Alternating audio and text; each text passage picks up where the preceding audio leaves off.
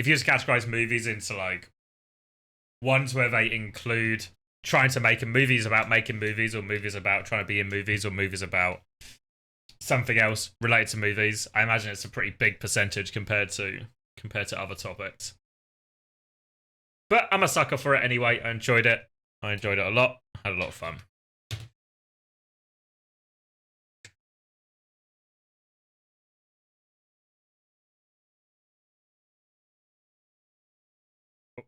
When's Tarantino's next movie coming out? Isn't his next one his last one as well? I don't know when it's coming out, but his next one's his last one as well, right? That's what he said. That'd be his 10th. I feel like by announcing something is going to be your last movie, you add such a large amount of pressure to it, you know?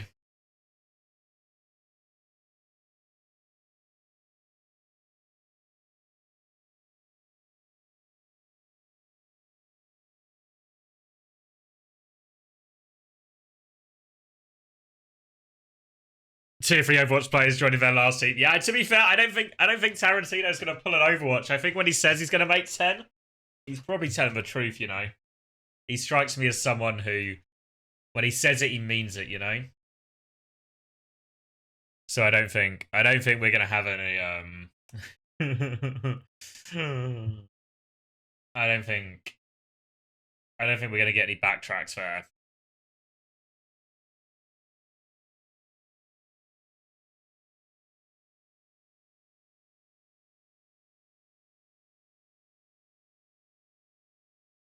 All right, what are we? So there's two games I particularly want to watch today.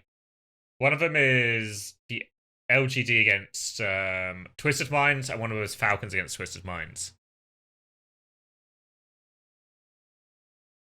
So I don't know if you have a strong preference on those ones. Can we have a movie night? We cannot have a movie night. If there's one thing I think Twitch's DMCA will not like, it's us watching full-length movies. I feel like that'll be somewhere in the terms of service, no? Just don't have a VOD. Do you get away with it if it's live? LGD versus TM. That's for, where is it? This one. Ooh. Going to Busan, going to down. Downtown. Oof, oof, oof, ooh, ooh, ooh. Did I watch the Scoop Cup? No. Was it any good? I saw, what do they call them? The fucking Parrot Boys one.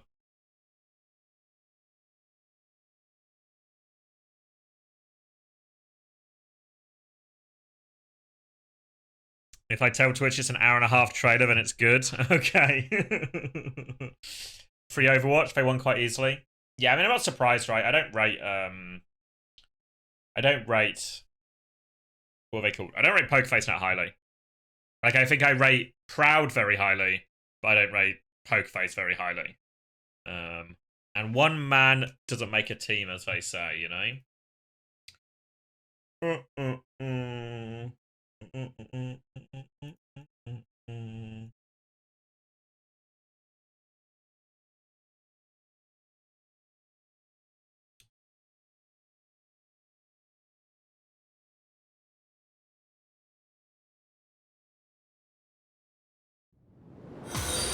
Whoa! Thank you, Crazy Ghost. Now, did that make sound for you? Because it didn't make sound for me.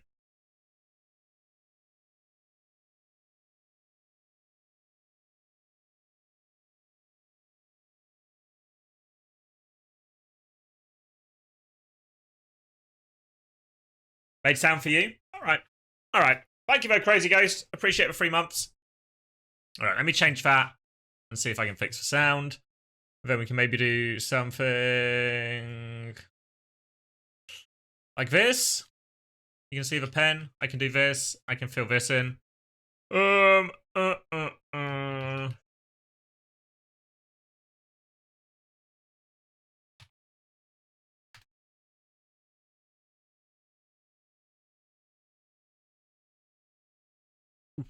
And it wasn't doubled for once? Fuck. No way.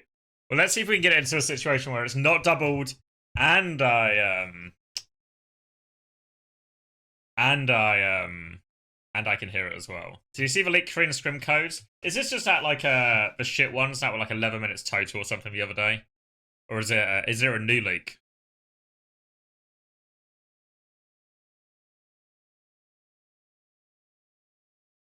Ooh, ooh, ooh.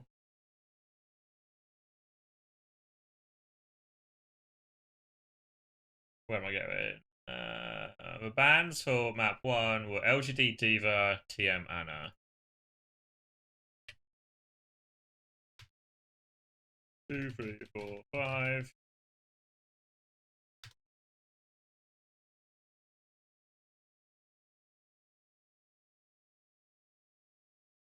Ooh, ooh, ooh.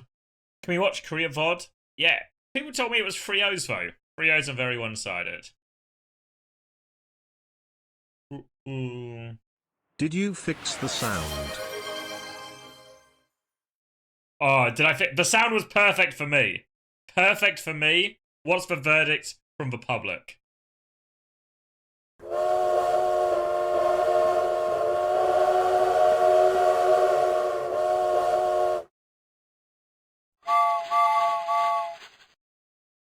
It was perfect, and I just got absolutely slammed by multiple trains.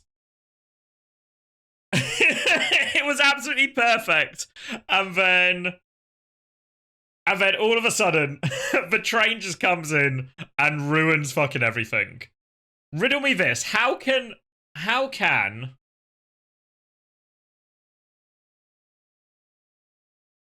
the sound not be doubled for a sub, but it is doubled for the hype train? How does that work? Anyone explain that? Anyone explain that?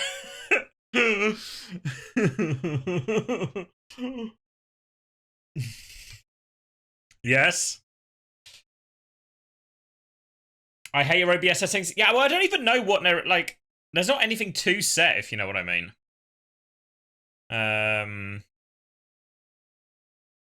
Like I have to turn on the what's it called? The fucking the monitor and output, so I can hear it as well. But I sort of figured that would be it, you know. Oh wait, am I streaming from Birmingham New Street Station Terminal 7? Yes.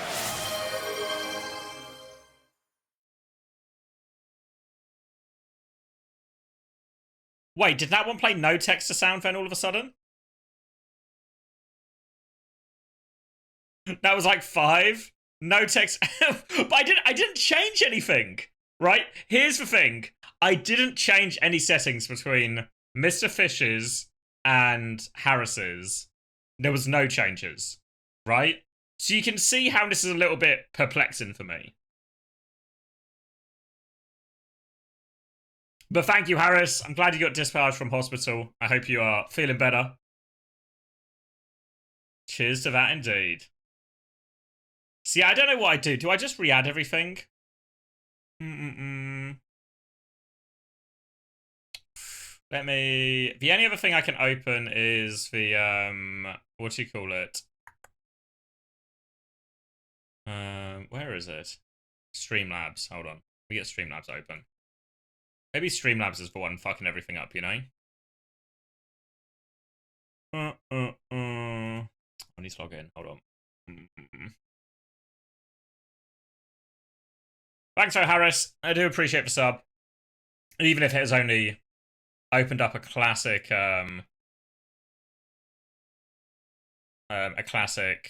more problems than it's,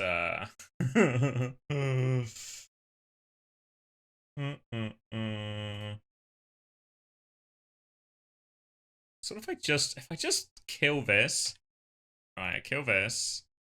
Wait. Kill.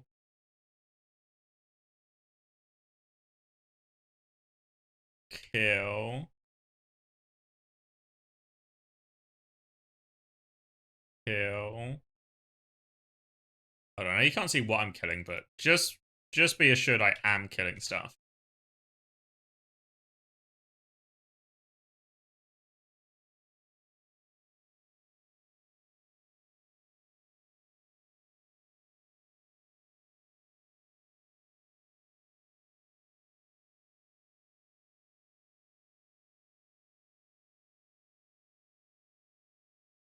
All right.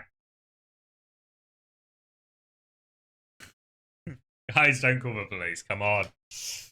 Come on. All right. Wait. Hold on, but wait. And then we'll just watch the video.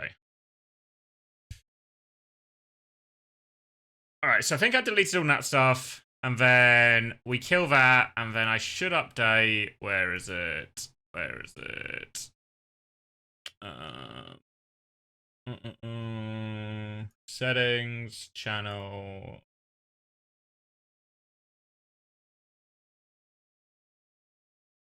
We actually just need to go to, right, you might get, okay, my channel, mute.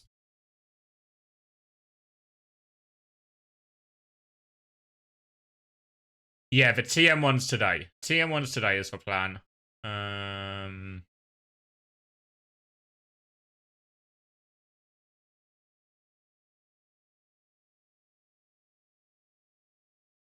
right, I do that.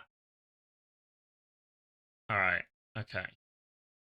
I feel good about this. I feel good about having fixed the alerts. But also, I've said that many times before and been very wrong many times before.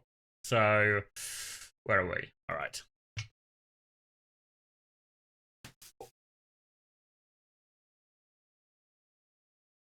Have you watched the LGD game? Of the Falcons one? Yeah. Yeah, we watched that game.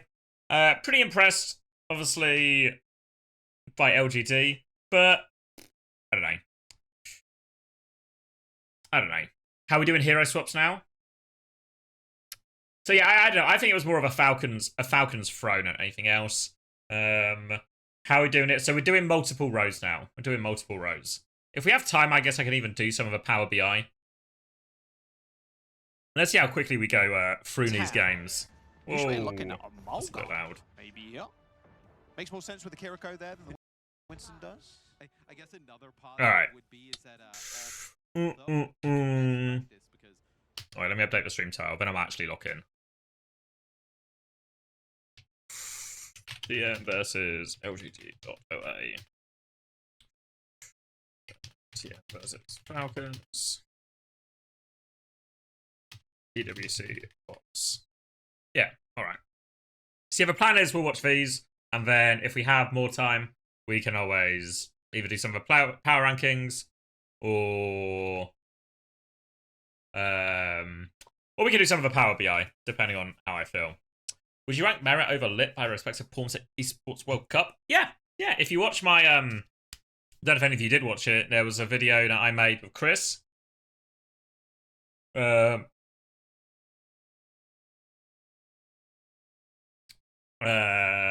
With Chris, where we did our teams of the tournament, and obviously we did it with like some restrictions in mind, that you can only have one player from each roster, which made it a little bit trickier to do. But what we also do in that is we do actually rank our sort of top 3 for each role. So even though like most of the video is just trying to like problem solve for what if you can only have one person from each roster, what's the way to balance it, etc. Right at the start of the video, when we just go down like tag, flex DPS, hit scan, or whatever, we kind of give our top 3 for each role respectively as well. Which hopefully gives like a bit of an insight into who we thought was the best for each role. All right. Nobody really knows what they're gonna play. Right? So with the power of hindsight and the power of knowing what both these teams were like playing in scrims, this should be a great matchup for LGD because they can just play dive in a load of places. Obviously, they have to work around some of the bans like an Ana ban, a Winston ban, all of this, but they can still play some version of dive in most situations. That's a comp that Twisted Minds historically have had a load of problems with. This is a comp that Twisted Minds can't match or mirror on the maps that favor dive as well. And then you also got to factor in as well, if you remember when Gooshway first started playing Doom, it was against, who was it? Was it against Atlanta at the time? No, it was against Dallas. It was against Dallas's TP stuff, right? Like that. Does anyone remember the Gooshway Midtown versus Dallas Fuel from Season 6? Fuck, what, like an outrageous Doom value, specifically into the Symmetra, dealing with the TP stuff, great read for how to play the matchup, and a great read Or a great read on just shutting down everything Dallas wanted to do when Dallas were actually kind of taking the region by storm at the time. So, all of those things in mind, you would like to think this is a really good matchup for LGD. But obviously we know the results, so let's see what goes wrong. Chinese Overwatch has always had some interesting kind of takes on like metas and whatnot, so a little bit of a different look here. Twisted Minds actually. Alright, so we're going to be on Malga, which in some ways functions the same as the Dive, but it just gives the Sigma way more outplays. Alright, so we're going to try and... I don't really know what their plan is here, Twisted Minds.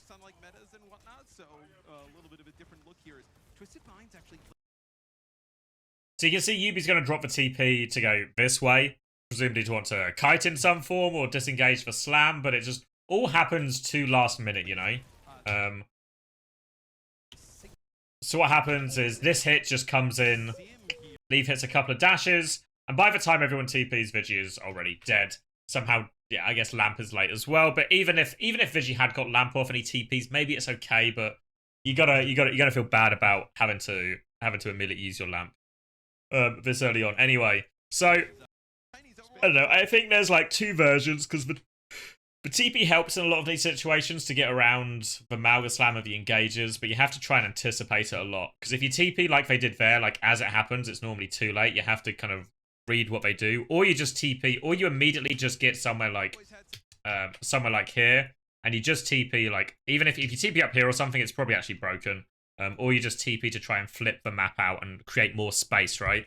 Whenever we talked about this matchup at the Dallas Major, we always talked about the Sigma team versus the Malga wanting loads of space. So what the TP can do is obviously give you loads of that space in situations you wouldn't normally be able to get a lot of that space, especially on the smaller maps and especially retaking. So a TP up here probably would have been optimal, like almost just off rollout.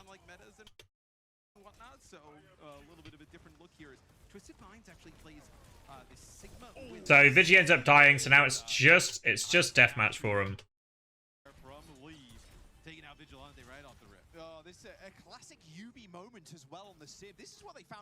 And how do you counter the TP? Well, there's a few different ways. It's all about anticipating what they want to do, you know? So I think once you put a Symmetra on the field, this is something we found in London as well, is it becomes a very big sort of mind game between like the Symmetra and what she wants to do next, and the other team's ability to read, are they going to do TP1, TP2, or TP3, or is it a fake TP? All of this. So there's lots of heroes that lend itself, because to be fair, one thing that's actually, all of these heroes are shit into TP, you know? Something like Farah is really good. I mean, Lucio's alright, to be fair, because you can like boop out of it or boop to deny people going through it. But stuff like Farah is really good. Echo is really good as well. May can be really effective into it. Doom is very good into it as well. So a lot of these heroes would feel nicer into it. I can't remember what the bans were though, but I'm pretty sure it was nothing. It was Winston. It was Anna and Diva, right? If I'm not mistaken. Anna and Diva, yeah. So Anna's very good into it as well, because you can sort of nade the exit as well if they try and TP aggressive. But it's just about reading what they want to do, and then your main two things as the team without Symmetra is you either want to go very early before they can TP and before they can take space, which is kind of what we saw LG do in this first fight here, or you want to be set up for where they are going to TP, you know? So like, oh, if they TP here, we just want to make sure maybe our Lucio's set up for a boop, or our Malga's set up to slam, or our Genji's in a good position, you know? So you either have to try and anticipate where their TP goes, or you try and play a very quick game and try and hit them before they can use the TP and make use of all that mobility. Crazy success with in OWCS stage 1. Like, right, so we're going to get point. Shy's going to die. But why? I don't see why he's over here by himself, but feels avoidable. The dash comes in, they're going to TP to flip. It's not the biggest TP you're ever going to see. Like from here to here, but I guess it helps. And this is the idea, right? Team goes in here, you TP out this way, all of a sudden you have a lot more space to play with and space to kite in with. Of course, Quartz was always the player to kind of keep your eye on the Castian and the Sojourn. Just an they're going to cap. hit scam player. And it's really for them, right? For Twisted Minds. Because this is the bit as well where, obviously, if LGD want to start in this composition, because maybe they don't expect for TP stuff, right? Because what's fair to say is Twisted Minds in scrims had been doing loads of this But obviously, it's really reasonable that LGD would not have played Twisted Minds at all in scrims, so wouldn't be aware that they'd made such a heavy sim pivot. So especially in his first round, his first map, it makes a lot of sense that LG just rolled out this. It's a little bit weird not to see him swap, though. How do you keep courts upright? If you can keep him alive, you have a real good chance in a lot of these fights. I mean, so dangerous, whether it be like an Ashe, a Cassidy, you know, Widowmaker, etc. I don't know, I think they should have had enough practice because they played against the Dallas Fuel in Season 6, playing mostly TP stuff. And that Dallas Fuel sim team was coached by Rush. So it really feels like within this LGD roster and staff, there should be knowledge of how to play TP and therefore how to play versus TP. And they've played as the Hangzhou Spark against TP ages ago. I mean, it was like last year, right? So Season 6. But I think, again, all the things they were doing in Season 6 are the blueprint for how to play against this stuff, you know? I mean, it is fair to say that Symmetra stuff is always tricky to play against, right? You have to be really switched on. You have to have a good understanding of what they want to do to be effective. But, I don't know. I feel like there should be enough knowledge there, you know? A lot. You can use that sim to like TP players around, right? Make it very difficult for LGD to get this rush in. Alright, so they're playing at the back of the map, trying to play big distance here. They drop. I feel like if I've LG... Like, they actually concede so much space, you know? Like, I understand you want to play at the back of this, but I feel like you want to start a little bit further up, then move back, and then you maybe TP from, like, this high ground to the same high ground on the other side. You just flip the burger on them. Because they drop down, and then where are they going? They're going to TP above them. Just UV taking an angle, Quartz taking it as well.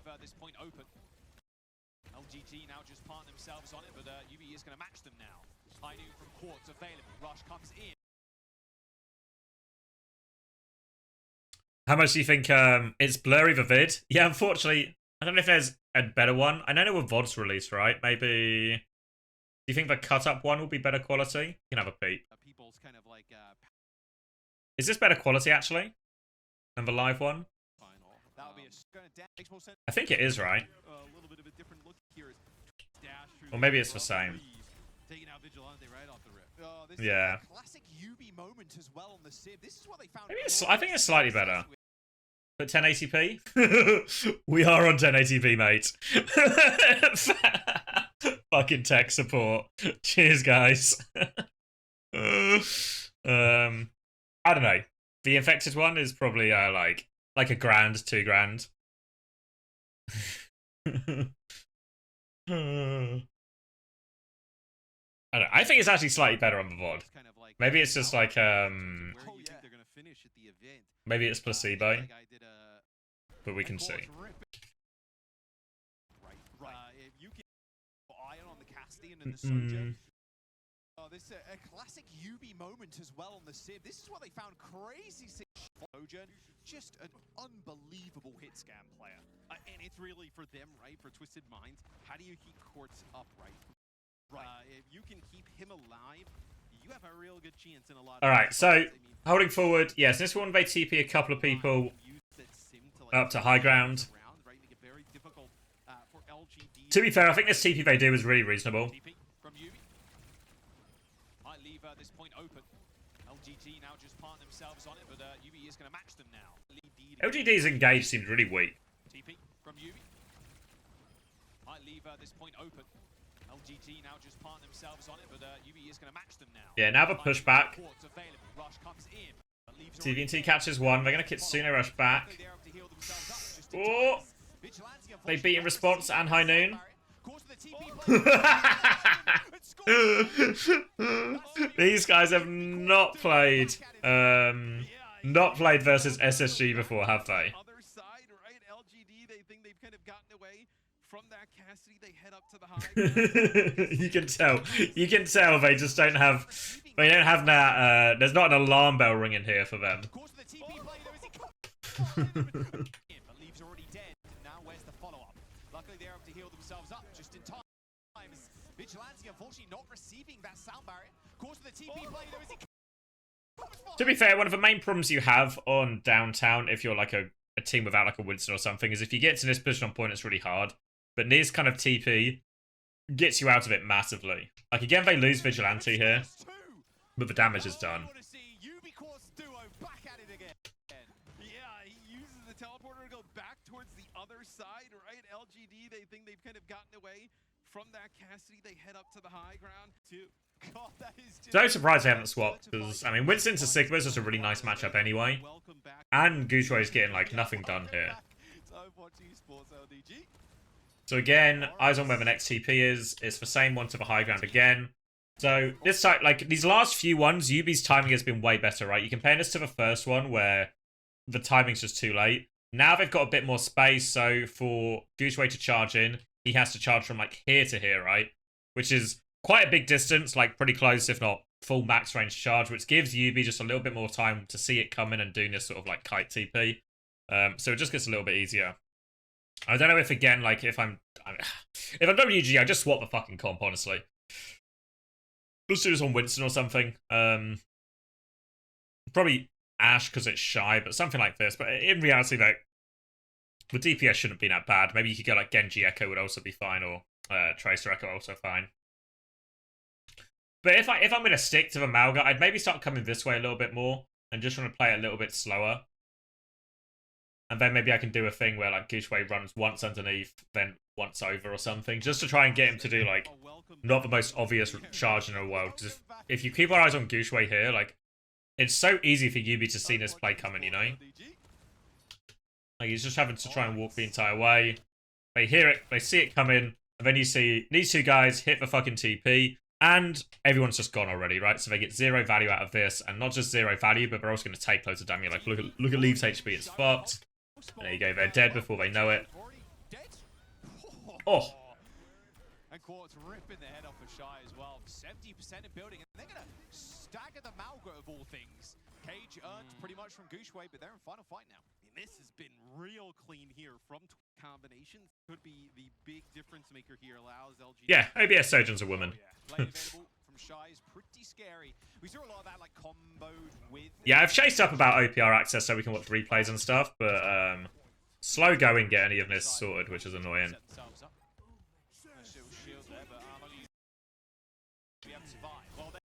Oh, alright. Okay, so I don't mind this retake again. At least it feels like they can get like Gushway into a staging place first to go again. But you can see that Twisted Minds are making the right response here. Why, like when Gushway tries to get into this position to get closer, they drop, they start to put pressure on him, they make his life harder. Not the optimal shield by TVNT, honestly. But they have the Cage Blade, which I think is just... yeah. Just unlivable, really. Yeah, pretty unlivable. Yeah, we just cracked on with it, you know? Just got on with it. We did some yapping. We talked about our weekends. We talked about films. We talked about music. Shy goes in, maybe try and pick up a kill there towards the end, but he's going to have to back out. It's now everybody back off the spawn here for Twisted Minds. They didn't really use anything in that previous fight. We just did a lot more of everything, you know? Alright, post retake here again. They're going to flip out underneath them. Symbol to force point. They concede for point. Countered eye flux.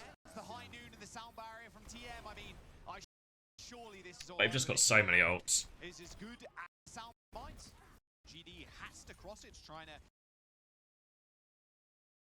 I did not see what Cloudy is wearing. What's he wearing? Get something. Put that wall up. They have to flip the point back. Twisted Minds in a great. The maid dress? Oh, was it like a what do you call it? Sub. What do you call it? Sub goal?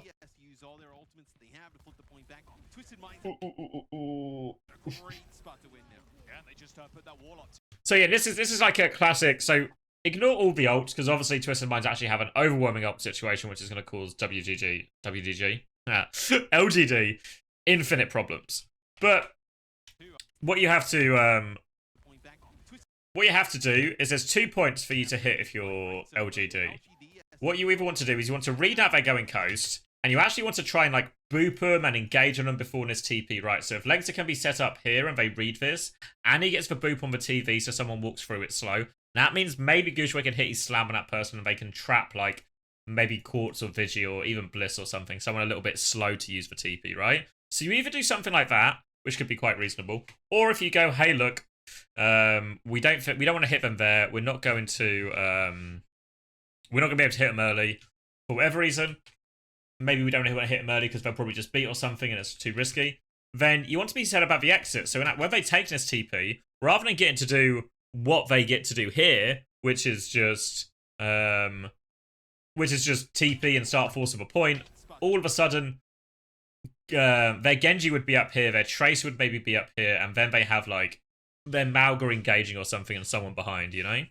But LGD basically do neither, and because they do neither, Twisted might just get to do whatever they want.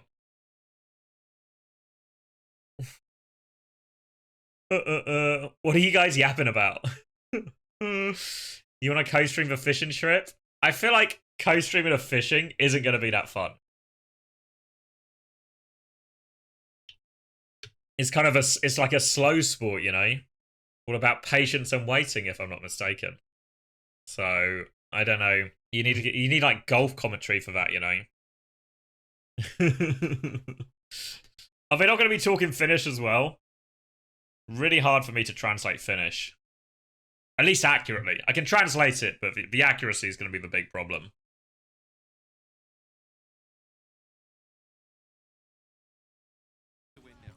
And I think that will just be it for this first round. Just picture it. That's the Lucio Namaga gun. It's like teleporting the tank around or just teleporting. We spoke about before, Matt. Are people ready for LGD? Alright, so it's going to be the same again on Sanctuary. LGD. I think you need to be ready for Twist Eyes and Shine now. Alright, so the hero swaps feel like they make more sense.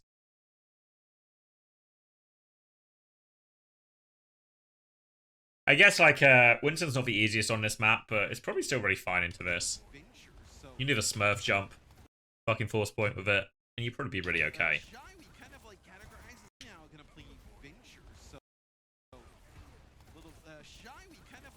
Alright, Vigilante's so far back.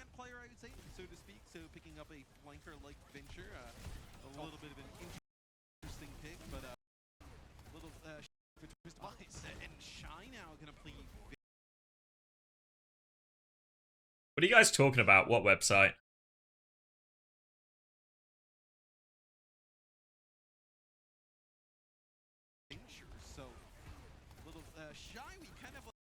STC? Oh. Was it broken? I swear I saw it on like when we did a co-stream for the playoffs.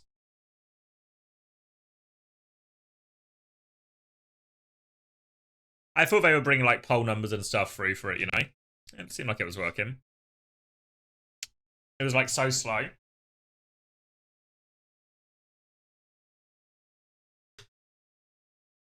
Alright. Are people ready for LGD? I think you need to be ready for Twist Eyes and So Vigi's gonna start super space, super staggered.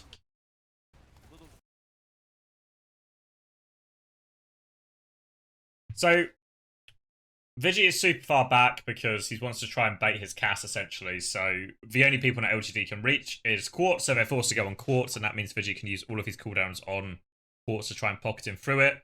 Then there's sort of two versions of the engage from LGD. Ideally, they want to go on like Quartz and Vigi. But if they can't do that, what they can often do is they can sort of go aggressive to scare everyone away, and then just turn on for Sigma. And that's something that the Venture is very good. This is something you'll see Stalker did really well at both the Dallas Major and subsequently whenever he plays Venture. Is the ability to read when it's the right time that, oh, I can just 1v1 a backliner, I can just commit and use all my cooldowns aggressively, or when they just want to use their cooldowns to push the Sigma back in or make the Sigma the killable target. So there's like a real skill to these mid-fight decisions over what is the actual target that you want to hit and kill.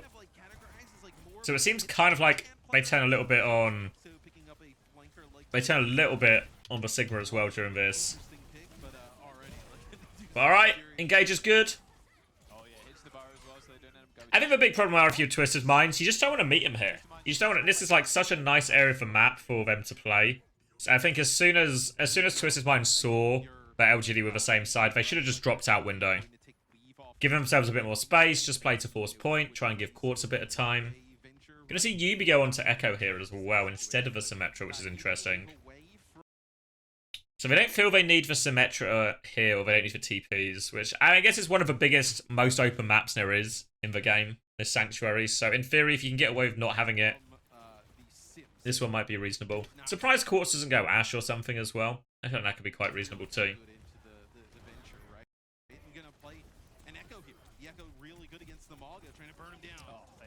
Oh, like it's just shit, isn't it? So, you know, we talked about having this idea of like when you have a Mauga, there's two things you want to do. You either want to be able to stomp on like the Cassidy or the Baptiste, and then you can just look for an all-in engage if you can find that connection. You know, you can find a way to get there on relatively full health. Or what you can sometimes do is you can have your Venture Burrow scare all of the TM players back, and then look for some kind of slam and turn on the Sigma, you know? The worst thing you can do is try and go for one of these, and the entire TM team is just in front of you, you know? So when he does this, here when Goochway goes in a second, like what they've done here is their Venture's gone first, which is how you normally start it because you can just start to take space for free and bully them back into a corner, right? So what's happened is Quartz has stepped back, and so is Vigilante, right? So they're quite far back. And you can even see TVNT's even backstepped, right? But I think what they should do here at this point, they should just realize, fuck. They're actually a mile away. I think Shy's ultimately gone too early. So they're a mile away. So let's just get out and go again, you know? We could just keep doing the same thing, bully them back. Eventually, for Cassidy, the Baptiste, they have to get closer, you know? And then you can find that timing. But they just sort of go, like Shy goes too early. They all feel the need to follow his timing. No one calls a reset. So all of a sudden, when Goochway does this, and you go, where's my Venture, where's my Genji? Nowhere, right? What you want when this is happening is your Venture is maybe putting pressure on this person or something as well, you know? So then all of a sudden they hit the rock, they matrix all these healings, and Quartz, or not Quartz, sorry, Yubi is just uncontested, as you can see up here. That focusing means so much damage.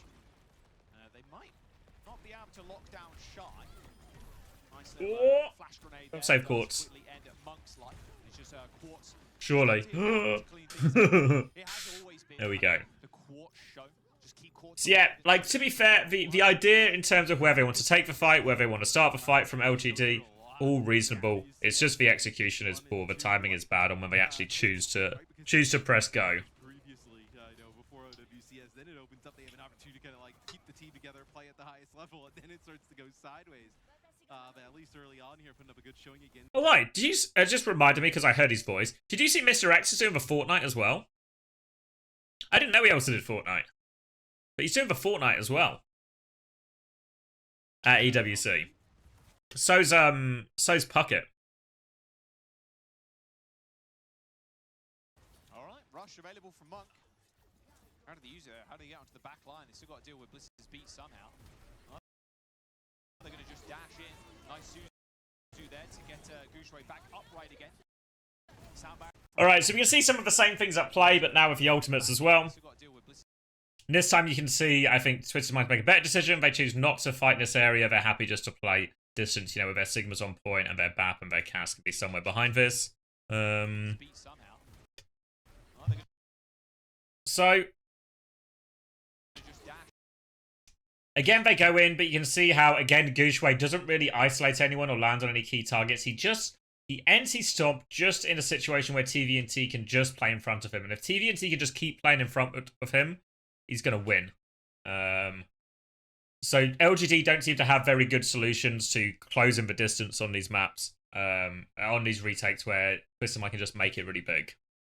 So it was on OPR, which is like a separate version of the game used for tournaments, so you can have old patches essentially. And on these versions, all of the accounts just have everything unlocked, including stuff that isn't officially released, which is why some players had access, or why some players use skins that weren't officially released yet.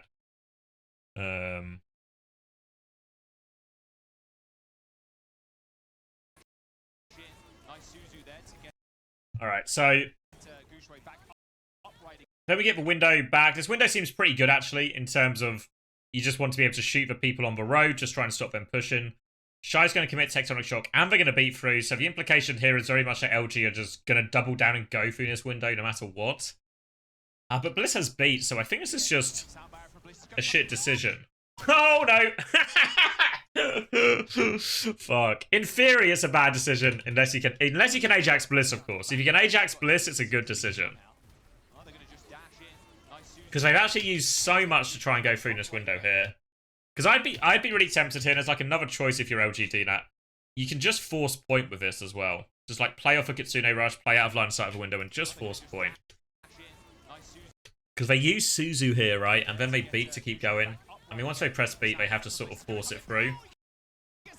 But fuck. Oh, they had Lamp as well. Oh. Just rip it through him, boops him back up into the air, and another one sends him back to spawn. Shy getting out of there with a Draw Dash 2 as LGD cap the points. Yeah, you saw lots of players still hanging around here for Twisted Minds. Ooh. On HP. They do have this flux here potentially, right? I just don't know if you have TVNT healthy enough. Oh, they're actually feeding. They made such a mess of cleaning this up, actually, LGD. I mean, Flux coming in, Matt called it perfectly. TVNT concerned with Flux. Hits for Mauga. Kills for Mauga. Kills for Kiri. It's an easy kill. Yeah, so it looks like Shy coming back onto the point just to get a contest here for a little bit. So far, it seems like LGD have a bad read of what they want to swap into. This what hero changes they want to make into this composition. They have a bad read of how to play the matchup they are in. And they're just making a lot of execution mistakes in terms of how they take fights. And there's just goofy shit like this happening as well. Like, we just overchased and we fed and we gave away the point for free. So right now, everything's just... Twisted Minds are playing okay, but everything seems to be going wrong for LGD. Alright, so Slam again. You see again how TVNT's just able to get in front of him. Blade over top makes his life hard, though. Whoa. Just biding my time until the next uncoachable. Do you know when OWCS kicks up again? Hey, Moloch Walker. Thank you for the Prime. For Prime? I lied. Thank you for the Tier 1. We're going to record Uncoachable later tonight, hopefully. So then that'll be out within a couple of days. Then OWCS kicks off this weekend, actually. So depending on what bits you're interested in, OWCS Korea is starting this Friday. So I'll have co-streams of all of that. And then the Swiss is also in this weekend. I don't know if I'm really going to cover too much of that. Maybe I'll cover the Sunday stuff. And then after this week, we'll kind of just be in like that normal schedule where OWCS Korea is doing all its seeding games. And then OWCS, EMEA, and NA are just doing a group stage over those first 2 weeks. So we're going to hit back to full schedule pretty soon.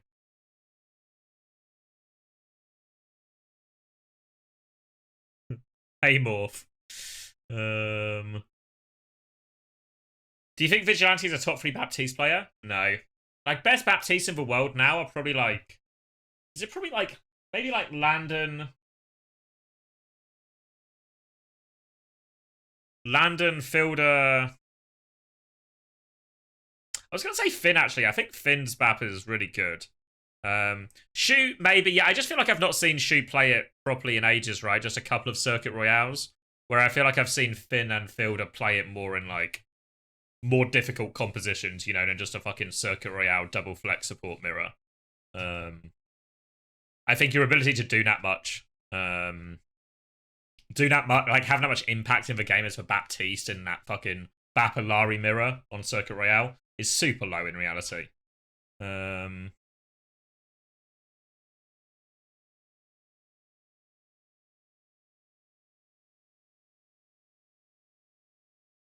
Probably still better. Yeah, it might well be, you know. Just haven't seen any of it recently, you know. So it's hard to say.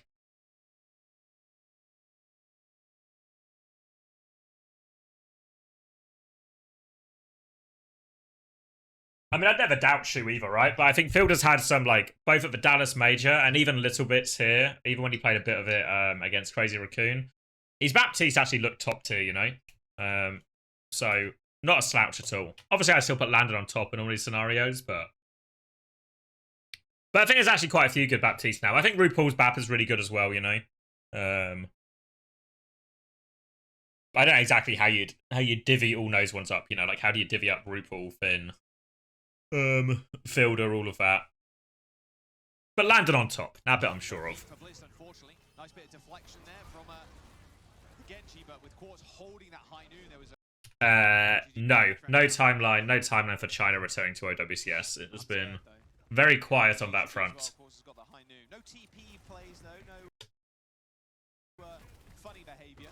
Alright, so again, they managed to get out of it.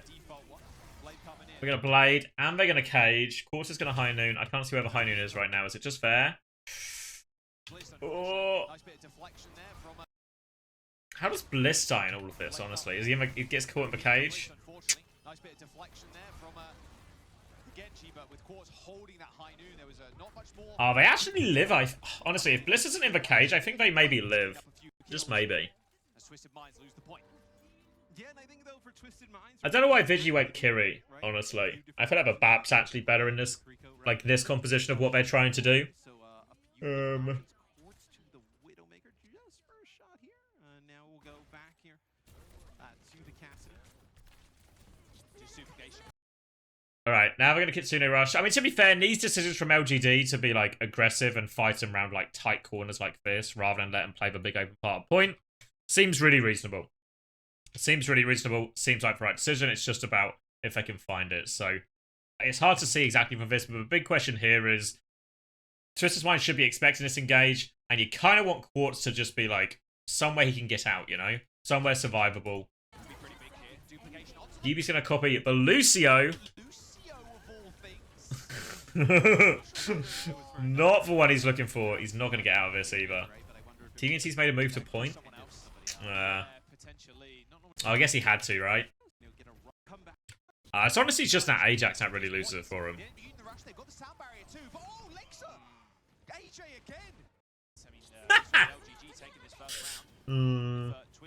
Wait. I thought this was over. It's not over, right? TVNT's fucking extended it. This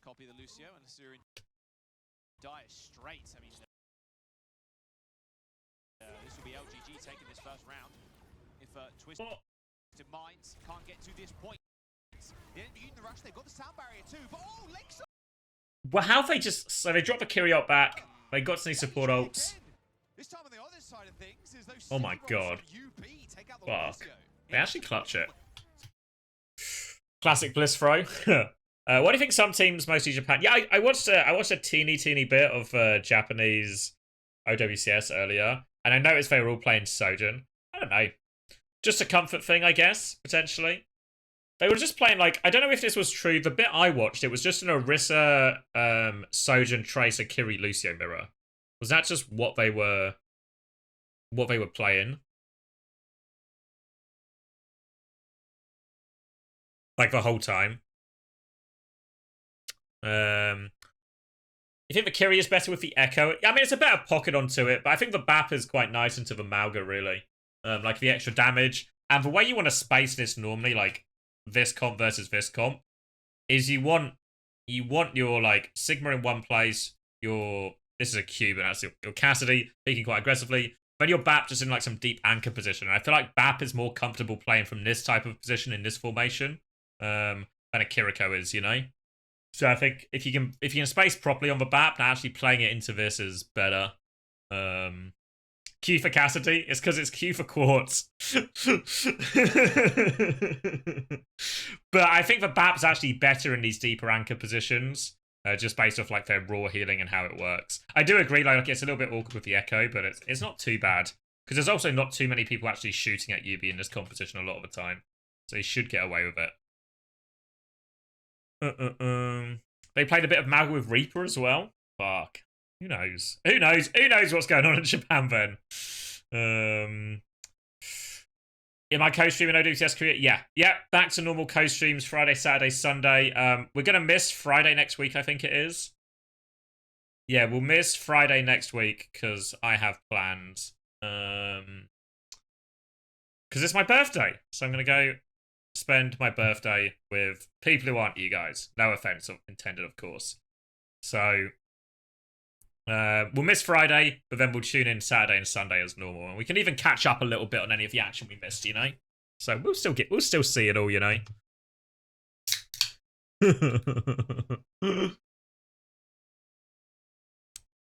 Yeah. Well. Happy 22nd. Thanks, Bacon Pancake. Not 22 yet. Still got a week before I'm 22. So this is actually a real disaster here. A real disaster that we're even in this situation if you're LGD. Is it a big four? No, I'm 22.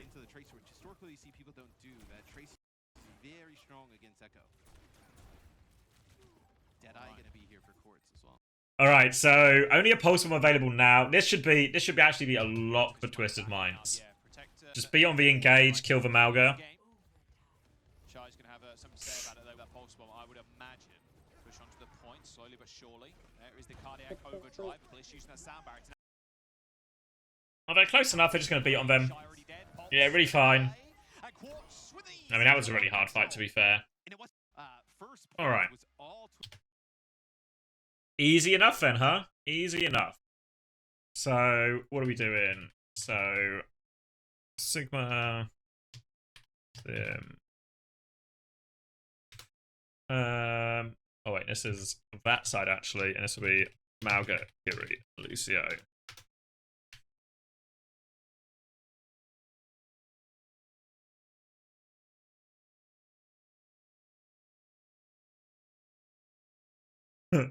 Why don't you believe? Why do you not believe I'm 22?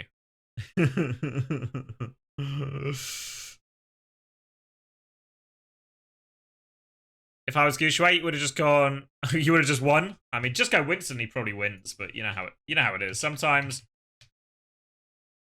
And then who played multiple heroes? Let's put him in actually. So where are we? This is Gushway. Leave. I feel like Leave Loki did nothing in that one, no?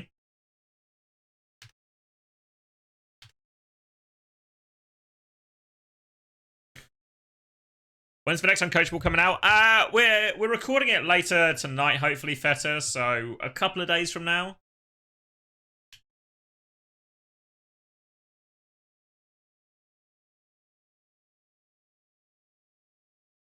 Master just Ajax. How do you Ajax in a boat?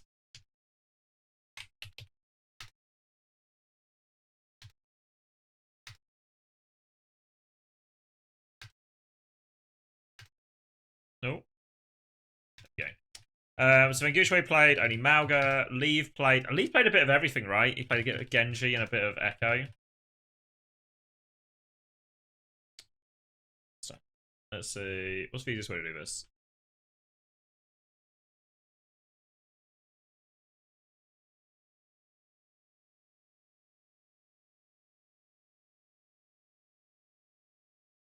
Yeah, but really, to be fair, actually really felt like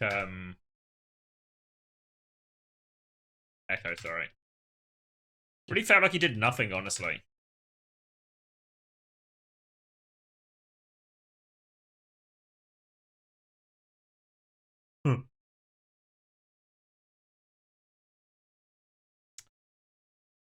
Getting you on Uncoachable? No. Sim, and then Yubi also played.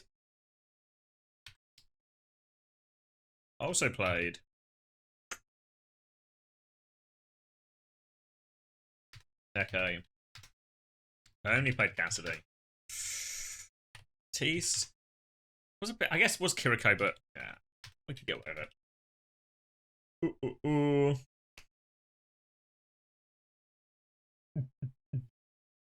So Gushway, Malga. I guess probably like a 4.5, right? Like none of the engages felt particularly good. Leaf Genji did nothing. Leaf Echo did nothing. Shy Tracer did nothing.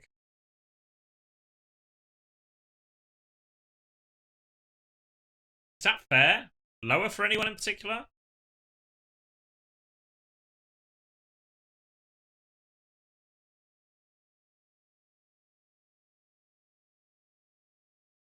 I feel like 4 is a fair rating if you just kind of do nothing, you know?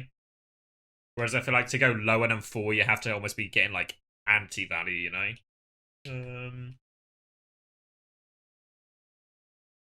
Later did have that Ajax that was pretty rough. I feel like Bliss actually low-key really struggled, even though their team did well. Maybe a 4.5 for Vigi too. This was actually pretty good, right? I think Quartz just hit all his shots, hit all his high noons. Can't ask for more. TVNT hit all his fluxes. Again, it's like pretty high, right? Symmetra versus Echo. Maybe the Echo was just like okay. Symmetra was better though, like a 7.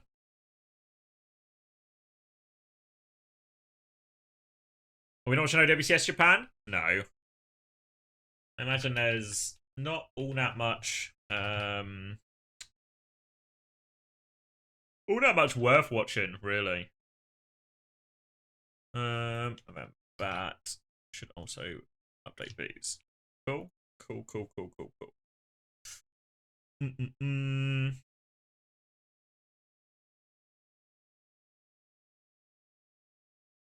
To me and my fiance, not wife, but say relationship nicknames to each other. What do you mean? Like, do we have nicknames for each other, or do you mean like, do we call each other fiance?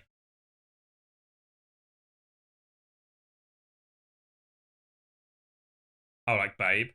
Yeah, I say babe. Don't say cupcakes, though. No. What map was second? Surabasa.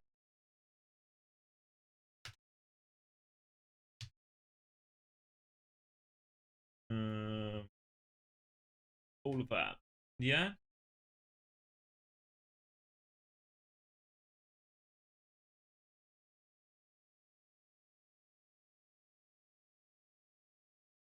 And then TM bands Venture, LGD bands Sigma. Venture,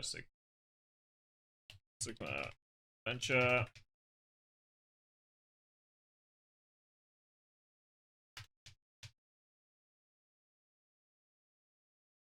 Alright. Done. Ready. Don't need that. Don't need that. Need this. Twisted minds. I think overall, really showing they have a kind of command of what they exactly want to as key thing to you. Is Nozzle even on a team anymore? I thought he was. Or is he not off a team now? I thought he was teamless. Did he not get replaced?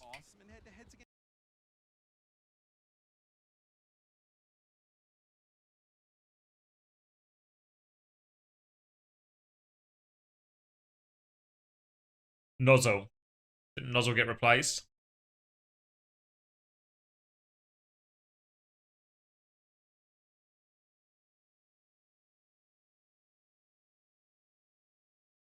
I did not see the Apex, no. I saw a bunch of people tweeting about the Apex, though.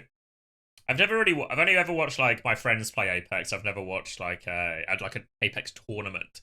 But everyone was telling me it was crazy as fuck.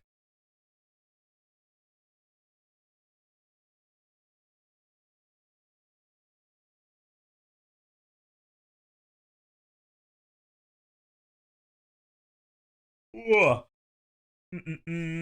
Yeah, I don't know. Like, I always enjoy watching like random esports. So it's just a lot of the time when the big esports tournaments are on like a weekend, I'm either busy, as in like away from my computer, or busy actively watching the Overwatch because it's also on at the weekend. You know. So quite often I miss a lot of these like major tournaments for other games, which is a shame really because I do enjoy them. I do enjoy browsing an esport. Who do you think joins NRG? I don't know. They're kind of fucked, right? Should they sign a European tank? I don't know. I don't think any of the American options are good enough, right? No, I don't think Strider's good enough. Don't think Wilder's good enough. Clear. Nah, I'm not convinced by Clear either.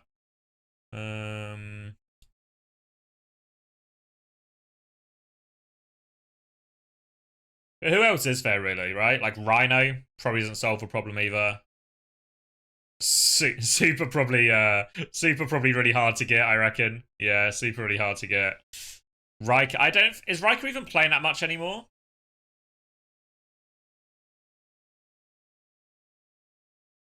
Space unretires seems unlikely. Seems unlikely. Mm -mm -mm.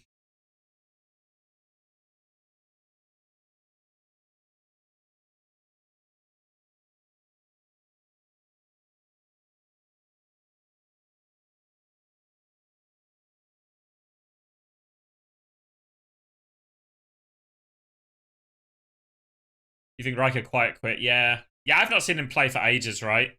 I think, is he still technically on that TSM roster? Nah, I'd be so surprised if KSA joins them.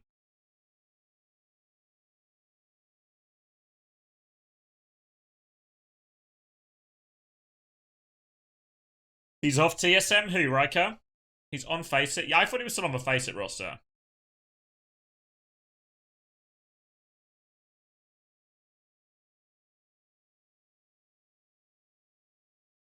Yeah, I don't know. I think all the options are bad.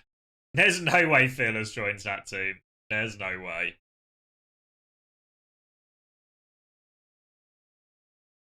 Yeah, I didn't know who they would get. I think they're actually in a really tough situation. Like, who is even worth signing?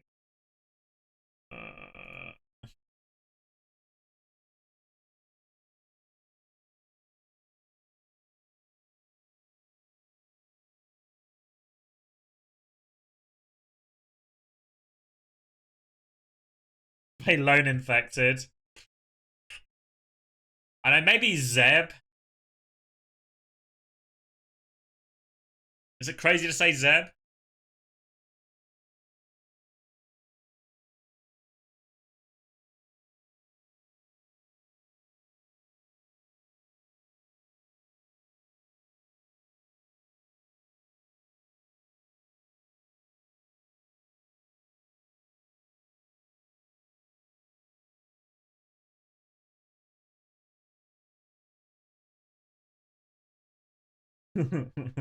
I don't think Kellen will do it. There's no way Kellen will do it. I'd be really surprised. They pick up Dirt? I don't think it's going to be Dirt. I mean, maybe the Shikigami tanks, right? Or one of them.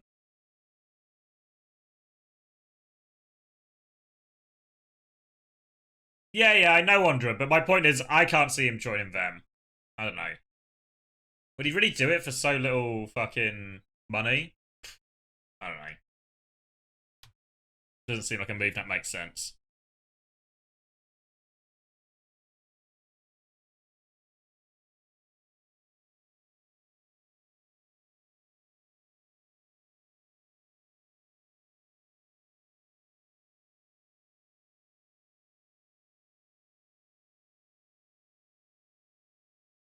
But Kellen's not on TM anymore.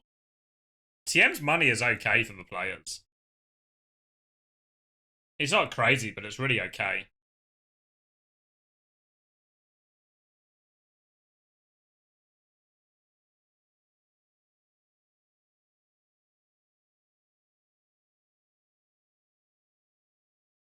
I don't think that has any weight. Has he become a laughing stock? I think people still respect Kellen, though.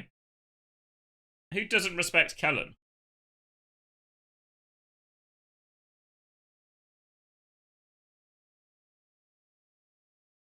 I think the sentiment that Kellen's maybe, like, not been able to show his full potential on a lot of these teams is probably true. Well, who disrespects Kellen? Who have you seen disrespect Kellen? Is this like a real... Have you really seen people shitting on Kellen or having a go at him, or are we just like...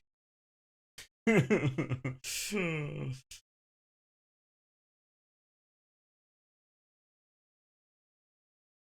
know, I've not seen or really heard anyone bad-mouthing Kellen. So I'm a bit surprised to hear that.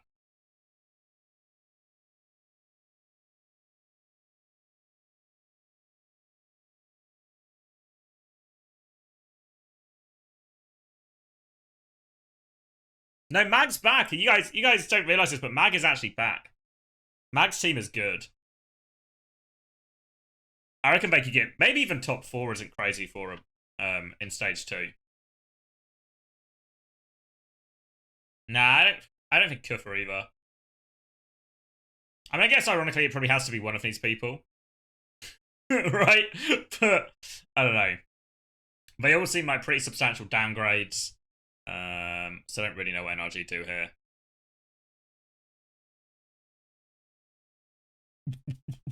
I don't think there's any really clear options that are good for them.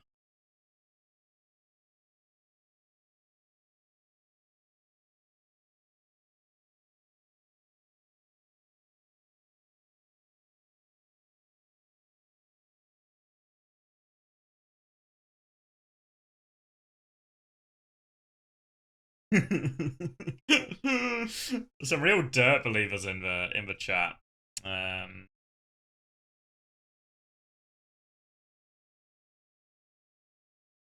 Have you seen that Viper and Attacker posted LFC? No, I haven't seen, but I mean, I guess it maybe doesn't surprise me, right? It does feel like there's not really a place on that roster for him anymore, at least after the Esports World Cup.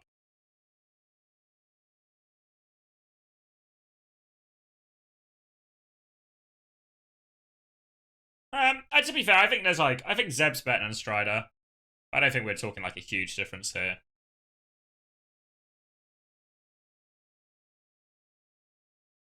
But Zeb's just like a ground OTP, right? But that's not the end of the world, right? In modern North American Overwatch.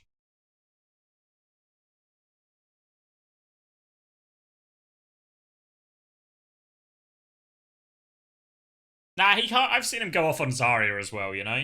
So, my presumption is all ground heroes are going to be in that kind of category. Nah, I don't think Strider's that good. I think, whenever we've seen Pip play, it feels like, he tries to do too much all the time, leaves himself in exposed situations, and becomes a bit of a liability for the team. So, I don't know. Not convinced by it, not convinced by it at all.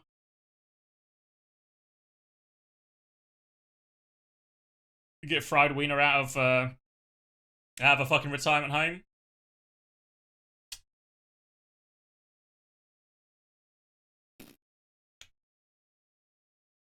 Maybe attack. I mean, attack isn't the craziest fucking one, actually. Maybe attack is like it'll be kind of mid, but it'll be mid in a good way.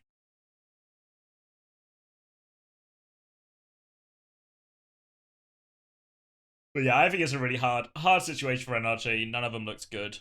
None of the options look good for them. Is there anyone from EU they could move for?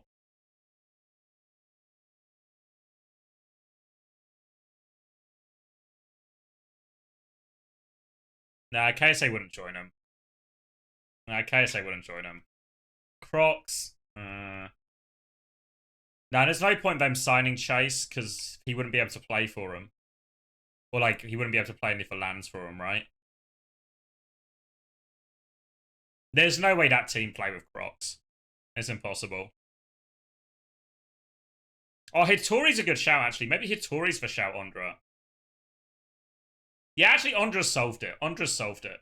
They should sign Hitori, or unironically, Tama. That's what NRG should do.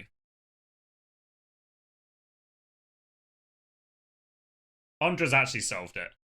I mean, KSA would be the best option, but there's no way KSA goes to that team, I think. There's no way.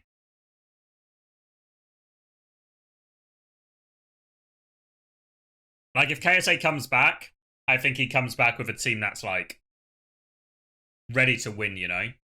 Like, it's a stacked team, you know?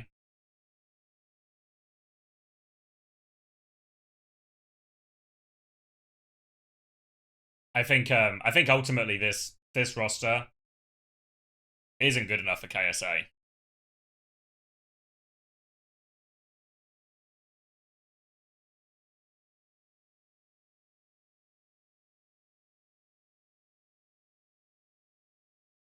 Nah, Dante won't do it. I'm pretty sure Dante is literally out of the country for all of Stage 3 anyway. So I think Dante completely unlikely to do it. And I think False is also, from what I understand, maybe a little bit more... I think False will play. Where's Dante heading? He's doing this coaching thing in Saudi.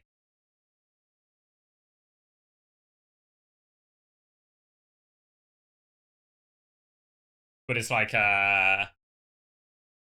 it's like a really long amount of time, you know. So I think he'll miss a decent chunk of stage 3.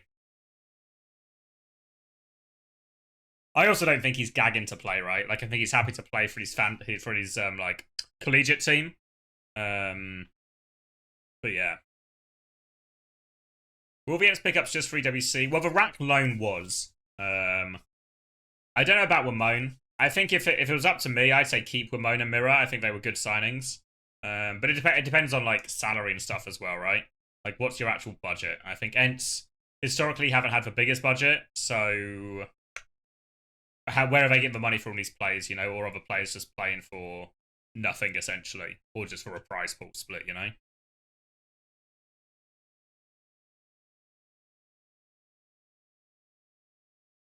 Nah, I don't see it, Andra. Nah. Yeah, you're crazy. Yeah.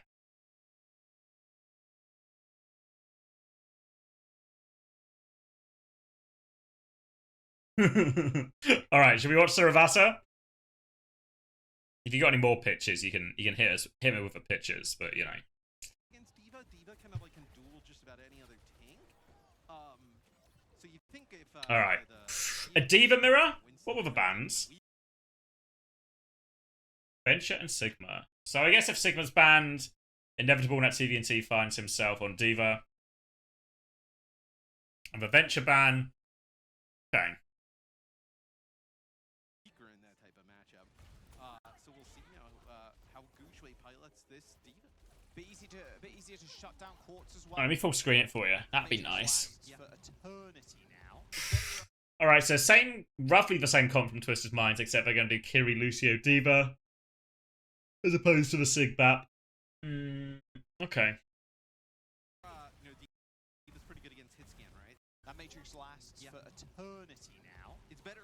Gushway's going to try and make an aggressive move, but gets rinsed for it. Cassidy on the other side, obviously pretty good. A TP and flip. You get the first point. Gushway uses the boosters, flies in, uses Matrix, and then he just TPs to the other side. They see the TP come out and he's on top of it already, but as soon as you use those boosters, like you said, oh, we just walk forward and the TP across. Look at that. Once again, they TP. It's just a game of cat and mouse, right? Like every time we see Gushway make an aggressive move, and then everyone pushes from LG to clear it, and then every time Twisted Minds are just able to flip and TP and get out of it, you know? I'd really be interested if Leave can just be like more switched onto this in some way, you know what I mean? Like if they keep just doing the same play, is there an ability for Leave to just catch the TP or something, you know? Or even for Lengster to catch and boop something. Just try and split someone or do something to interrupt these TPs. Because if you just let them like keep flipping the map with these TPs forever, you're just going to give Quartz sort of infinite room and space to do something, you know? Let's see then. We really haven't seen much action. Please, someone do something. They make an aggressive move again. Again, like they're all on the TP. Okay, well they're gone. They're actually gone. Okay. All right. Okay. 50% in this. So far we've just seen a group of Chinese men see a TP, run out of TP, and get bamboozled when they go through the TP. And that's just happened 4 times in a row now. Fuck's sake. Why is nobody fight? Why do they just keep running? The pacifist run. Somebody eventually will die in this map. Oh, someone die? Maybe? I mean, he's got dupe as well. Alright, they really double down to get aggressive here. Okay, Monk dead. That will be first point. For Twisted Minds, you'd imagine. Will die in this. So yeah, you see, I mean, it's just really, what do you call it? It's really just basic Overwatch from LGD, where they're just looking, because again, like, this is the time where Gushway decides, I'm going to double down, I'm going to try and make an aggressive move on UB, right? And maybe not completely unreasonable on the fact that I think UB is maybe still a couple of seconds off TP cooldown. They've maybe spotted an opportunity to go. Maybe even they've got Kitsune Rush soon, they could go with that. Cool. But then if I look at, like, what are they actually doing, you know? Well, Monk and Leave are not ready for this push at all. You know, Monk and Leave, maybe, because, to be honest, I kind of like Leave's positioning here, right? Because they pushed here, they've cleared all this space behind it, they're going to start forcing point, and now if Twisted Minds do the same thing they have been doing, where they TP to point to flip map, who is here waiting to pounce? Leave is waiting to pounce on somebody, force some cooldowns, get some damage through. seems like LGD now have the hold, but instead of playing for this hold that they've now set up on the 4th time of asking, Gooshway's going to double down, and then this makes TVNT's decision really easy, because TVNT will just matrix UB for basically all of his matrix, and then just use his shift and his missiles aggressively. Can he trade a kill? And the answer is, yeah. Okay, Monk dead. That will be first point for Twisted Minds, you'd imagine. Yeah, they're going to double that. do end up capping though, so a little bit of a percentage stolen. But You fix, have you, Archie? Let's see. So, step 1 is we pick up Vulcan, Dove, Malfoy, and Luke Mino. Good. And then we drop Albert for Avala. Yeah, yeah. And then they'll be able to, yeah, they could, that roster sounds like it could win a game in NA. I mean, like we said before, LGD are like No brain power. I heard the result. I heard Mag's team looked quite dominant, but I've not actually watched it yet, so I don't know what the read is. But certainly, when I was watching some of the SSG scrims, Mag's team actually looked legitimately very good. So it seems like it was at least reflected in this tournament, right? But Mag looks really good when we played against him. Lee Min looks pretty good. Obviously, Zest looked good, which is maybe no surprise, you know. But Sonjun also looked really good when we did double flex DPS. So I think a lot of reasons to be positive about that roster. 2-1 dive, and then they're on the other side. So Winston here for Gooshway. So makes the swap. double rush, soundbag Oh, from Bliss. Only hits the beat doesn't get UB. Alright, let's watch this again. Dive, and then they're on the other side. So Winston here for Gooshway. So The Quartz catches one on the way in. Yubi's going to try and TP out of it. Doesn't quite get beat somehow, only hits 3. UB in trouble. which means he is traded. Nice headshot from Quartz though. The duplication on the Diva. And 2 tanks on the field. Oh, it's a whole lot less fun, I'll tell you that for now. Twisted Minds, that'll be their first point captured. No sneaky rebound. Alright. Yeah, it's really rough. Okay, now they are on dive. I mean, obviously not as effective as Zarya, for instance, but kind of in a way, like, you know, mimics the same type of play. Alright, so they'd actually end up, I would, to be fair, it's not, considering how that point went for LGD, it's not the end of the world because they got both support ults out in the last fight. So this next fight's actually super winnable here. Even though Yubi has the wall isn't that good against Beat or Primal, you know, so Yeah. I think they probably have to just... Oh, we're going to get pause. Not sick. If you're Twisted Minds, you try and take some space and you look for maybe a TP flip if some kind of What's going on here? push comes in, or they use for Beat, they use for Primal or whatever. You just try and use for hiding defensively, try and TP away from it. I think that's my next call if you're Twisted Minds. Thumb game approach. But once Quartz with a to meme, you actually Alright. we get Does Rush not have a headphones on? what once would be considered a meme, you actually might. Well, was we get put right back in. I mean, I guess he can't understand them anyway. With a dead eye here. It's gonna be sound barrier here for LG. Put right back in the game. Quartz with a dead eye here. Alright, so we're going to TP Quartz away. They wall as well. They've now at least forced for Beat defensively. Now they've got to deal with a Primal, though. No great way to deal with a Primal. They just kind of like bullied them off of the point with a lot of these ults. They force it early, actually. We know how good he can be. Legs are getting chased around. They have to by bomb. Quartz there. He ends up getting finished off. And I mean, Twisted The bomb's not awful against the Primal, actually, just because it Minds. They do Primaration just slows him down so much. We know how good he can be. Legs are getting Legs gets caught in all of this as well. there. He ends up getting finished off. And I mean, Twisted Minds. They do end up trading. Quartz down. Carry dead for TM. I mean, they can still hold on though, because these kills aren't coming through quick. They have not been able to kill the Diva. Yeah. It feels like DVNT has been able to just live forever here. Thoughts on Becky?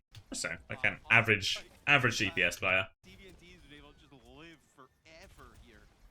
Echo bit of an Echo one trick, I think. But like, they have not been able to kill the Diva. Yeah. It feels like DVNT has been able to just live forever here on the Diva. Alright.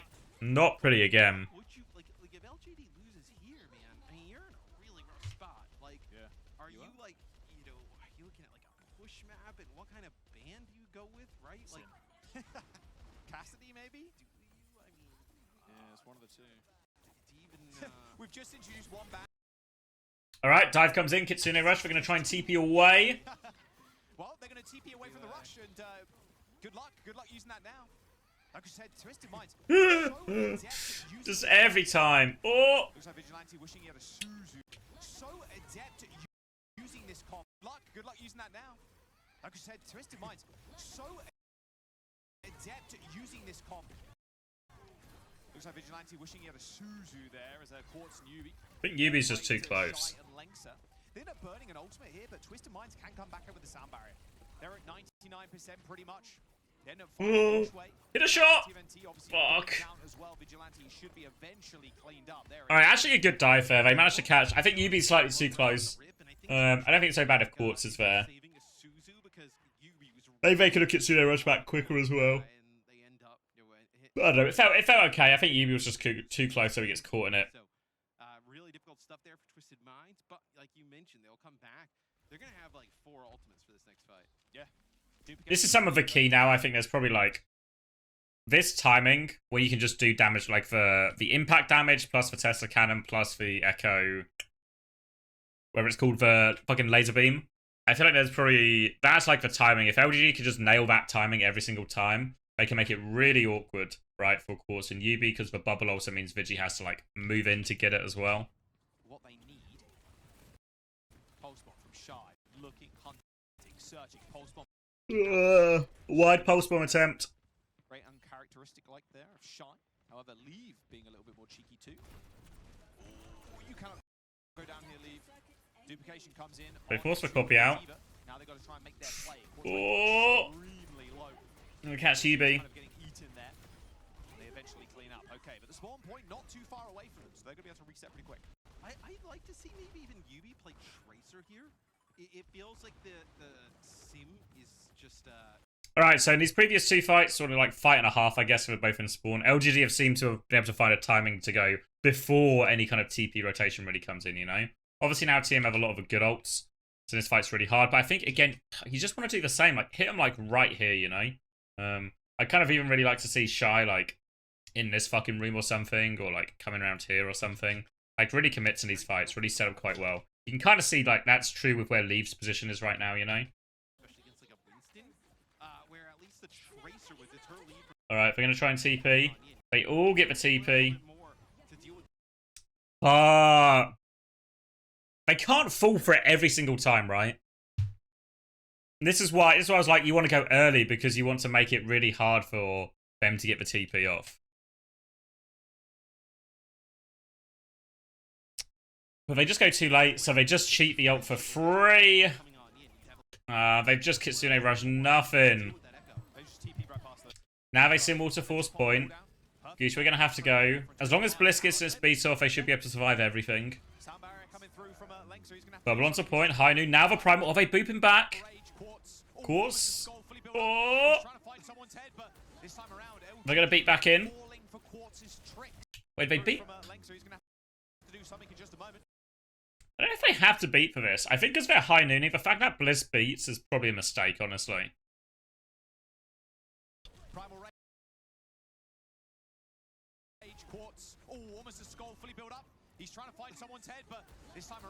So now they've just kind of got this beat push for free, right?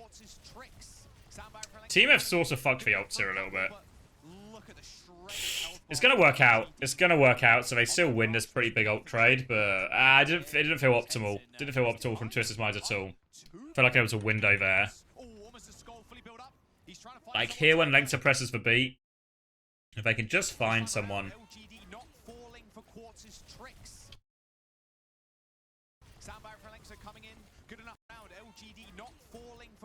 It's hard, right? Because it feels like they sort of find the timing, you know?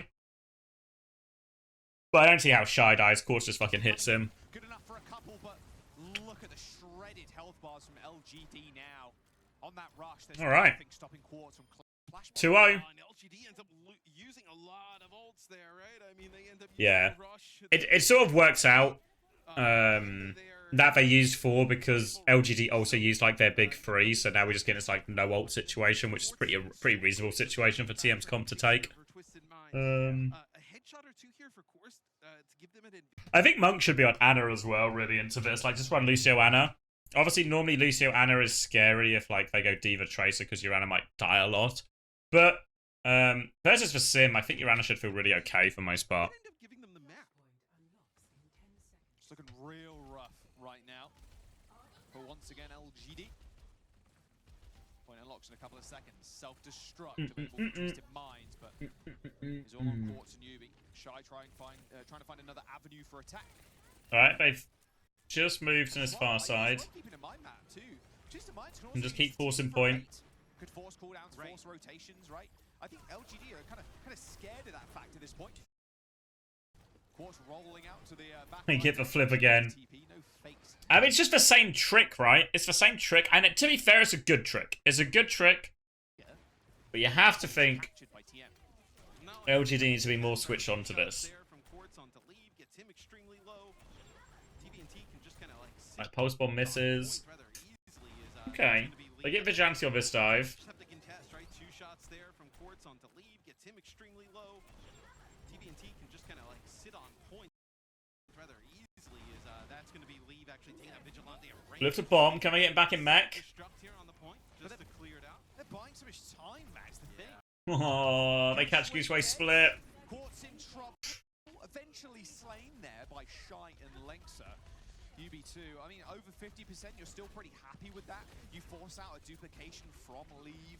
There's a couple of support ultimates coming up, but Twisted Mind's still in a good spot. It's over 60%. All right. No real range. This will be self-destruct here on the I mean, it was always going to go eventually, right? So once they caught Vigilante, it was always going to go. destruct. You're gonna have I don't know exactly what happened to Vigilante. Then if they used Suzu for that missed Pulse Bomb, and then was just very killable. Oh, LGD are going to go early once more. A couple of times now, or else they're in a lot of trouble. Oh, LGD are going to go early once more. A couple of times they've done this. Just Oh, trying to now they can just walk now. They can just walk. LGD have not quite got the timing right again. Speaking of which, TB to the point. High noon used. Same with the We're going to beat in. Kitsune rushes on match. Length still has the later beat. Again, it just feels like... You know, like they've just walked in and pressed 4 ults to flip the point. Which is not optimal. trying to force UB in a position where he can't use the TP to escape. Speaking of which, TB to the point. High noon used. Same with the sound barrier. Same with the wall. Obviously, he gets to run into leave. Nowhere to run, nowhere to hide. Unfortunately. Gooseway doesn't even get Primal off. He turned the Deadeye into a shotgun. Yeah, he's got Well, they've just used 4 again. right to the dome. Alright, so this time, must feel a very winnable fight for LGD. He's pretty good at that one. I bet you at least 3 Mm. At least 3. Oh, just caught napping. Record for you, Matt. You know, yeah, like I'm just trying to improve Oh, Gooseway has to Primal, right? Can't afford to die. LGD. Now this Primal is going to get no value. It's just basically Gucci using Primal to get back. Lengths Legs is going to beat in. using a beat, only connects with 3. They still kill Vigilante, actually. That's a big win there for OGD. And they kill The Bliss. Shy finally kind of coming alive on this Tracer. Pulse bombs have been a bit lackluster, but the neutral game's still strong enough. Okay, okay. They had to use both of them because they needed the touch and then the beat to keep going, but okay, okay. Fast comp from TM. Yeah, they Again, you just imagine how, like, unlosable that situation is if TM just have one of those 4 ults, you know? If TM just have one of those 4 ults, it's unlosable. Gooseway gonna go Doom now, which I think is a good swap into... It's nice into the Diva, it's nice into the Sim stuff. Can't waste a single second at this point. Couple of seconds to go. They're going to try and force everybody off. Have they seen 9? Okay, okay, okay. Shy's gonna get caught, but whatever.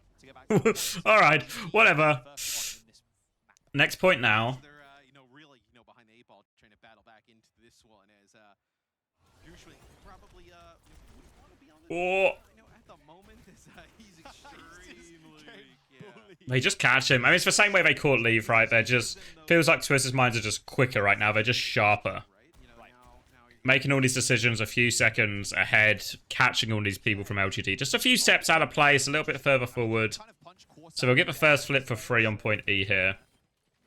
Gucci will be back relatively quickly at least. ability with the Doom, right? You can have 2, with their Bliss is going to clear out Shy. rates if they go to the other side. Oh, the flashbang, they catch Shy. From Quartz. Shine the backline, but there you go. Okay, flash, easy engagement there from Gooshway. Copy engage catches a few. They don't make the TP this time. Up with it at this point. Leaves copy. TVNT, as they now turn their attention once more towards the tank player from LGD, Twisted Minds. I thought they had that, actually. From Quartz. Shine the backline, but there you go. Okay, Flash, easy engagement. He's been claiming the punch rate. Hey, never cared. So they go to the other side. Get their other a flashbang there. Do you have to Suzu here? The other side. Maybe not. A flashbang there. Actually, I mean, fucking Monk is in as well, right? But Monk somehow gets saved through all of this. Gushue and Lexa arrive. Okay, Flash, easy engagement there from Gushue. Kind of wish you had another ult to kind of back him up with it at this point. Leaves copy. They should be able to clean up. Maybe they trade UB. Alright. Oh, it's not over yet. Has bomb to remake if he needs it. Shy's gonna get his recall forced quickly. Oh! Oh, well played by TVNT. And he's for Pulse. Oh, so well played by TVNT, actually. TVNT and Vigi. We'll get punched back in. We'll have to bomb this time. Kitsune Rush comes through. Simwall and Beat. Everything to help. Everything to help their boy.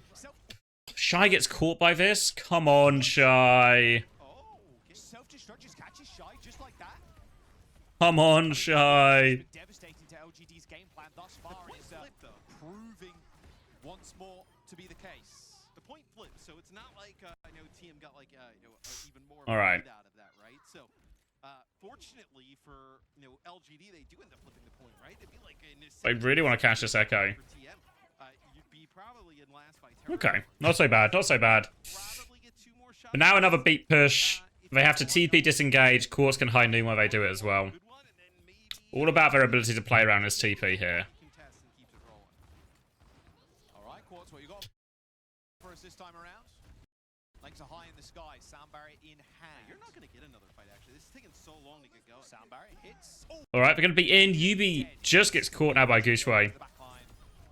That'll be a Nice. no extra fight here. Twisted Minds, everybody go. Sound legs are high in the sky. And the key difference is here, right? Like, rather than beating and getting it TP'd, All right, Quartz, what you got is they just put a bit of pressure out. They force Twisted Minds to try and disengage to read it. this time around? But now they use the TP. Now there's no TP. The ability just to press beat and go and try and kill this Symmetra or something, or the Cass, way more reasonable than it otherwise is. That'll be a clean up, yeah. It's a little bit easier to do this with Doom and Winston, but it's the same kind of thing you want to do with both versions of the comp. Now, Twisted Mind. It's part of the reason Doom is so good against Symmetra. Just because you can use one cooldown. With Winston, you have to jump. You have a shift. You can jump either the TP exit or the TP entrance. And if you get your timing wrong or your guess wrong or whatever it is, you're just out of a fight for 5 seconds. Whereas with Doomfist, you can shift. You can shift the entrance, and then if you don't get it, you can punch the exit, or vice versa, right? I guess you'd normally punch the entrance if you can. Just to try and stop someone going through, and then if you can't do that, you can always slam the exit afterwards. Take the long way around. Can you TP and rush here? All right. Around the opposite side. Now maybe rush on the point. Yeah, that seems like the game plan. Suzu forces Gushue comes in, so again, they're starting to get his cooldowns out a little bit earlier in the fight. Vigilante will carry out back. Monk can match it. All of anything, and there's the flip once more. Just trying to hold on to point. Punch onto Gushue. Now a TP to flip. They flip him with the high noon. Oh my god. It's such a skill. They don't actually flip. It's just like an aggressive TP here. Beautiful kill onto Quartz from Shy. A duplication onto the Cassidy. He's trying to show him how it's done, but I mean, Quartz has been one of the best hit scan players in the West. Nice little. All right. Yeah, so I think they're doing a better job at actually getting these kills onto UB early. A little bit more back in it. Both damage dealers out of the way. Nothing Twisted Minds. A little bit more back in it. So maybe get this sound barrier. Looks like they're setting up to go early again. Gushue has Meteor Strike to keep committing. Bliss nearly has beat. Real dicey for Twisted Minds. Trying to try and go from inside here. They TP towards the point. And this time, how's Vigilante caught in this? Anyone see Vigi? They're gonna TP. He's just slow. They are gonna get to point, and oh, Vigilante already dead. Another nice E for Another TNT. nice E onto the post. Nice little punch as well, trying to isolate. Damage is done though. Now they've got Vigi. We're gonna beat to commit. So beat him 4v5. That sound barrier is gonna be proved quite TP away from a Meteor Strike. Oh! And that's the combo you want, right? Now that's the combo you want. Where the punch can go through, you connect onto it, and then the echo can connect for beam. So even though TVT is Matrixing, not only is TVT using Matrix, and you're getting a kill anyway, so they kind of waste Matrix, they don't give a value, they can't save him. All of that. Seems really reasonable. Shy dies in this again. Oh, fuck, Bliss is rolling him. Self-destructs. Leave gonna peek. Doesn't find the connect with the stickies. Gushue still fighting. Oh, they see 9. They're not able to get back onto the point. Looks like they got off for a second there. And nobody, whether it be Leave or Gushue, able to get back. All right. So, what are we saying? Winston here. Okay. What do you think of Bliss? I don't know, like, it wasn't that impressive a performance, I don't think. Let me do.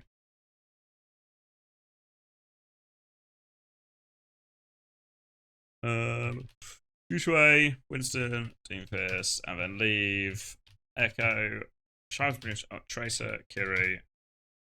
Yeah, I don't know. I was not really that impressed by Bliss or Vigi in this so far, even though obviously Team are winning. But it feels like Bliss has sort of been culpable of a few mistakes, Vigi culpable of a few mistakes as well. Like, whether mistakes do seem to be happening, it's mostly in the backline here, actually, for the Twisted Minds. Diva, Sim. Cassidy. I actually played Kiri for the whole thing, didn't he, with the Diva and Lucio. Dive, and they played against Diva, Sim, Kiri, Lucio. So I don't know. We can maybe do play after I watch these 2 games, these like TM games. I feel like I'll probably do ratings, right? Because I feel like I've maybe seen enough of all the teams. But I don't feel like Bliss was that impressive, you know. I didn't have a particularly high opinion of Bliss coming in from OWCS so far. And I don't think anything I've seen here has really changed my opinion that much, really. So, let's see. Gushue, Winston. Actually, pretty did nothing kind of Winston, right? Maybe a 5 is more reasonable. Like, kind of didn't make any huge mistakes, but wasn't able to have any large impact, right? Just kind of a low impact. I felt like the Doomfist was slightly better once it got going. Shy, Tracer. I mean, it was just... Fuck, it was... Maybe 2's too harsh, really. But it's like a 3 or something, right? Like, I don't remember any pulse bomb kills. Maybe there was that double kill he got with Bliss on point D, and that looked quite good. But I don't know. It just feels like he's dead in a lot of these fights. Not having high impact. Not really being able to do his job that well. Leave on Echo. I don't know, maybe like a 5.5. Like, there was some decent copies in there that got value. Connected on a couple of them. Never felt like he was dying early or anything like that. Monk, Kiriko. I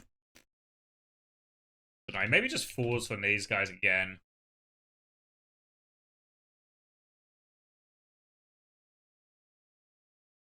Yeah. Let me do... And that'll be 5.25. TVNT, I actually thought it had a really good game. Really good game. Found kills during a lot of these messy fights. Felt like he was peeling in the right places, making it hard for the enemy team. Putting out good pressure as well. Quartz probably actually like the man of the match, really. Again, most of Yubi's... maybe it's even higher for Yubi, actually, right? Because all those TP decisions seemed really spot on, right? There was maybe that one bad one on point E where they TP to flip, but China hadn't moved yet, so they just end up TPing Quartz to his death. So I think that's actually quite high from both DPS. Vigilante, couple of mistakes.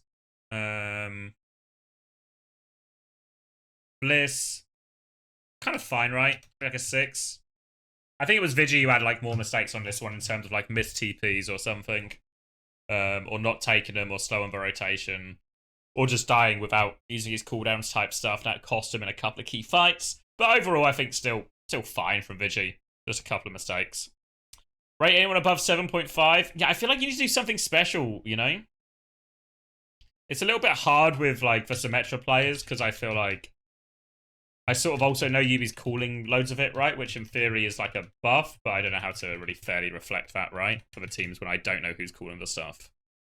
So I kind of just work around it.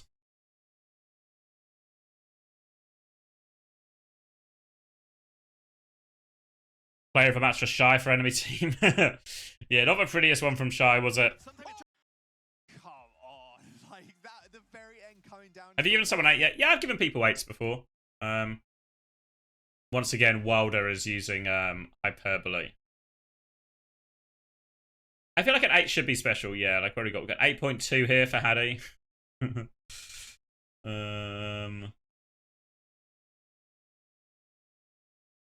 I swear I did another 8. Hold on. I can just filter like this, right? Clear. Oh yeah, okay, like 3 8s. Psycho got 1, Gooshway got 1, Stalker got 1, Hattie got 1. Yeah. I think that's too bad. How many series have we done? 1.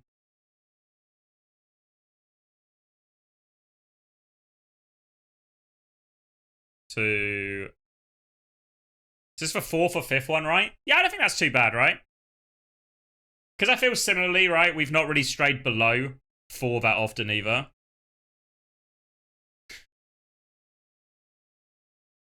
But I think that's what you should expect, right? Now, most of the time, people's performances are within that range.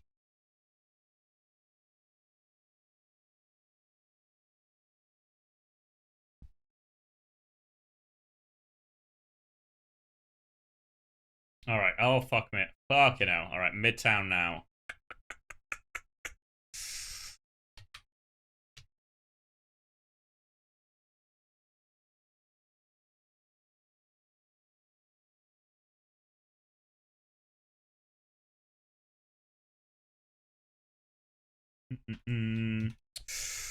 Oh, go this way. There we go. And where are we? This one. 3. Midtown.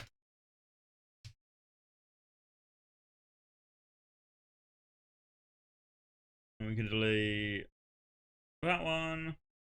That's it, actually. But Midtown bans were... Am I blind? Might be legally blind. Symmetra. And then Winston was banned. Okay.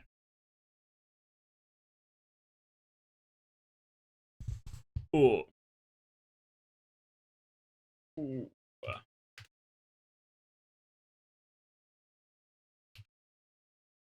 Alright, I'm gonna grab some more water and then we can lock in for this one. So now we're gonna get some rare Doucheway Zarya. Fucking hell.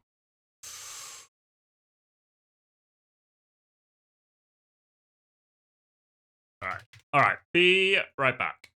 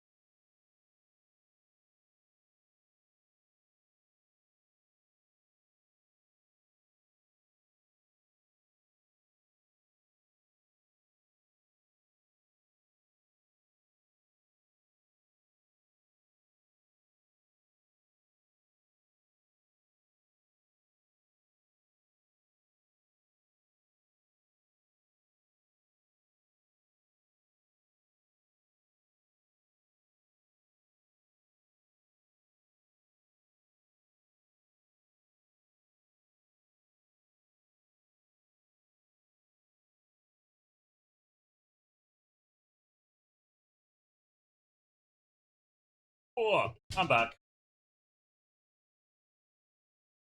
Ooh.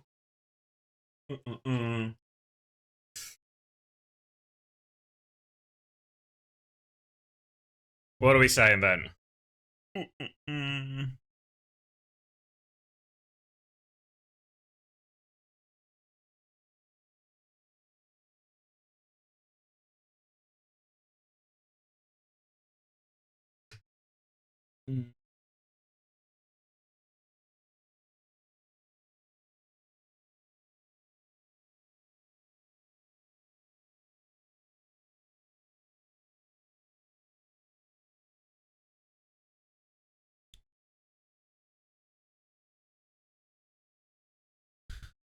Your wife surprised you with a trip to Amsterdam to see a concert. Are you missing anything if you just get high the entire time? No, I feel like that's like it's very much within the remit of things to do in Amsterdam. Who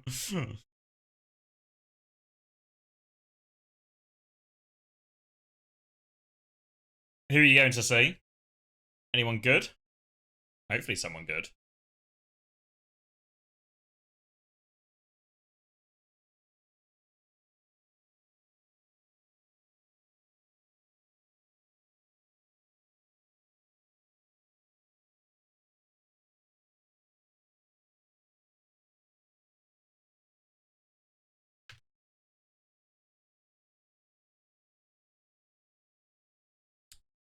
Louis Cole and the Metropole Orchestra? Okay. I don't know who that is, no. I'll give them a listen. Yeah, I don't know who that is, but should be a good time. I've never been to... Maybe I have... I think I've only ever been to Netherlands as like a... Not to actually go to Netherlands, just as like the airport stop there, so I've never actually been to the country as a real tourist. I've only heard good things. Going to be playing Diva. This might be... So the Zarya might be because you think they're going to be playing Diva. I wonder if you see that it's Sigma, there's a swap here. So, Or do they want to play the Zarya? It looks like at least for now, they want to play... Alright, so... This comp... The idea is that most of Goosewave's bubbles are going to go to Leave, and Leave's going to be able to commit really hard on a lot of these engages, and therefore people like Quartz and Vigilante just have a very hard time, right? And in the meanwhile, what will happen is Goosewave will get a lot of energy off that, and it gives them, hopefully, the ability to either run past the Sigma with their like Lucio and Azaria group, or just to bully the Sigma as well. I lived in countries for like short amounts of time. Like when I was on London, I lived in LA for periods of time. Like, you know, like a couple of months on, a couple of months off. It was fine. It was fine. But it was also, I don't think it was like a real living in another country experience, you know, because we were so well taken care of and stuff. So even though we got to like live in America, because we were just working the entire time, I don't think we really got like the exact same experiences if you would just move to America or something. Yeah, the Zarya trying to bubble the... All right, the perfect demonstration. They have to lamp Quartz out, but they do not get him out. Wow. Yeah, just use both bubbles on your... All right, easy as you like now. Who'd have thunk it? Yeah, exactly. Get a lot of charge too, because you don't want Quartz getting... sorry. Goosewabe bullying them back too. Leave getting away with absolute murder there, but removing Quartz from the high ground and Right. kill onto the Cassidy despite the lamp coming through. Are you even able to get a touch here? They walled here? No, it looks like they were trying to wall someone off there. They got the... The bubble leave out. It is possible, but no touch. Yeah, you can see even here where it's like they deal with the bubbles onto Leave, and they deal with the bubbled venture and all of this. But all that really happens is they just have to concede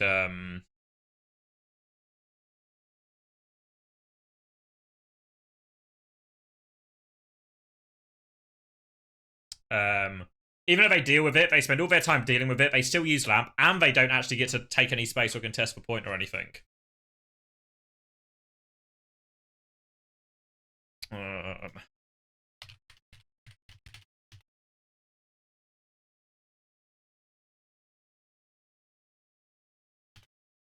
Ooh, ooh, ooh.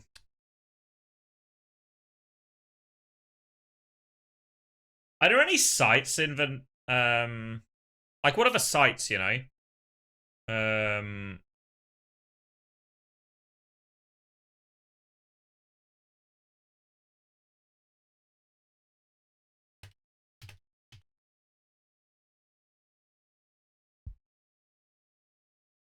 A and B. Good one.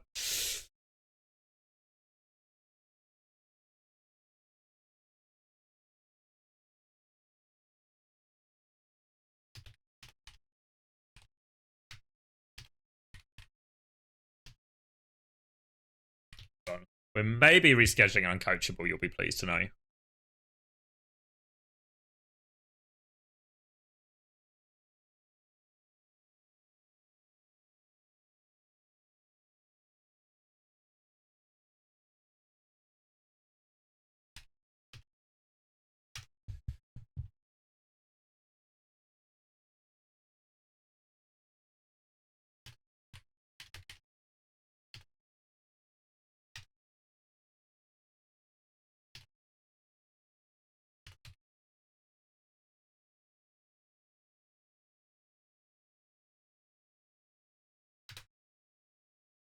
Sorry, bear with me.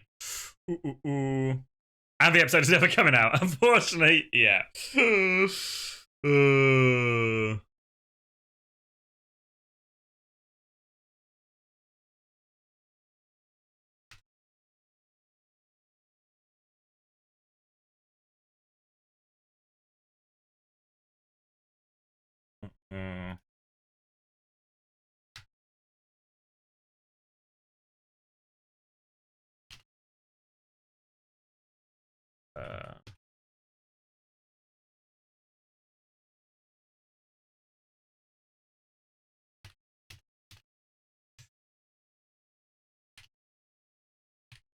Right.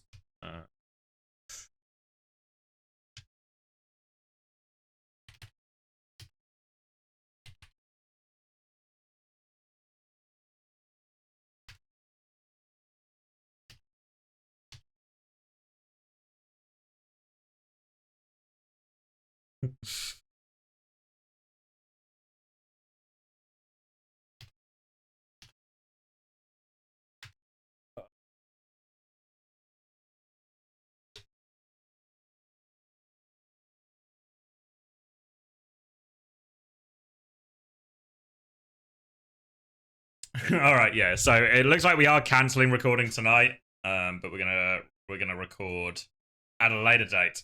Hopefully tomorrow, as long as the guest can do tomorrow. And then we're back. Then we're back for real, you know? For real. we'll finally tell you our thoughts on the Esports World Cup. You know what we need to do? You know what I realized the other day? Is we just need to actually schedule it like you would really schedule something, you know? Like, you know how in the real world, people will schedule things like with a month in mind or a few weeks in mind. In the esports world, everyone only works like a week ahead at most. So we need to get out of the esports scheduling paradigm and into a real world scheduling paradigm and just start booking guests multiple weeks in advance. That's the future. And then this will surely solve all of our scheduling problems, all of our delays and everything like that.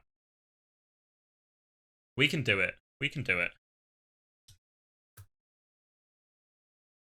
Book Yaki? Not booking Yaki. Good suggestion, though. Keep them coming. No, it looks like they were trying to wall someone off there. They got the Lucio. I mean, it's possible, but no touch. This immortality field use as well. Gushue has lots of charge. 100 charged up. Oh yeah. Oh, Leaves really fucking going for this one. Yeah, look at that. You don't normally get a lot of Another bubble. Charge When he comes up. Bubbling, Just gets out, though. pretty easy to get that. Yeah, it allows Leaf to play extremely aggressive on the hero. So extremely fast point A take there for LGD is now. Your schedule. I appreciate it, Moloch. We'll bear it in mind. Couple of shots there. We should do like, you know, one idea we had was to do like a kind of like a call-in show. I feel like doing a live call-in show is too hard, but does anyone watch or listen to Conan Needs a Friend for podcasts? They have like an answer phone thing where you can leave like an answer phone message for Conan, and then they'll go through them and they'll listen to a couple on the show. So maybe that would be like, I feel like that would be fun, right? Like listening to voicemails from our most reasonable and loyal fans. Maybe we just open ourselves up to a world of abuse, but that can happen too, I guess. Extremely fast point A take there for LGD is now we'll see if they can break this high ground setup. All right. Oh my God. Leave's actually just doing God's work right now, no, you know? I mean, the comp is designed to make the Venture the raid boss, but you also have to still do the thing. So they're going to window back. Oh, Gooshway's just walked through it as well, and oh, they're all at sea right now. Alright. So what do you do here if you're a Twisted Mind? It's like, what do you switch to potentially? Like, could you play Brig here? Like the Brig kind of like that, you know, be a little bit more to the Venture? I think you get run down if you play Brig. Yeah, it may be to just kind of even do something like that. Quartz will play the Widow, try and play even further range. Yeah. Oh, he's eating the grab! Oh! Beautifully though for TFT. I mean, sorry, TVNT has been insane with the eat so far. Not only can he do it on the D, but He's gonna mail and die for it. Does he free Gooshway? Oh, it's just bad ults all round. Just bad ults all round. Right. let's break it down then, shall we? So the original idea is Gooshway and Leave. Gooshway's gonna hold close. They're gonna hit an early grab, and they just hit the tectonic shock, and they'll just be able to kill through all of these things, even if they mail defensively. Okay. Okay. But then TDNT's gonna eat it. I mean, I don't know. Just gotta be avoidable if you're Gooshway. So now they're going to keep trying to force it in. They force the lamp out. But now because they're not in grav, this tectonic shock also feels like a little bit hot takey. They beat to keep everyone alive and still going. They do get out of this mail, to be fair, so like, I don't know. UB's trying to force it. It feels a little bit forced here, right? And everyone else seems to have been able to stabilize, and they're just playing around Quartz's angle, just trying to live this tectonic shock.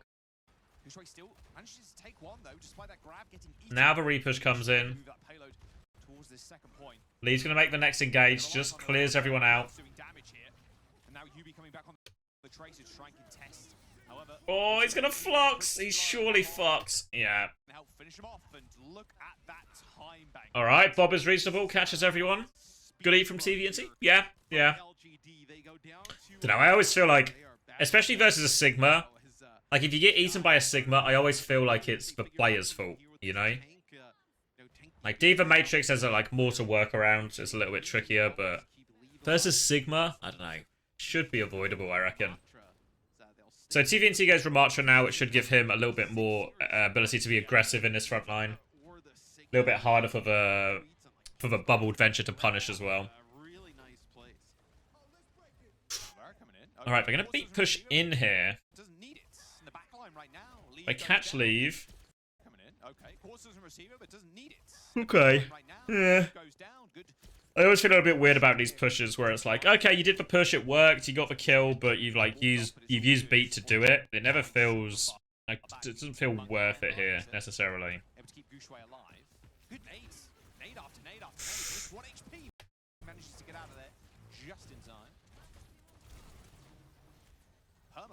Gooshway's so high energy. The wall just to get out now as well. Oh! Any pixels? Oh my god. What am I looking at? Alright. Don't know exactly what I was looking at, but Quartz hits a headshot through all of it.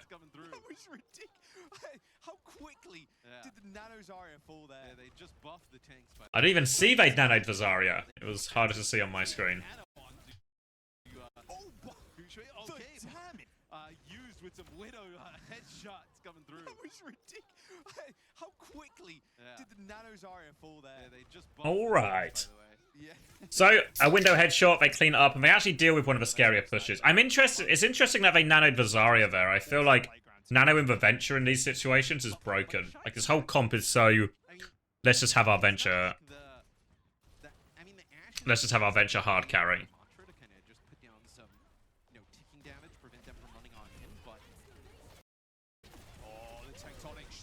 Whoa.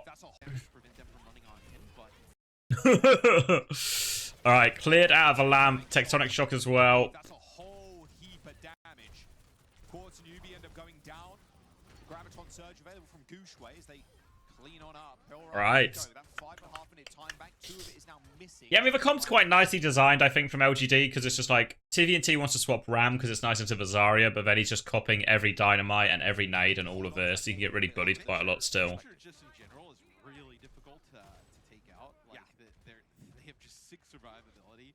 And then when you add the Zarya bubbles on top of their kit, I mean, it's just very difficult to deal with. This Quartz putting in some nice headshots on the Widow. Just pinging Gooshway, keeping him back. Why is Gooshway hugging the desk? I didn't see. Is he hugging the desk? Venture just in general is now from Gooshway as they image. Quartz and Ubi Is it normally, no? Graviton Surge available from Feels Gooshway reasonable as to they me. clean on up. Onto that gate a little bit longer than expected. Venture just survivability.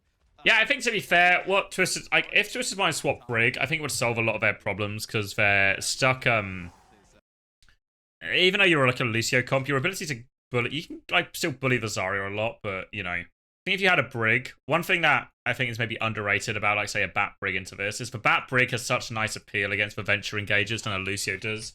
I think a Lucio trying to peel the Venture is really tricky. Especially when you bear in mind you can't even, like, boop her up out of it. With the bubbles and stuff in play either. So you even lose, like, one of your normal win conditions. Alright, they bob as this Mayotte comes in. UB will have Ice Block Force. They get... Oh, they're not going to leave out of there. They use Annihilation. And they get slept. Okay. They grab the backline. Oh my god, it's just... It just feels like ugly ults from everyone. Maybe another situation where it feels like Twisted Minds are just over-investing ults into a situation that doesn't really require it. Like, the Bob comes through here, and they get the May ult off, and they're going to catch leave with it. Like, at this point here, they put, like, popping this Annihilation as well feels so aggressive. Especially when you bear in mind they're going to pop this Annihilation. They can't even go that much harder because it's a really hard area for maps to push into. So we just end up defensive with it. Then Gooseway tries to go with this Grav, but they've still got Lamp. They actually... There's no one really peeking this at all either, right? Because Leave's not there or anything. So I don't know. Now, then they're going to beat to try and double down on this Grav. You've seen this quite a lot where one ult won't quite get the value that the team wants. So they kind of double down with another ult, and it's... what's the expression for this? Throwing good money after bad, you know? Good money after bad. So they kind of throw good money after bad. Bliss does get the beat off to respond. Probably did have to, right? Like, Vigilante has no cooldowns. Yeah, actually super reasonable. Actually really good beat by Bliss. Super reasonable. Saves his guy. But they're still going. Just trying to walk onto Bliss here. Just catch him. Speed him in, but TVNT gets the trade. The goal here for TM though is just not let them get a map completion, right? Like all right. First. Fucking Venture. Gooshway is still 100 energy, right? Oh yeah, especially Can they get it? Can they get the energy? So big if they can get the energy here. absolutely. Have that time bank pretty much gone? Alright. A classic Midtown where teams get really stumped on third point. Gonna go Malga now, don't hate it. Flatter part of the map. Better into the Ramatra. I mean, we've seen them play the Maga. It wasn't awesome. I mean, this also allows Twisted Minds that they want you to go back to 6, right? Oh. Oh my word, you gotta be careful there. Playing with fire a little bit. Alright, here comes the Venture Burrow. Very good survivability from Lee, but here comes the window. Vigilante not making good use of it though, however. Gooshway's just gone in and died. Not making good use of it though, however, as he was pooped all the way back. Quartz switch to Didn't see a whole load of that fight. response to Gooshway's Malga. Honestly, El Capitan. If they're going to cut, they have to fully commit. Fortinet will play the Echo. So enemy DPS, obviously, we're running Ash before, so pretty easy to land that kill, especially if you. Right, so the Echo kind of takes away... Echo's good into the Venture especially, but also takes away a lot of the key targets for Venture and Vimalga are looking for. So it's really only Vigilante they can go for, but it's such a hard part of a map to connect on the map here if you're the Vimalga team, so should feel okay. Just jostling this payload over and over again, but they're going to have to make a move with a minute to go. UV can make a play with this. Oh, full 6 on to leave. Force them all the way back. An easy kill there with the pulse bomb. Cardiac overdrive being popped already. Post one from UV. Trying to bully him back. Gets a large amount of damage normally, but it is a Malga, so kind of shrugs it off. 40 seconds to go. Stabilize. Oh, Gooseway's taking so much damage. Now the Tectonic Shock. Beat an Annihilation. Kitsune Rush 2. Trying to make this OT at the very least. And now they just have a beat push shot at it, right? There we go. Just need kills with this beat. What can they find? Gooseway's going aggressive for more. Lee finds one. It's not enough, actually. Oh. Oh! Bliss is giving it the slip. Whoa. Thank you, Zero. God, that was loud. That gave me like a bit of a jump scare. Thank you, though, Zero. I do appreciate the 3 months. Into this one, and by month, loses grip, loses control of the character there as he's booked around by Lee. I really would have hoped they could have got more with that beat push. Good a lot getting back into this one. They're gonna have to chew through this cage before they do anything. But TVNT still taking names and numbers. All right, they will hold. They will hold. When's the quiz? We're hoping tomorrow. We're hoping we record it tomorrow. For Twisted Minds, and what looked to be dominant showing for LGD. I mean, you look at its finish for Twisted Minds. Like TVC was underrated? Yeah, I think he's had a pretty good performance. I think honestly, it's considering the expectations. I think, well, at least I had, and maybe a lot of people had for Twisted Minds coming into this event. I don't think they was that bad a performance, really. Certainly not that bad a placement. Big pickup for Twisted Minds. All right. Support line has looked pretty at the start. All right, they're just going in aggressive early. Force a defensive wall. Bubble leave out now. Right, chance to swing. Swing now if you're Twisted Minds. They're peeking a bit. He forced a bubble onto Gushway. Actually, that's a good bubble to force. Again, you can see LGD are forced to just keep giving space. Drill dash and bubble in here from Leave. Because that's going to deter, like, Leave can't exactly go in and be hyper. There's probably a timing here. They've just rotated with their timing. It's like, the way you work if you're Twisted Minds is you just need to be aware of the bubble timing. So you don't want to be in like too compromised a position or in too aggressive a position when they still have all their bubbles and all their cooldowns. Because if Venture has both cooldowns and they have both bubbles, they can really just kill you if a Venture can connect. So on these timings where they force a bubble, or like you see that one where they force Gooseway to bubble himself, that's when you really want to do something. Whether that something is you swing a little bit harder than you normally would, you actually just push something, or you just rotate space. So they chose to rotate here, which I don't hate, but I wonder if there was actually... Maybe Gooseway was actually a bit more killable than they thought. But they rotate to house, they can sort of stabilize in there. Well, they're going to try and recover to full HP here. Twisted Minds. Nade comes in. Just hugging this small corner. Benches in as well. Headshots from Quartz doing a fair amount of damage to the front line. Alright. A little bit of danger. Dynamite coming in. A lot of work too. Oh, they're just going to focus down Bliss. I don't see exactly where. I presume UB Cat gets a wall or something. Headshots from Quartz doing a fair amount of damage to the front line, but they're still in a little bit of danger. That Dynamite's going to do a whole lot of work too. Yeah, they just connect. They just connect the slow, or like the ram slow into the May left click. But see, that's the thing. If Gushway's going to use both bubbles on to Leave, you have to punish Gushway. You can't let Gushway just kind of like stand. Get him, Quartz! Get him! Nice. Yeah, All right. this adjustment from Twisted Minds. Like, Pretty reasonable in the end, right? Pretty reasonable. saw them play in the first half, and I think maybe kind of seeing a little bit of an adjustment now for Twisted Minds. Like, you know, we saw energy. You have bubbles for Leave, so the Van Gushway, because you put pressure on Gushway and he's forced to use bubbles on himself, then they don't even have bubbles for Leave. So Alright, they're going to go early with this window. Slow as well. Defensive Bob comes out, but they catch Lengster already. for Twisted Minds, it's going to be the Bob gets nothing. Didn't really have to lamp out there. Yeah, Twisted Minds just going to walk up the I don't know about this. I guess they thought they could catch someone. Oh, Vigi. Just always a mistake in Vigi's game, you know? Always a mistake there. TVNT's still fighting, but he is super alone. Yeah. Quartz still. Wait. How did Quartz just walking around killing 2? Trade? Barely. Leaves holding close, gets the early bubble, forces the ice block. So, yeah, it's very We'll try and burrow out of this one. And we'll get out. Can Twisted Minds get control of this high ground? We're going to try and rotate with it. Another bubble comes in. Nade doesn't go through, but Bliss gets caught. Where's Bliss? Just peeks for a second. Wait, where is he, right? Is that Bliss there? I just like here, he's just peeking too much and just gets beamed by Gushway.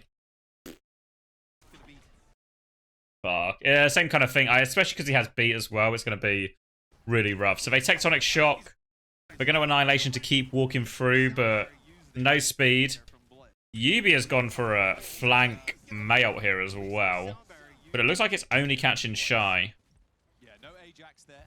Thankful. Oh, they bubble Shy as well. Fuck, the wall doesn't quite just last long enough. They still kill it. But unfortunately, with Shy going down, yeah, that's Leaving Lengths are quick to punish though. I mean, it's still a dogfight. Well, I guess at least LGD have this high ground, Max. As, Oh, they nano. Here we go. Ah, looks for more kills. this combo feels broken, you know. Go off, Leave, mate. Were they still trading? Oh, forces for lamp though. So Shy trades 1. God. So much happens in that fight. There's a flank male. Everyone gets caught walking up. Everyone's just trading on point. Twisted Minds kind of win the trade. Now Grav coming back. Previous Grav was a... Well, both Gravs have been a bit of a disaster from Gushway.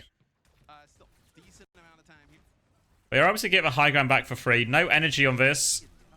And there's the bubbling. Gets the high noon out. Can they trade Grav for beat now? You're probably happy.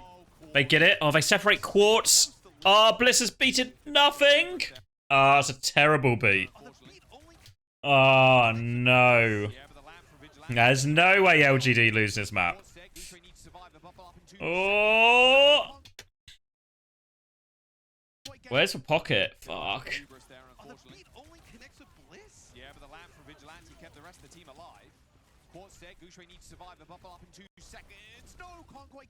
They're so close to all their ults, actually, LGD. TVNT trades 2? Fucking go off, TVNT. Even though he trades, it's okay. These back-to-back fights have just been so scrappy. These spawn positions, luckily for LGD, have been in their favor. Yeah, if they can keep Quartz alive, I feel like... He never left, honestly. No, Quartz having a good game here, always just finding kills. Alright, so we're going to go really early. Just want to get the energy. You see TVNT keen to move quickly and try and punish these cooldown usage. Means they will get top for free. Tectonic Shock from top left is probably now the option for Leave. TVNT, if he's there, can just meet it though with Annihilation. Oh, they're going to bob out first, actually. They're going to use both. Or... Oh, get stunned out of a burrow.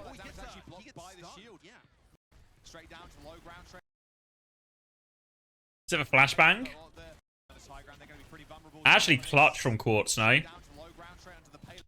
Because if this burrow's going off and everything, it just becomes an absolute, you know, they're going to engage again, they're going to get another burrow. Like, if he gets the burrow here, he's going to get another bubble when he comes out. He probably gets nano when he comes out or something. Fuck. So when TVNT is able to trade Nat kill, then pops the Annihilation. The nano instead is now onto Gushway. But TVNT is on the backline. He's so low. Monk's really low. Lengths is low. Monk will die. Where are Twisted Minds going? Oh. TVNT's harassing. Quartz is killing everyone. Oh, Venture's so good in these situations, though.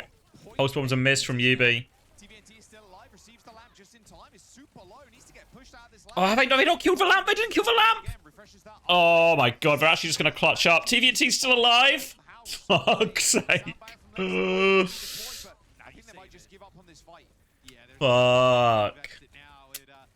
God damn. Is Juno a main support or flex support? Not seen him played. Not seen him played in like any scrim. My guess would be it sits in the main support hero pool, but I honestly have no idea. I guess we'll find out hopefully this week in OWCS. I reckon. I think you can say Quartz has out-battled Shy for a lot of this series. So we've seen this head-to-head matchup in terms of hit scan in the past, obviously, at Overwatch World Cup. Yeah, and that'd be my guess too, Aquila. The player of the tournament there. Looking tremendous here early on. Deadeye, this is going to buy them some space. Make it around the corner. It's going to be the... Looking tremendous here early on. Deadeye, I think it's kind of early now. player of the tournament there. Yeah, everyone's been kind of cleared. Oh, I'm gonna try and beat through. Window now in response. Beat doesn't... yeah, that was like their big ult as well. Oh! Gooshway gets out, gets the Mega. The Mega. Oh. Wait, is Gina not out? Is she not going to be out in time for stage 3? Or is she going to come out like partway through stage 3? What's the release schedule?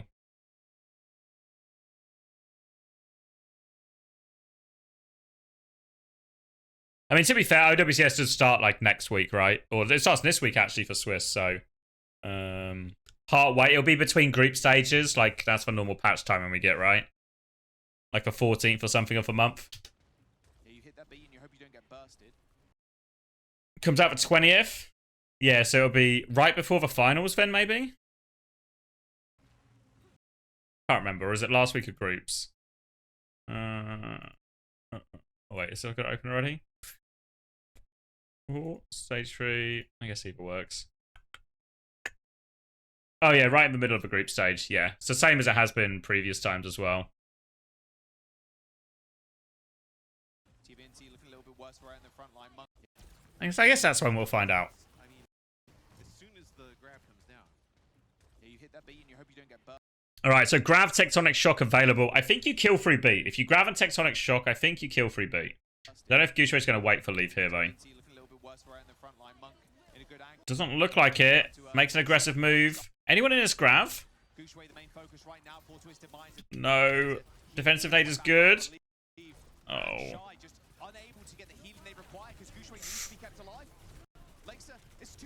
Yeah. Alright. Alright. Alright. Jeez.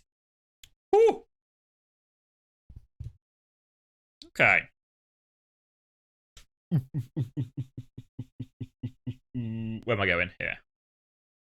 So Gooshway played Zarya exclusively. To be fair, I don't know.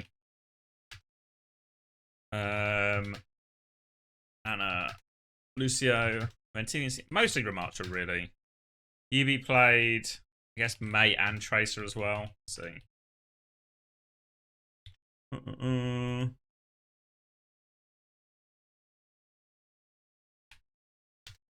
Quartz was just on Cass the entire time. Vigi just on Baptiste. Here we go. And Lucio.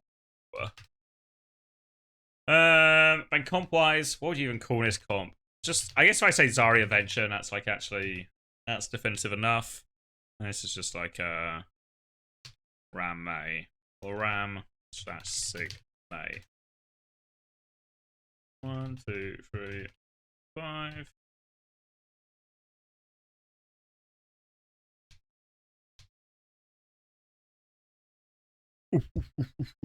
Alright. So actually, I don't know. Gooshway Zarya, pretty decent, right? Bad Gravs. Maybe like a 5.5. You know, like, lots of good things. A few not so good things. Maybe I'll put it down to a 5, actually. Because I guess if you get 0 Grav value, that's actually a big problem. Leaves Venture, I thought, what a quality Venture performance, you know? Few mistakes, few caught out, but I think played the carry role relatively well. Thought Shy had a good game, found picks, found Bob value. Monk, yeah, like okay. Like a 5. Yeah, a couple of bad beats from Lengsa. But really not that bad overall. TV and TiVo, fuck. Was this an 8? I know we would talk about rare rates, but like he actually did so much right in every fight, finding his own trades, getting hard carry value, finding the right punishes, that crazy clutch on the second attack, which probably ultimately set him up for success. Yeah, I think so. But maybe like a big one for Quartz as well, just clicking on everything.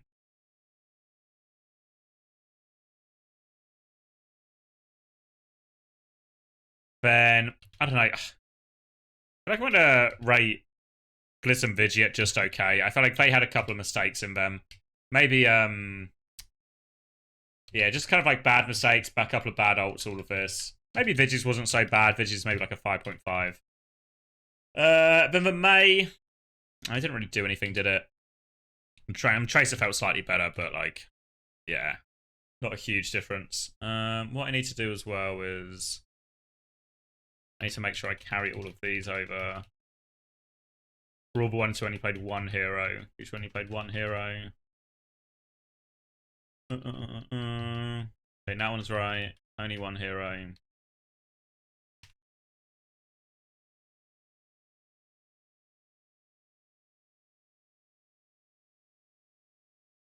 Oh.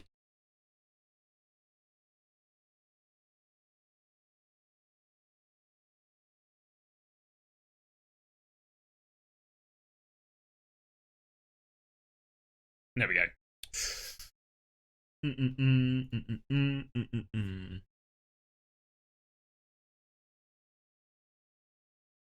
All right.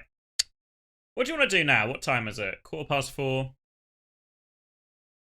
Can you get 4.8? No, I feel like he was okay. Was it? I don't know. Bad beats. Was there only really the one bad beat, I think? Only the one. I think that's an okay. And that's like, okay. One big mistake. Not too bad. So, there's a question now. Do I want to watch the other game? Like this one? Not this one, sorry. This one. Or do I think I have enough of a read?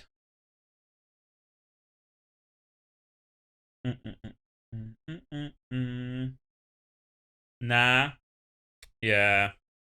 I know what I was really hoping for this week was that by the time we got to this week, we would get to the point where I'd have the OPR access. Because then all of a sudden, maybe like I wanted to watch these group stage games because I missed them, you know, I think they're good games. But really, I think where the big interest is like this series, this series, this series, this series. Maybe even this series, right? And just seeing like looking at the play from a more direct or what do you call it?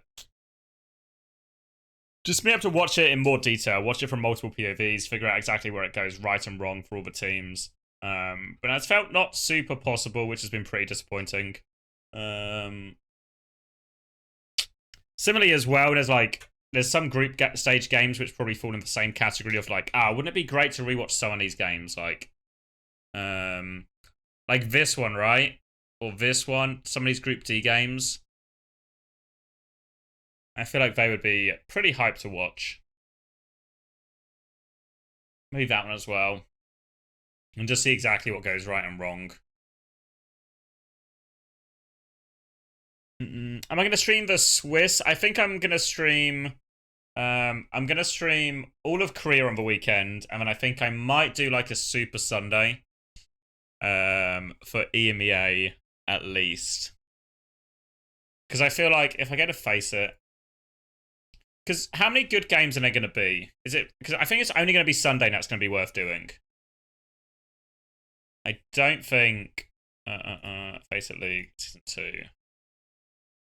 Teams.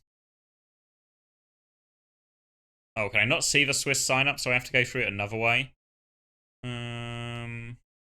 Oh, tournaments. Is it here somewhere? Past, upcoming, and ongoing.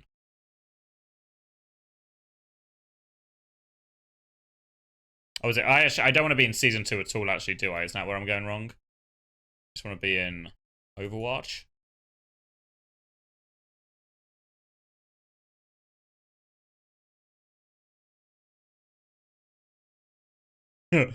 Surely I can figure this website out. Let's go here. Let's go Overwatch 2.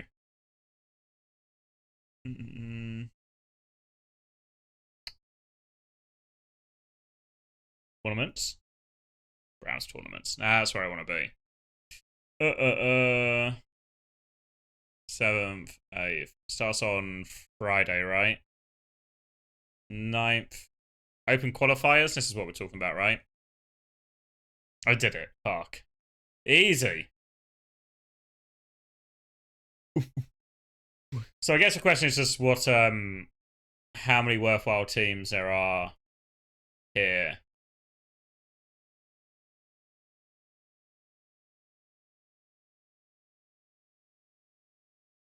Because I guess Virtus Pro will be in it, right? New Age.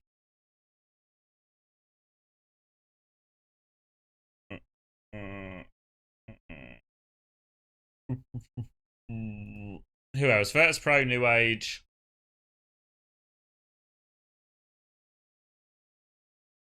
I guess Twisted Minds will be as well, right?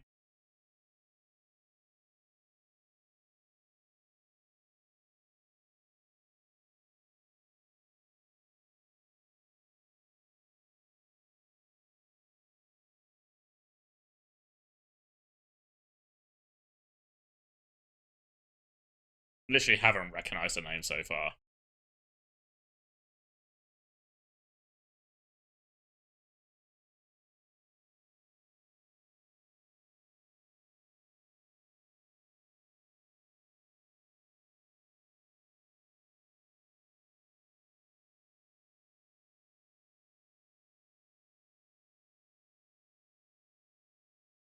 Only VP and TM. Is that it? Fuck. I thought it'd be a bit more interesting than that. I don't know why. Am I forgetting someone? Ents, SSG, and GG, and the new EXO are all through already. So I guess it really is just New Age. I guess a Super Shy team will probably be there, right? Are they still together?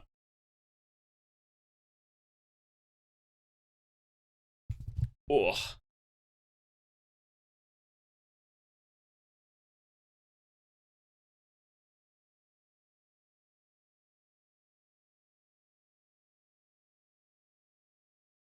Yeah, honestly, might just give it a miss then.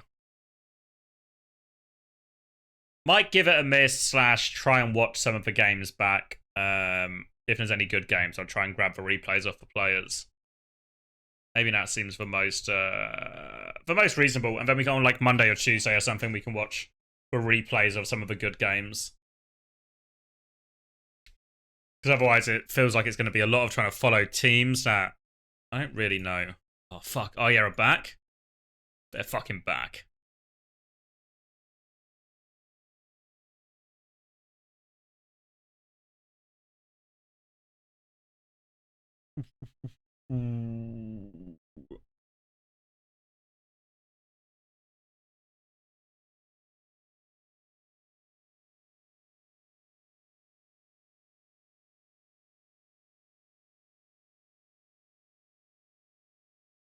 Oh, Meta Boys are back? Nice. Fake Jake gonna be there.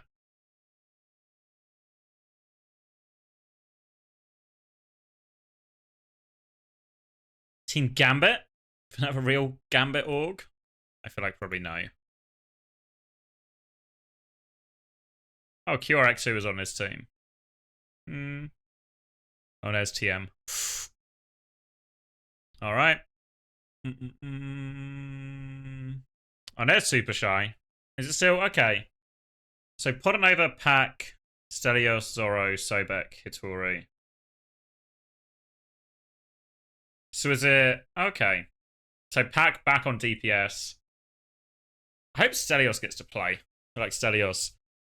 Excited to see him actually get a chance to start in a meta or something. So I guess Super Shy will be, we expect to be one of the stronger teams actually, really, and all that. Kylian Mbappe, probably pretty good.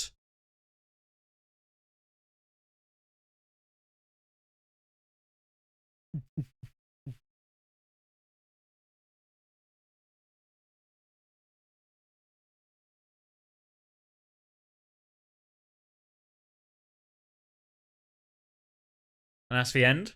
Mm-mm-mm. Okay. Yeah, I don't think I'll do it. I don't think I'll do a Super Sunday. It's not tickling my interest, but we'll do the Korea ones for sure.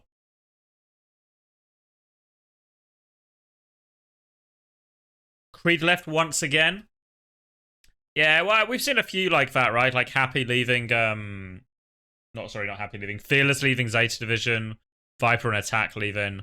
I think lots of teams would have bulked up for the Esports World Cup, and then will therefore be trimming down to a more slimline version or a more economically efficient version of their team going forward, at least for the rest of the year.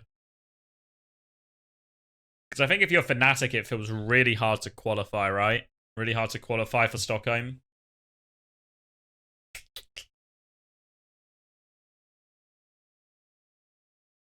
Yeah, Dart is back. Dart is back. They got a new guy, Farmer Jinsung, coming to save the day. Yeah, I mean, I think because is it the exact same setup when there's another LAN? Yeah, right. There's another LAN, so I think there's a real chance the 4 teams that go, these 4, and that Fnatic get like double screwed and don't even go to the Asia LAN and don't even stand a chance of qualifying for the major.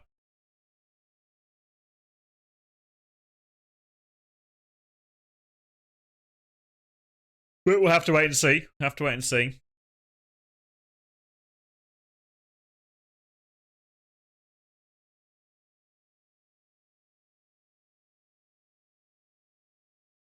Who's on? Hey, it's for Mag team. So Mag, then Vindame and Lee Min as the backline.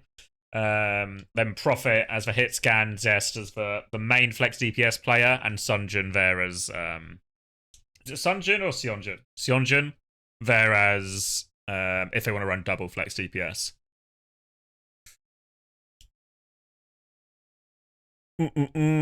What's the answer? I'm probably gonna skip it, Brad. Probably gonna skip the Swiss. I'll see how I feel on the Sunday, but I think my expectation right now is I don't know if it'll be worth the effort. Do you think Who Are You will perform? I think he'll be okay. I mean, it's Pacific, right? So he's probably still an upgrade or like a pretty heavy hitter compared to a lot of the other DPS available.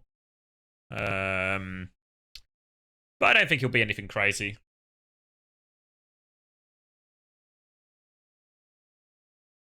Yeah, like it still feels like Bleed and 99 Divine are probably the 2 best teams here, if I'm not mistaken.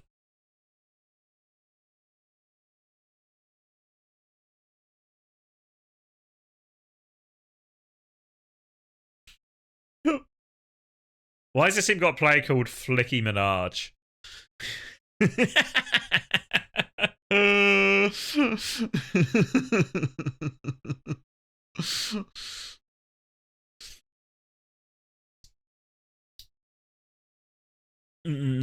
Will I do a power ranking? Yeah, once we get like the group stage out, I'll probably do a power ranking. Same as I did last time. But yeah, I don't know. He's definitely not the best Genji anymore. I think he'll be fine for like within Pacific, but I don't think we're gonna see like peak Who Are You or anything like that, you know. I think he'll just be a relatively good DPS player compared to his competition.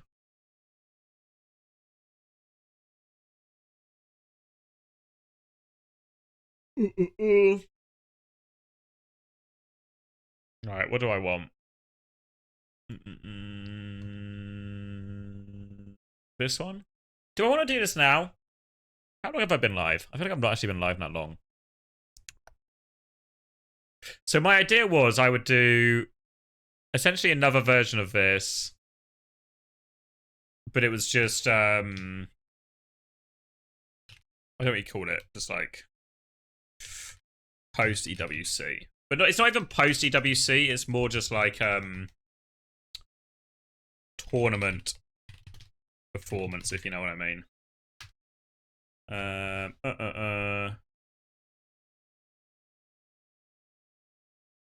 you know, just how good a tournament they did or didn't have, or type of deal. So I feel like I kind of need to move everyone. Like, I need to move everyone down to put everyone back in order, you know?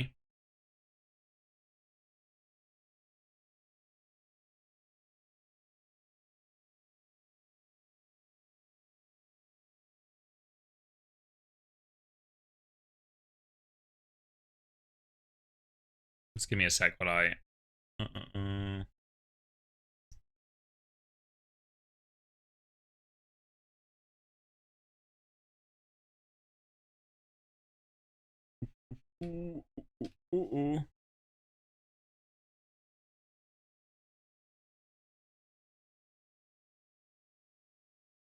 All right.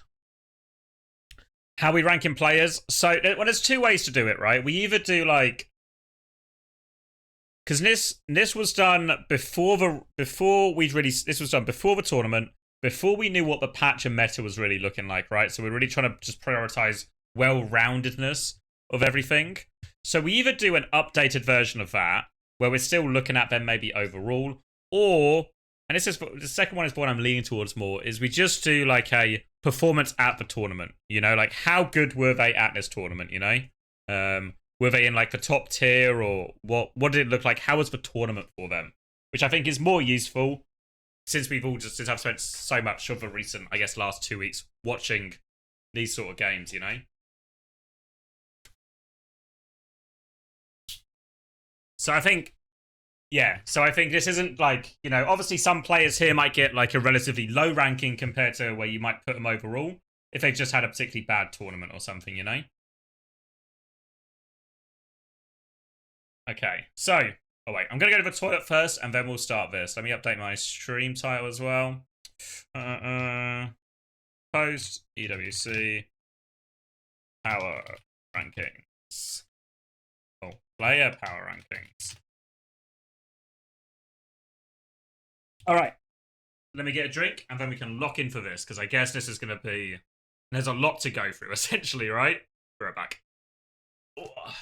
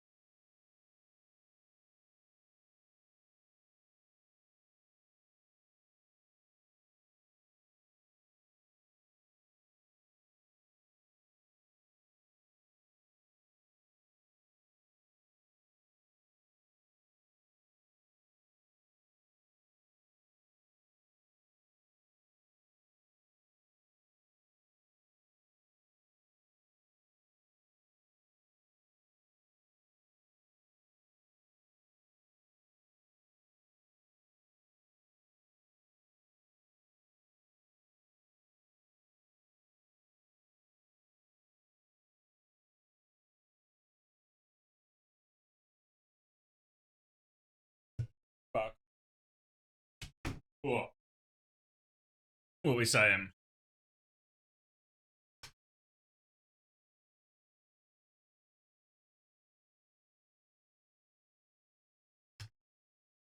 Fun fact, did you know TVNT's name is short for television? Nice try. I'm not buying it. Not buying it. You're trying to sell it, but I'm not buying it, okay? No sale. All right, any strong preference about where we start or who we kick off with in terms of role?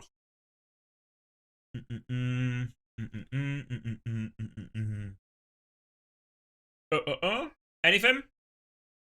Main support. Okay.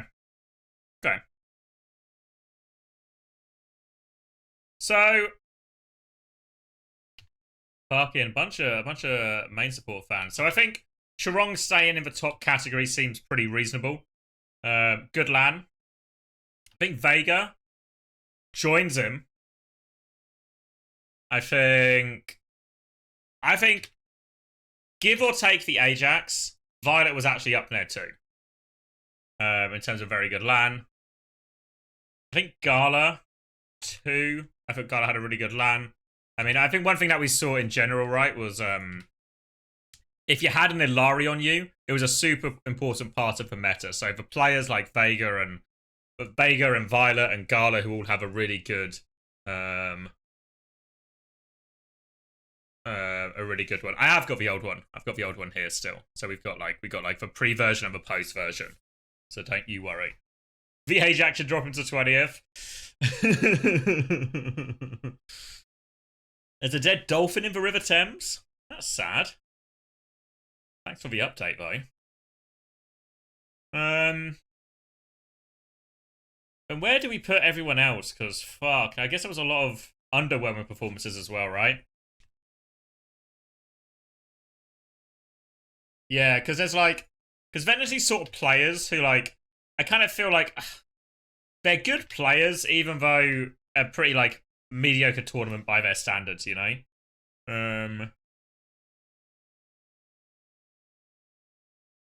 I'm trying to think exactly where to put everyone out of this. I still feel like Bliss actually had a weaker tournament than most of the ones here. I think Lengtser had a pretty poor tournament. Lee Jae Gong as well, I think had a bit of a stinker. So maybe there's like a...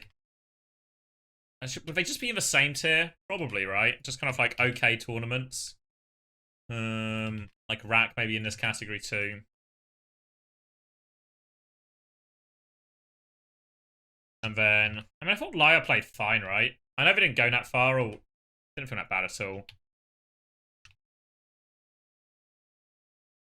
And then something like... Wait, who have I missed? Or...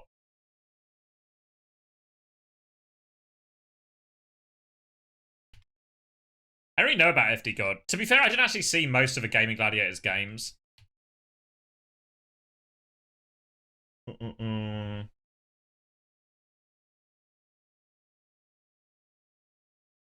know what I mean? Like, I think the only Gaming Gladiators game I saw was versus Rock Esports. Oh, I guess, and the SSG one, right? So I've only seen them on two extreme sides of a matchup. One where they're absolutely fucking rolling, and one where they're getting absolutely fucking rolled. So I don't know if there would be like...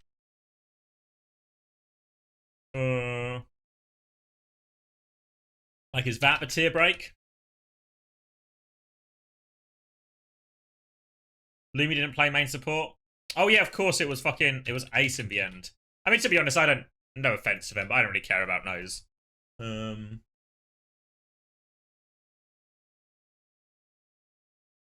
I don't know. Is the drop FD God about just racism, or is there like did you actually feel like he underperformed compared to his level in OWCS so far this year?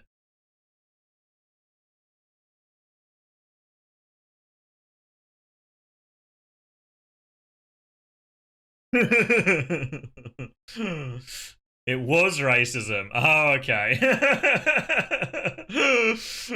It's fine.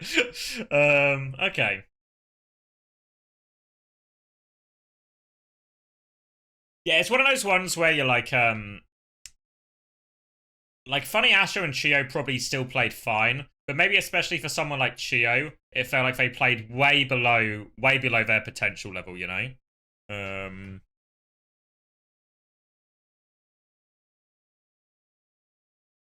So I think that's why, but I don't know if it was actually generally like really worse than a lot of these players.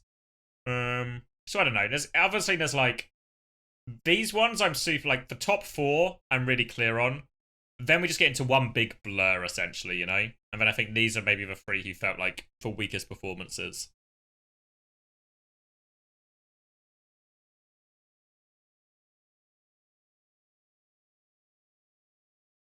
Because I think, to be fair, I might even put Rack towards the bottom of this as well. Like, I don't know if there's, like, an argument for, like, an additional tier break here, you know?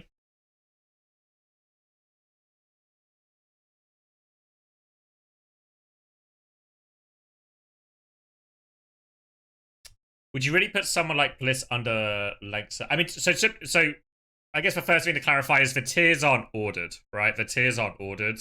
They're just like the order I've moved people in. So don't look at it as like a 1, 2, 3, but just look at it as a group, you know? But also, we recently watched like Bliss's games. And I actually felt like he was the weak link on Twisted Minds. So I felt like he was the one who had the most mistakes in him. Him and Vigi, I think that backline actually did feel a little bit fragile. So I don't know. Nothing I saw from Bliss in this tournament convinced me he was that good. Whereas I thought Admiral, and I thought the entire backline, the Z's Admiral backline looked really actually solid for Nightmare overall. Even though obviously they didn't actually get that far with it. Who do you think NRG picks up for tank? I think they should pick up someone like Hitori, probably. But they probably also don't, would be my guess.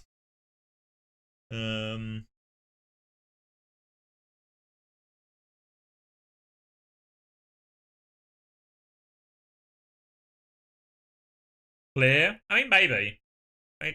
I didn't really see too many of Bleed's games. Who did I see? I saw Bleed versus M80, maybe. But I don't know, is Clear that good? They played fine at the tournament, I think. Respective to maybe what you expected Bleed to do. But I don't know. I'd rather see Hitori. I think she's better. I think she's better than Clear. So I'd rather see her get the opportunity if that's the direction they want to go. Like if they want to, because there's two ways they do, right? I feel like the boring thing for NRG to do is just to sign some like mid tank who's maybe been around for a while. But the interesting thing to do is maybe pick one of these players like a Hitori or a Tama or someone with less experience and maybe gamble that they can get more out of them, you know? But I think, because to be fair, I think there's no clear options for them that would definitely go to them, you know? Like, maybe you could say something like KSA or Kellen are the obvious options. But I don't know if KSA or Kellen would sign for them. I don't really know what Shock offer in terms of, like, salary and benefits. And if it would be deemed worthwhile.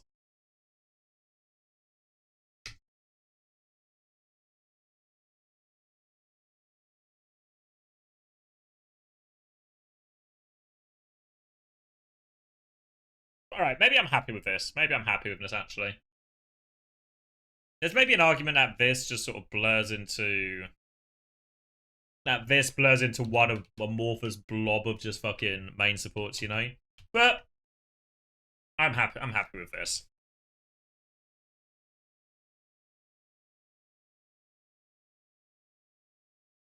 I think KSA does have dual citizenship, but I mean, I think it's impossible KSA joins that team. I think if KSA comes back, it's like, the roster's got to be fucking good, I think, for KSA to want to play with them. And I don't think NRG fall into that category.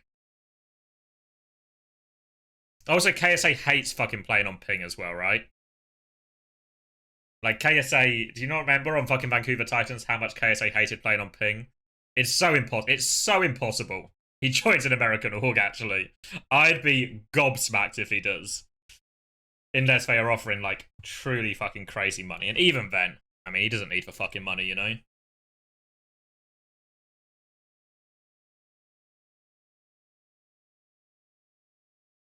But I think technically he does have dual citizenship, whatever that's worth, you know? But he wouldn't. If they had money, they would have kept... I don't think that's true, Waffle.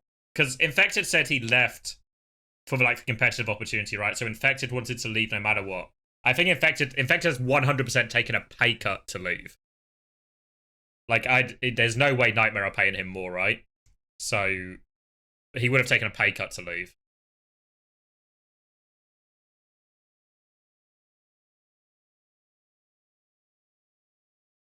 They bought out his contract? Yeah, exactly.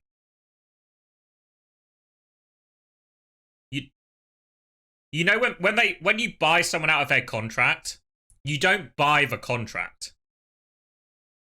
So like, if this is the NRG contract, right?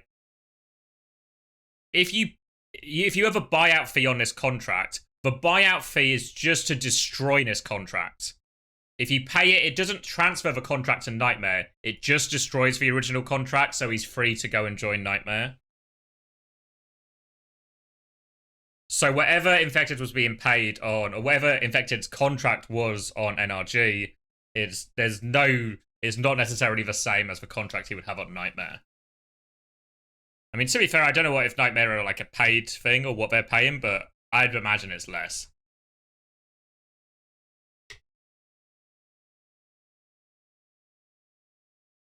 They want to start an empire? Oh, yeah? I mean, they signed Lethal as well, right? Maybe he's just spending money. What do I think of Lethal joining Nightmare? Do you think him or Seeker will play? I presume Seeker will play most of the time. It's like a weird signing. I don't know what... I don't know what they're hoping to get out of it, you know, in terms of like what it adds to them.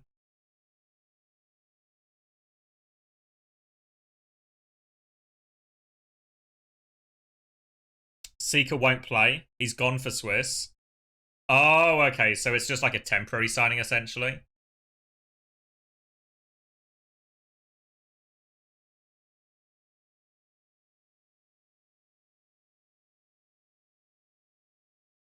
So Seeker's just going to be away and Lethal's just going to be cover, essentially. No, I don't think KSA was on ping for Twisted in stage 1. Oh, okay. That makes... Yeah, that's actually really useful information, Have, if I'm saying your name correctly.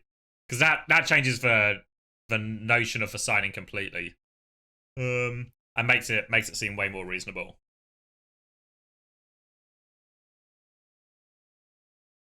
Alright. Where do we want to go next? Any roles? Any roles? Which ones are easy? Which ones are hard?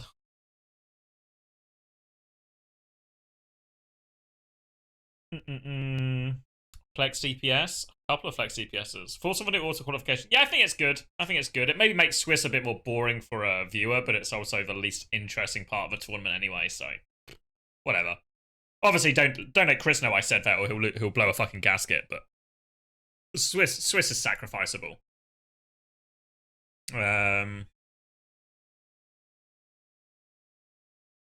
Isn't all Saudi players on ping? Yeah, the games are on the outside server. Well, it depends what you mean by play on ping, right? Because technically, all the players are playing on ping all the time. Normally, when people say the term, wasn't he playing on ping though? The implication is you're playing cross region, right?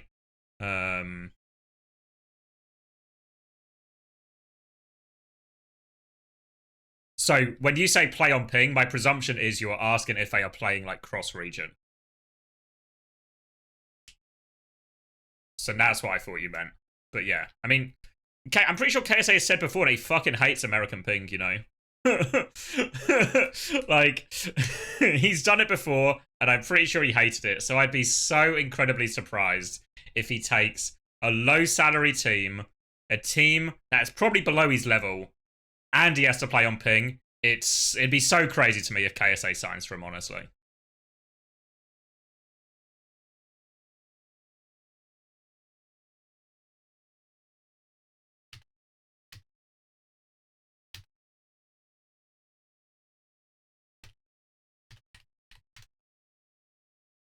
There's only 85 from Saudi, not that bad. Yeah.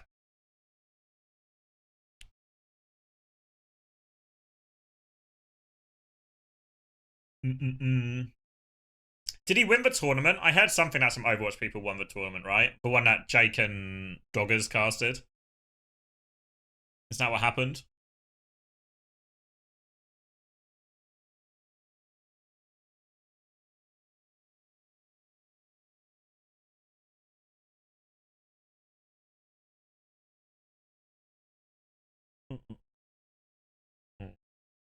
I'm sorry.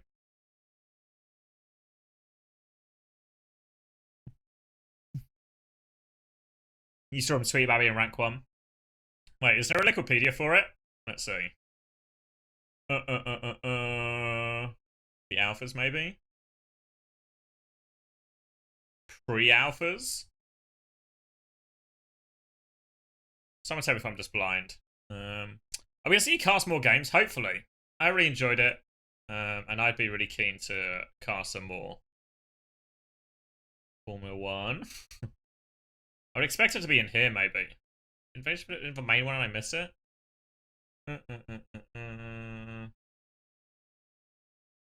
Maybe not. Is this his rank 1 tweet? Oh, here we go. Oh, this is him winning. Marvel EU champion. Easy clap. Who was on his team, do we know? He's the Venom Goat? Fucking Venom Goat? I always knew it. Been saying this about KSA for years that he's the Venom Goat. Now finally everyone's caught up. Oh, here's Cloudy in his maid outfit. You know who this actually looks worse for, right? Like, somehow, I think this reflects worse on Massa.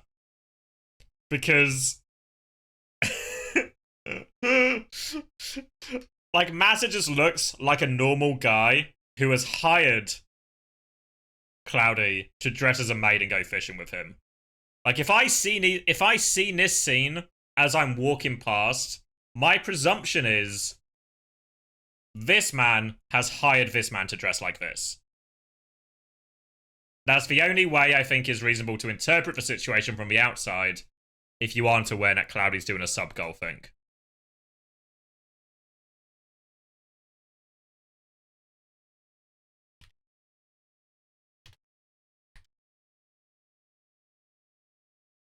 So I think it's more of a, what do you call it? It's more of a problem for Massa. Thank you, Zaito. Appreciate it for 2 months. Alright. Yeah, thank you very much. And now, that's probably a sign I should get on with my fucking job. So I think, easy at the top here, flex DPS. He's hanging at the top.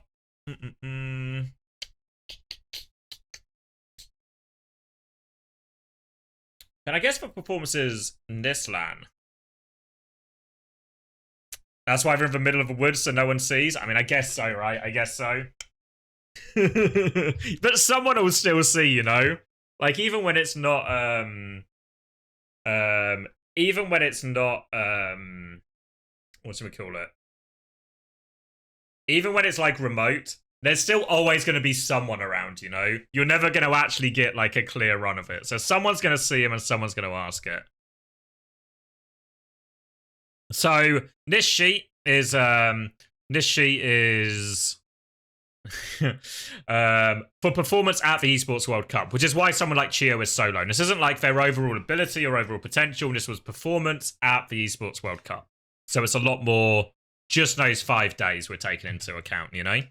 Which obviously means certain players, that's why Vega or something is maybe so high and why Astro and Chio are probably lower than you would maybe expect in a normal power rankings. But other than that, everything's a pretty straightforward power rankings thing.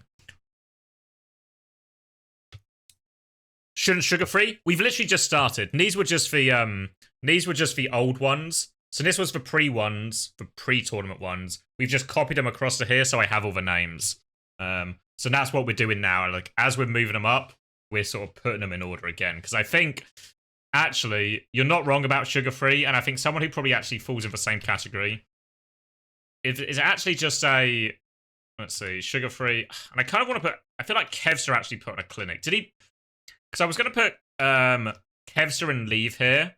The question is, do you think it's like a top 4, or do you think there's like a gap? You know what I mean? Was Sugar-Free and Heesang on their own level, or was it actually pretty strong performances just all round from a lot of the flex DPS? Because I feel like Kev actually had like a... Kev was on like, back on his hard carry, you know? I don't know, I feel like Leave did so much though, you know? Like, whenever I watch their games, Leave was hard carrying, while his team were like, Well, his team were fumbling the bag, essentially, you know? Like, even in that one we just watched against Twisted Minds, I feel like Leave had maybe a quiet map here or there, but his venture was actually, like, hard carry for the most part. I think in that series, they went out to Toronto. Where is it? I need to get back to the overview. Like, I feel like in this series, Leave was actually doing so much. You know? Real monster performance.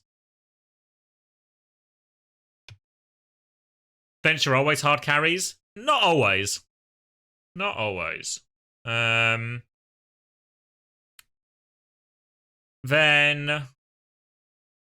who else do we need to pick out? Stalker should still be up here, right? Let me start putting names, because I think Sauna was really good as well. I think you're right. Who else am I missing?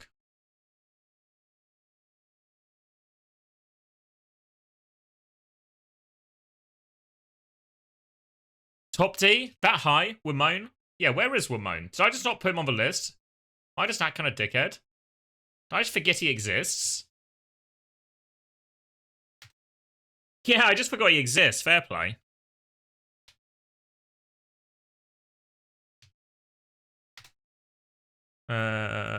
There we go. Yeah, maybe I did the ratings before he was announced. Maybe that's what happened. You know who should be up here as well, right?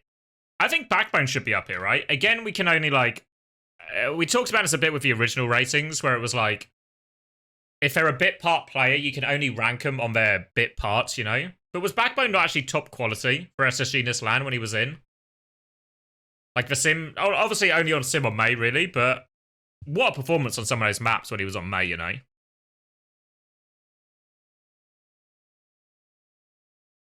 I mean, do you disagree? Do you not think Backbone's performances were actually up there?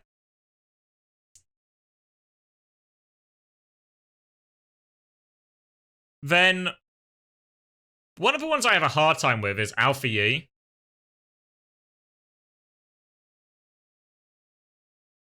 Because obviously his team literally did quite well, you know? they came top 4, that's pretty reasonable.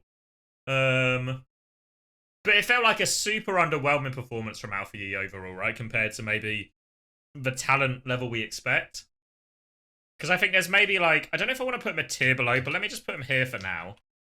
Because I feel like all these players maybe sitting like... still good players, but had a really like mediocre performance, you know, compared to everything.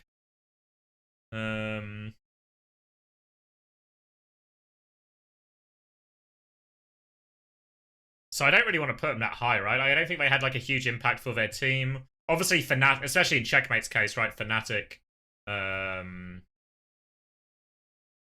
really didn't go that far either, right? The whole team had a pretty bad performance, and I think Checkmate played okay, all of that.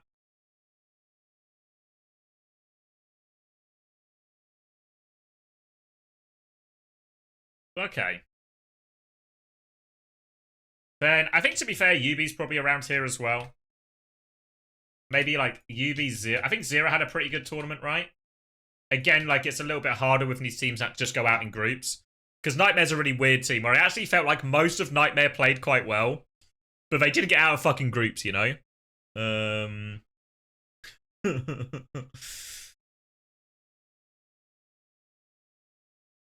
Then, I mean, loads of these players I didn't really see play all that much, right? I mean, Top Dragon did actually look good, to be fair.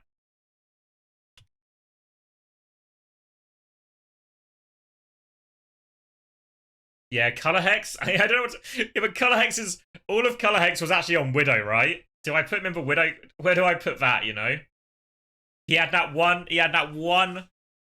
Widow performance versus Quartz. How high do we rate that, you know? Put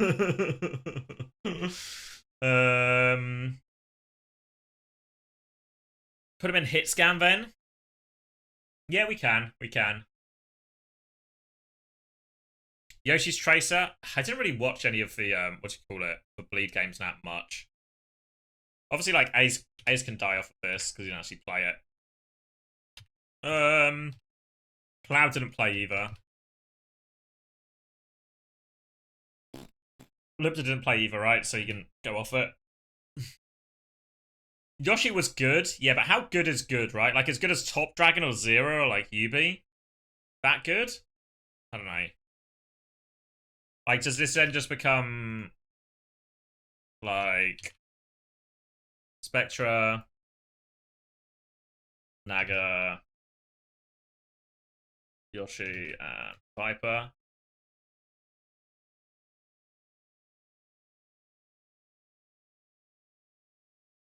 Alright, I'm just doing this just to move stuff up. Let me see.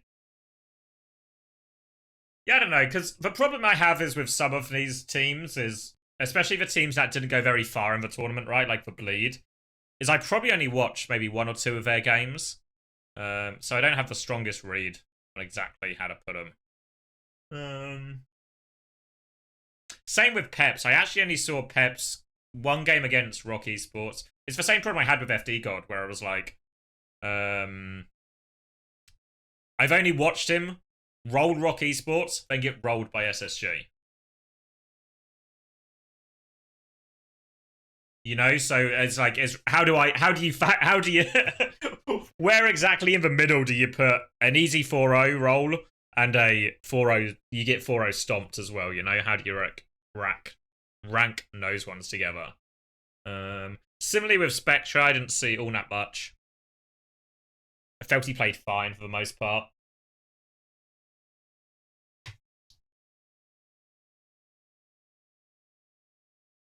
Like if I had to do it like this is probably like elite and then good, then like okay, and then meh, and then Brazilian. You know what I mean? If I had to name these tiers.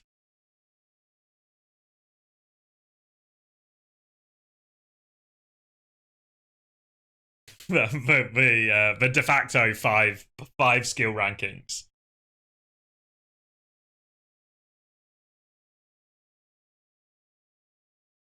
Maybe actually I'd replace okay with decent as well, to be fair, actually. Because I thought like Psycho was still decent, right? I thought Yubi was pretty good. Maybe something like that. You thought Bleed were competitive for first 2 maps? Yeah, it's the same. It was really the same story in all of their series, right? Is where it was like, wow, what a control! This team are gonna go all the way, and then, oh, okay, they've kind of beefed it here, and then they just shit the bed. And it was just maybe the last 2 maps is what a lot of people would have expected from the series.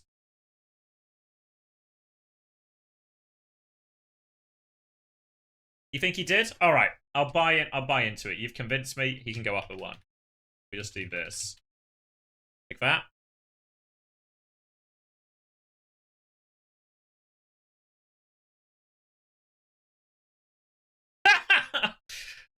Sorry, Spectra, mate. I didn't see that much, you know? Where would you put yourself, Spectra? Just Esports World Cup performance. You beat him? It's true. You think better than Yoshi? 5? Let's go 5. You want down a tier? You want here? This is better?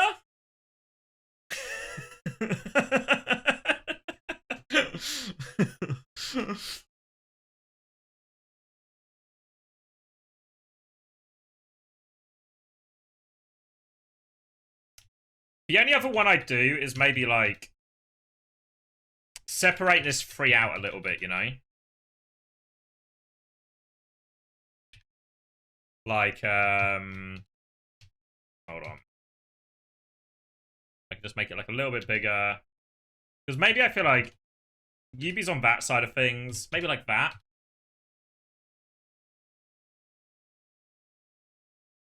And then maybe...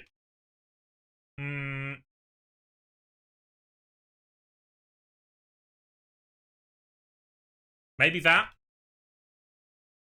Top D up, you think? I don't know, I find it really hard because with like Top Dragon and Yoshinori, they literally didn't get out of groups, you know?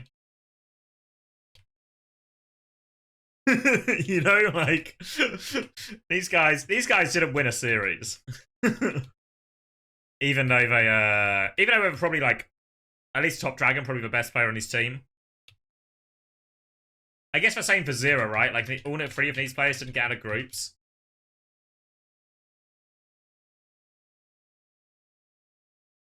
If you get 4, yeah. Well, I feel like Naga and Spectre were really okay. To be fair, I feel like Viper was okay, right? But I feel it really hard to rate Viper that highly because he also got killed partway through the LAN, right? Like Viper played like what was it, like 2 maps, and then his team just fucking benched him for the rest of it. So the implication is that has not gone well.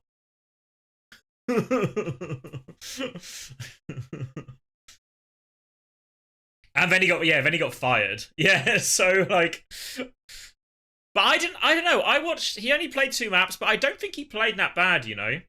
I don't think Viper played that bad, considering he got fired. But I also understand, like with Checkmate and Knife, you kind of don't need Viper, you know? Like with those 2 DPS players, there's like no space for Viper on the team.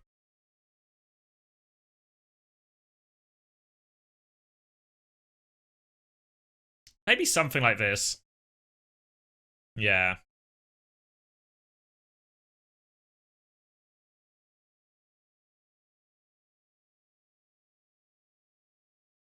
Who would Viper help the most? I don't know. Maybe one of the Korean teams, right? Let me go more specific right now. Because that would feel like it would be most obvious, but I don't know who would actually sign him. I mean, it wouldn't actually be crazy for like a Zeta division to add him or something as like a second flex DPS, so Flora doesn't have to do it. Well, it doesn't have to do like the Tracer as much.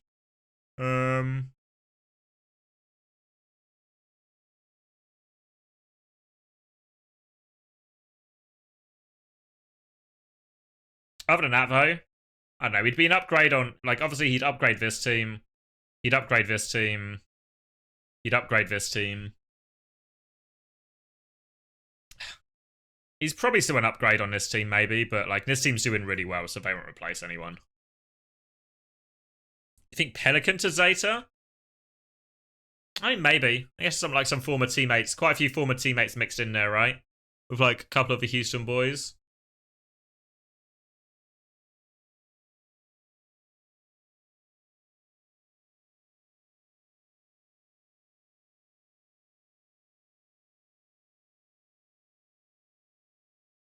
Yeah, we'll see. We'll see.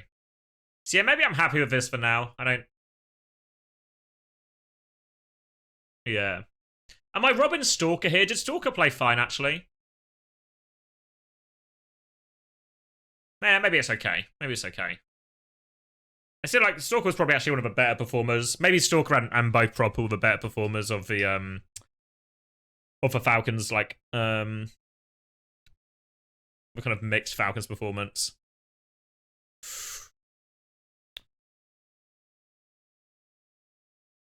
Stalker's for the main venture go. Yeah, I feel like Stalker's about to find himself a bit like the Stalker's about to find himself becoming the world's best bench player.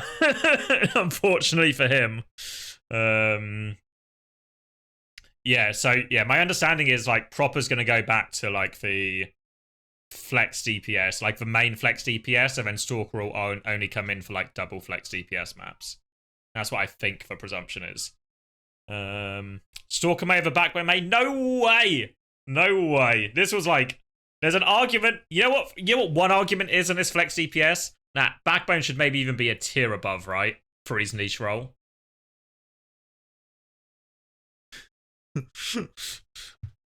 Honestly, those Circuit Royales were game changer.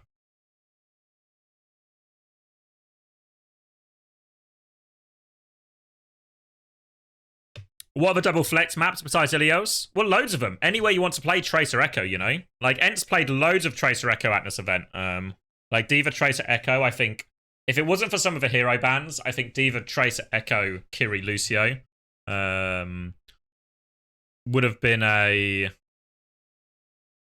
like a way more heavily seen comp. On his knees. I mean, were they not good? Again, like, just point me to the performances he struggled in, you know?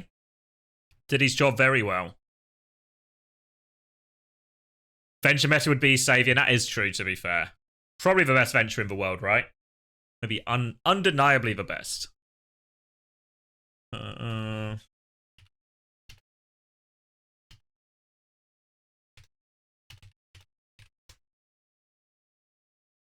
All right. Next one. Where are we going? Where are we going? Give me a category. No, the order doesn't matter. The order's kind of just random in terms of what order I just happen to discuss them with. So they're not necessarily ranked within order. Tank. Hit scan. We've had one vote for all three categories. Next person to write is the tiebreaker.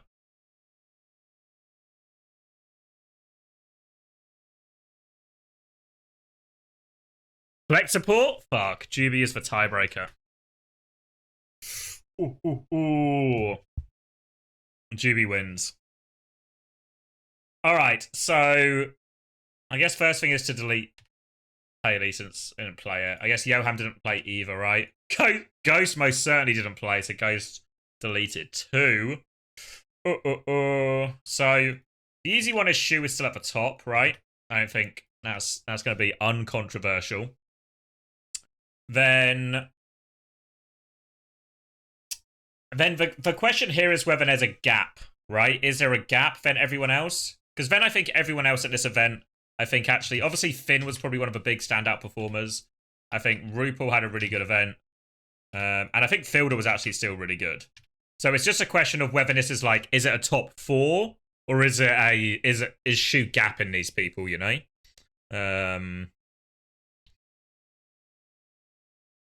You think Shu is separate? I know. I thought Finn had like a really good event. Really impressed by Finn, both on Anna. I think Anna, like he was probably had the most carry Anna performances. Obviously, he played it a bit more than Crazy Raccoon did, but I thought really good. Yeah, like if anyone in this category here, if anyone in this category moves up, I think it's actually Finn, you know? I think it really is. Then in terms of other performances, I thought Kaneo was actually one of the players who had one of the better tournaments here. Obviously, Virtus Pro as a whole had a pretty good run, right? And I thought Z's had a really good performance. So I think they should be up there, even though they didn't get out of groups. Sky was good. Yeah, I maybe saw a few less of the Ents games. I don't know if this just becomes like a big European category, right? Because I don't think this was Landon's best LAN by any means, but I thought he was okay. And then I don't know if there's then a gap and then everybody else. Like, I mean, I didn't see Magic play, to be honest, so I don't know where to put him in there. Maybe even Aki even falls into this, like, just this sort of like clump at this non-Brazilian clump at the bottom, you know? Something like this. I don't know. I actually tempted to move Finn up, right? Because I feel like he was such an important factor for his team, you know? It's sometimes hard when you compare a player who's on a really good team. Like Shu's on the best team in the world, right? So he can carry, but there's only so much carrying you need to do when everyone else is a fucking star too. Whereas Finn, I think, actually elevated his team's performance way above where it would have been without him, you know? Like, I guess, like, an interesting thought experiment would be if you replace Shu with Fielder, they probably still win, right? But if you were to do the same on Zeta, would they do as much, you know? Yeah, so I thought this was a really standout land for Finn. You think Vigi did better than we give him credit for? I don't know. When we were watching, maybe I'm a little bit biased because it wasn't a particularly good series. Actually, to be fair, they fucking won that series and I was still a little bit down on Vigi, right? The game we watched earlier, the TM versus LGD, still felt like Vigi and Bliss were the weaker links there. So yeah, really not blown away by Vigi from this event.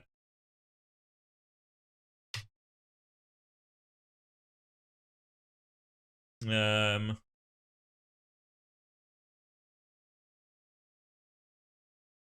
trying to think back to what else we've seen.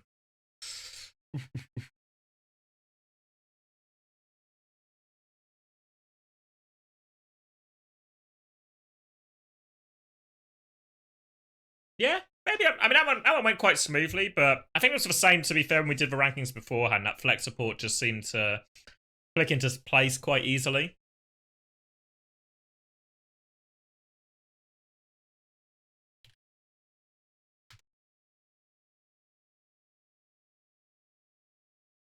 Yeah, I would say it feels relatively uncontroversial, right? I don't think any of these, like, all of these kind of just in, like, the mid to okay category. These ones pretty decent LAN.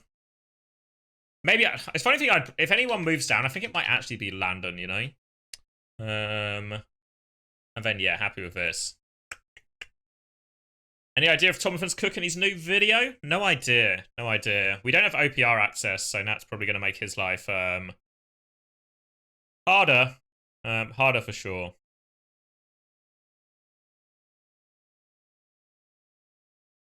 Landon goes down. That's the only one I was considering. Like, is there an argument that there's, like, maybe even Sky as well? Something like that? Because I feel like Kaneo and Z's were really good.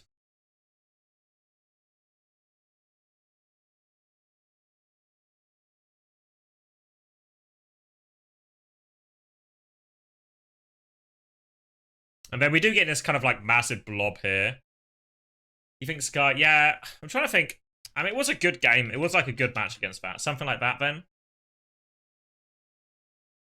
3 for Alpha Youth, really, really rough. I don't know. I wasn't impressed by Alpha Youth at all. I thought he had a really sort of mid-tournament. Yeah,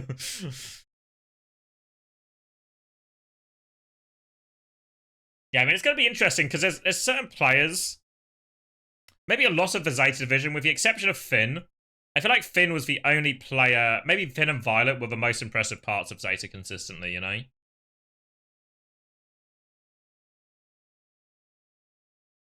Is Z the second best flex support in North America? If they keep playing like they did in that group stage, then yeah. Like, I think there's an important thing to remember here, right? Where people like Infected and Z's, I think, have come in and put in a real classy performance in this event, right? But what they've actually done is put in 2 days of classy performances, you know? So the next step, if you do this, is can you maintain it, right? When we see them in OWCS, are we going to see the same level of quality, the same sort of impact they have for their team? The hope is yes, you know, but it's like a... That's the next question in these situations. And yeah, I didn't see Magic play, so it feels unfair to rank him.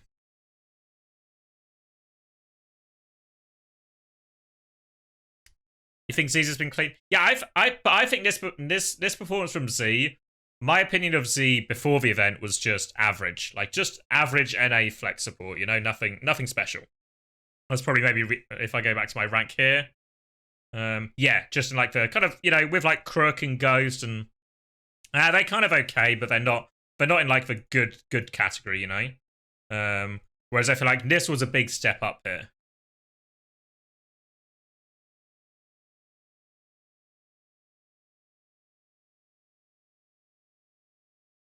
Wasn't there some match where Violet Ajax everyone?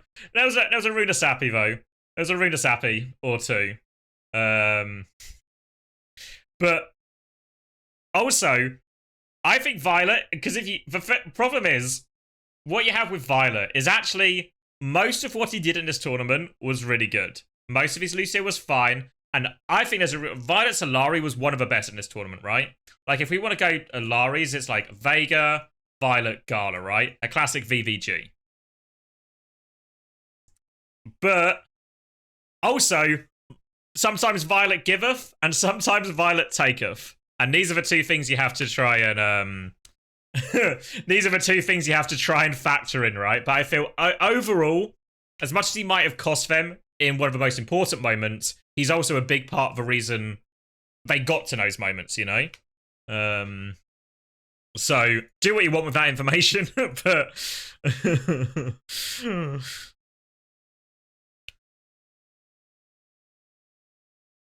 yeah.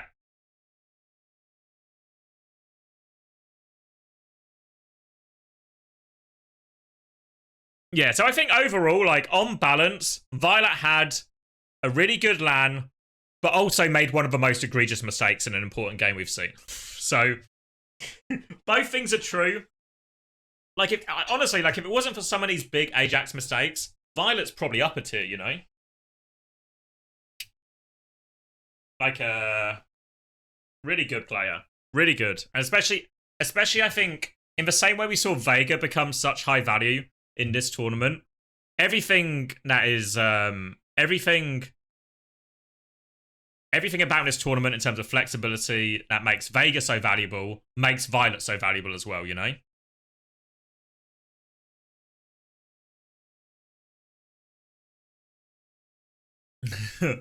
So, where next then? Where next? Hit scan or tank? Hit scan or tank?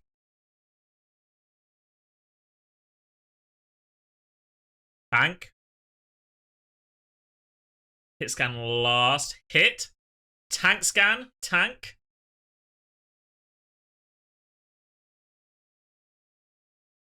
Hit scan? Actually, I'm gonna go get a drink.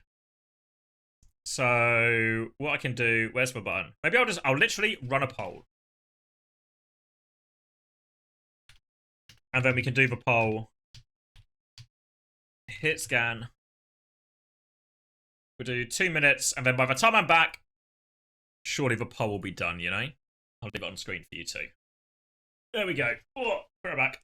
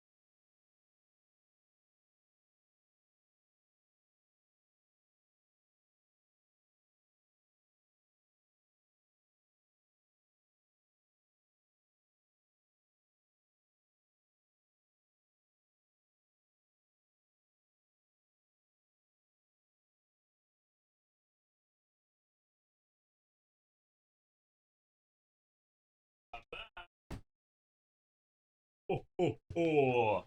What are we saying?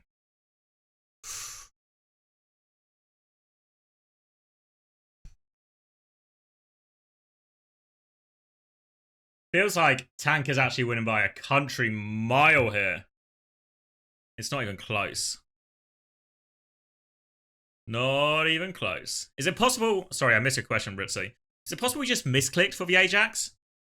No. They wanted a beat push, I'm pretty sure.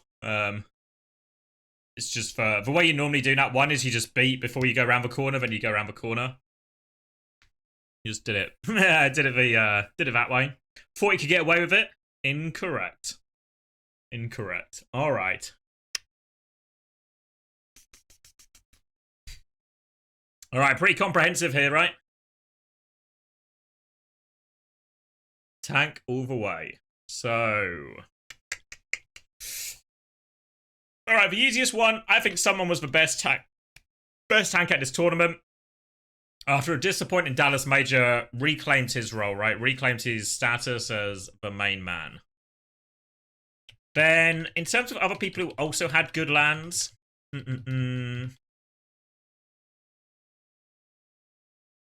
I feel like, obviously, like, Jumpin and Max both had, like, really good lands, like, just solid lands.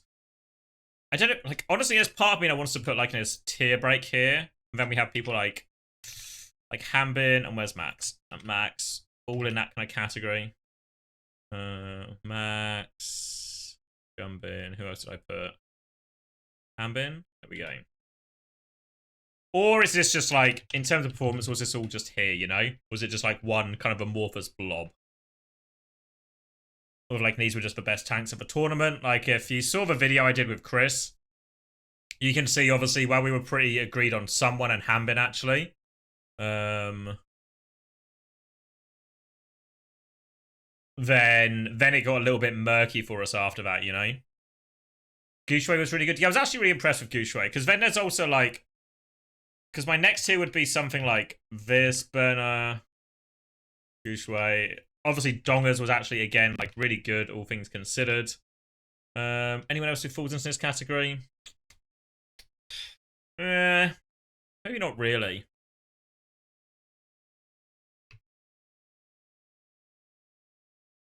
You think it's more like, let me do this. Like that?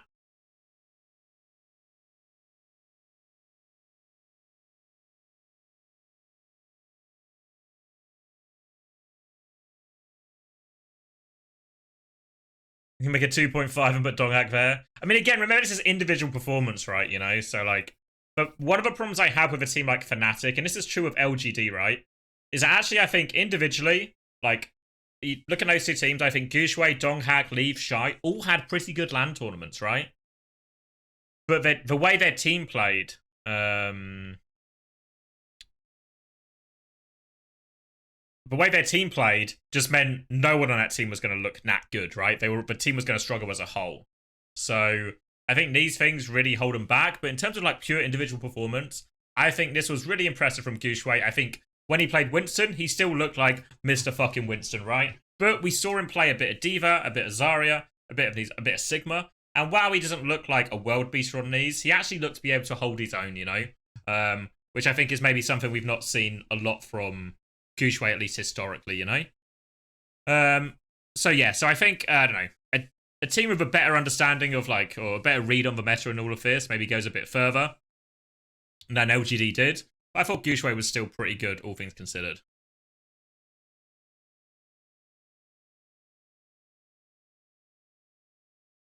Yeah, I thought Haddy's D.Va was actually pretty good. You know, there's a question asked of a lot of the tanks in this, you know, like, because some teams have like Hanbin, or like a Hanbin Max or Bernard type situation where it's like, oh, it's a D.Va meta, let's bring him in. But I feel like a lot of the tanks like Gushway and Haddy having to flex onto the D.Va actually performed really reasonably well, all things considered.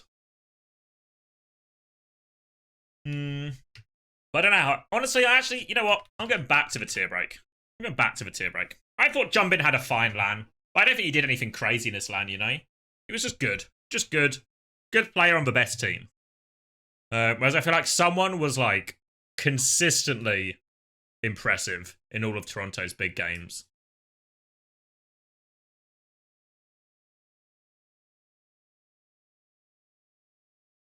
Then, I don't know.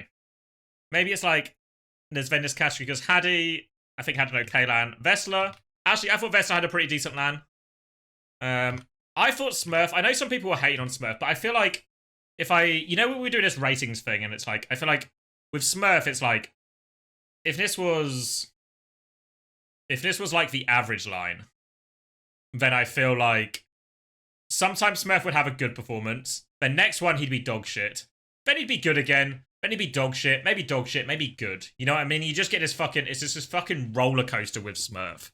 Because some of these maps, like that Suravasa, which team was it against, that Suravasa? Was it this one? Maybe it was this one, right? Where Smurf just looked like fucking lost as a boy could be. Or was it this one? Oh no, it was against VP, wasn't it?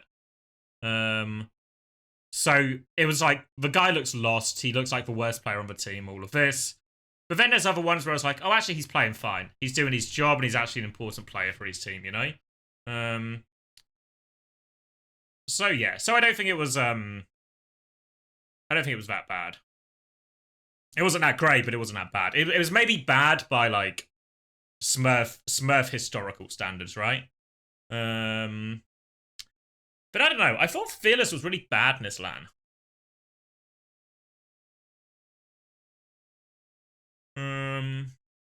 I guess he's probably still in this category, right? Again, most of Fearless's problems came when he wasn't playing Winston. Obviously, Chase wasn't here. I mean, I don't know where I want to do with... Maybe Infected is up here. I feel like Infected, Rajaro, TVNT as well, all actually played pretty well. I guess the question is, are they actually a tier below these? Or are they like... Is it just are they just in here, you know? Because I feel like TVT actually had a really good LAN. Rajaro had a really good LAN for the most part. Infected, again, out in groups, but really good.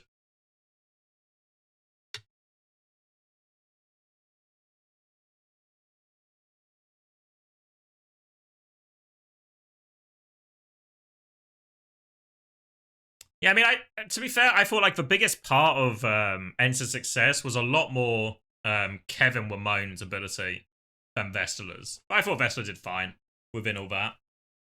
Then, I don't know if it's just, I don't know. Then it's just like the everyone else type category.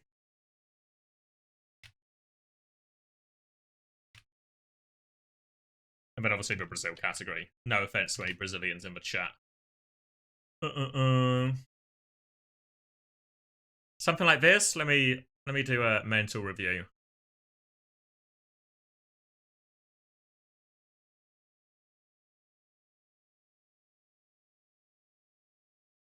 Blue's too high.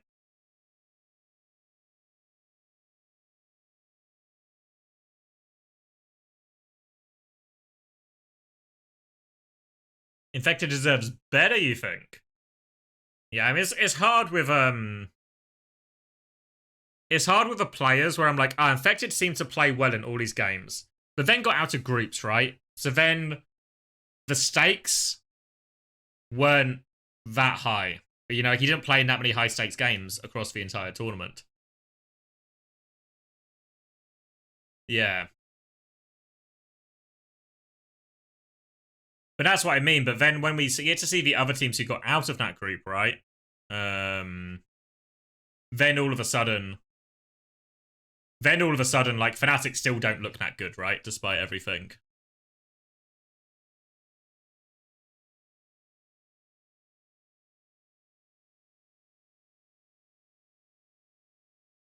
You know what I mean? So it's still impressive that they beat Fnatic, but how impressive is it that they beat Fnatic, if you know what I mean, you know? Like, Fnatic being a bit fraudulent when it came to the bigger, the playoff portion of the tournament as well, probably takes away a little bit from it, you know?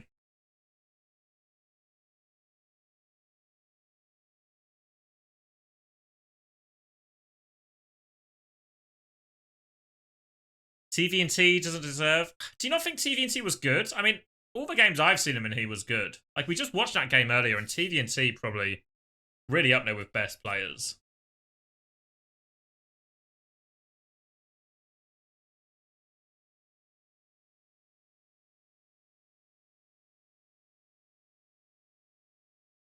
You think, like, Fielder's performance, justifying being second? I don't know. I think Finn was unbelievable in this tournament. I don't think Fielder was bad. Like I said, that's why he's still in the second tier, you know? And for me, like, it was a real 50-50 between, like, Fielder and RuPaul, I think. Yeah, I was actually really impressed by TVNT. I thought he had a really good LAN. Really good LAN.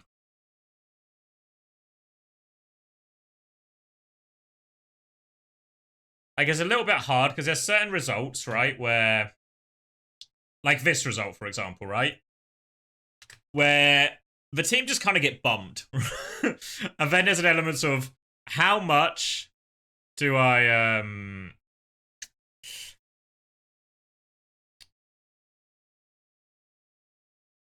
How much should I factor this into Entz's overall performance, right? Well, maybe not that much, right? Entz's performance in this is probably more important, you know what I mean, in terms of judging their players' LAN and all of that. And I feel a similar thing with, like, Twisted Mind's one here, you know, it's like, they just got fucking bummed, right? So it's a little bit harder to get a read.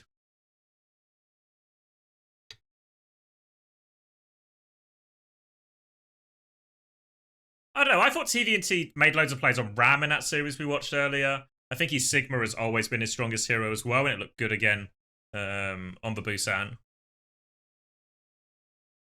So no, I was impressed by TVNT. And honestly, like, the TVNT games are probably the ones I've watched most recently.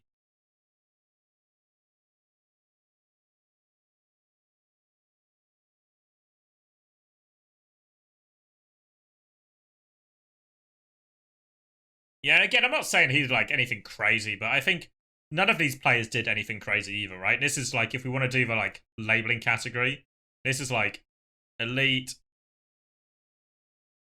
good, decent,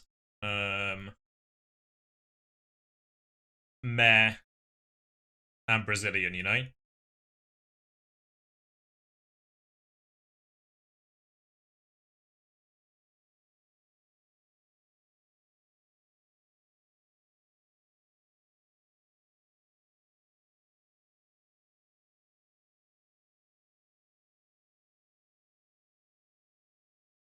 Samba intensifies. It's fair to say after doing these rankings, I will not be going to Brazil anytime soon, just out of you know, security for my own well-being.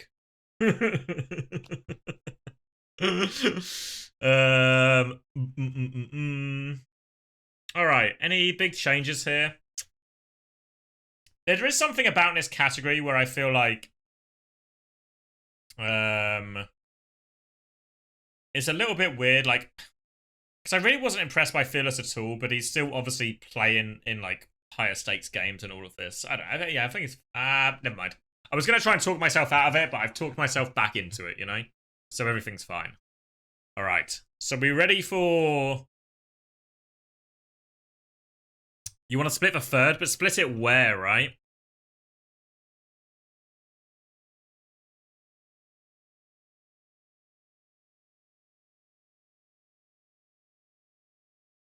Like, I think what's maybe a little bit weird is like Infected, Rajaro, and TVNT are all probably like slight overperformances compared to their previous level. Whereas like Smurf and Fearless are underperformances, but they're probably still around the same level, you know? Like if we look at the tournament, right? Where is it? Like Fearless still beat SSG and went like toe-to-toe with Toronto, you know? Similarly with Virtus Pro, right? Like Rajaro was pretty good, but actually still lost to Smurf more often than not, right? Like I think Smurf played, was it just these two maps? Oh wait, I can't click on it and draw. Oh wait, if I use this pen, I can do it. I think, did Smurf play these three, if I'm not mistaken? Or maybe he didn't play Ilios. Maybe it's just Saravasa and Midtown. Split out Infected. Where's Infected? I don't know. I think they are kind of just all in a clumpers. They all had like a decent LAN. Decent individual performance. Alright. Which means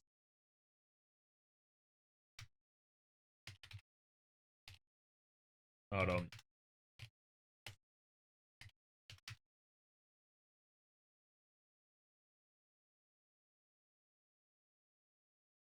Yeah, which means hit scan time, I think. Which is obviously going to be a little bit weird. Because I think some players are going to get naturally quite capped based on what their teams played, you know? Like, Kai and Sparker didn't play all that much, right? So they're automatically probably going to get ranked down a fair amount. Tree played very little hit scan this event as well, so we'll probably have to get chunked down too.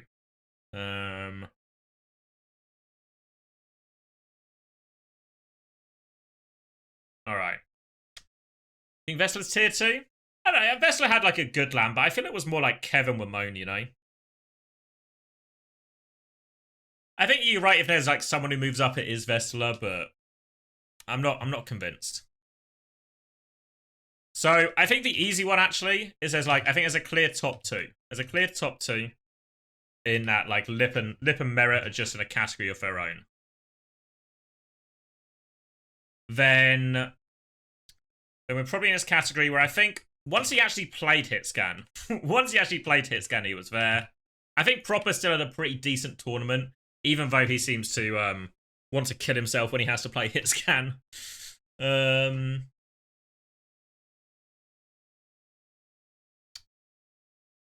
then it gets like a little bit murkier.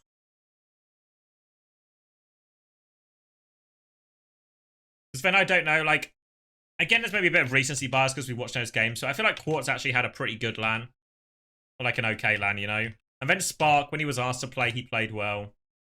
I thought Floral was okay as well. I think maybe Shockwave gets himself into this category. I thought Seeker was actually pretty good, right? Even when we saw him flexing around, I thought Seeker was pretty good. And then, I don't know. I didn't see all that much of Kai. I felt Kai played, obviously because I feel all events of success came in that Tracer, what do we call it? Tracer Echo comp. I don't know. Fucking whack our boy Color Hex in here as well. Yeah, I mean, I think one thing that's true when I've been going back when I'm doing this now and I'm thinking about it, I think one thing that's certainly true is it's the all the Gaming Gladiators players are the ones I feel like I don't really have just a strong opinion on any of them either, right? Like, I don't think it's a coincidence they've all just fallen into the same category for me. Just kind of meh, not too bad, not too great, you know? EXO was strong. I haven't played much hit scan. Yeah.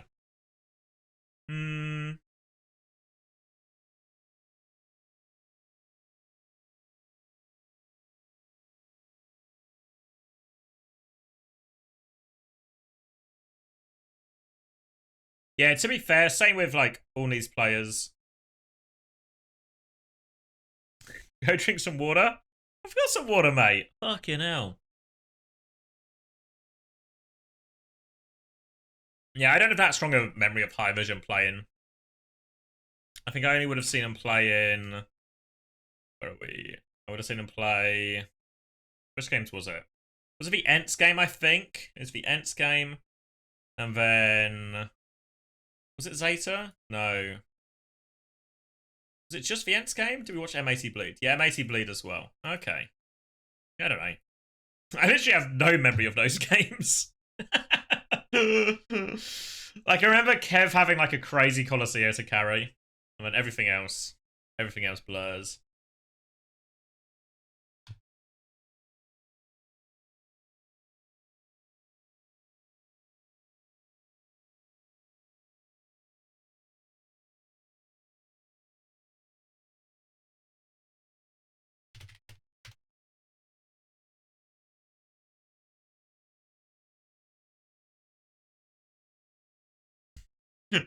What were we saying? He was the only one on GD to put up a fight versus Falcons. Who are we talking about? Zodial, sorry.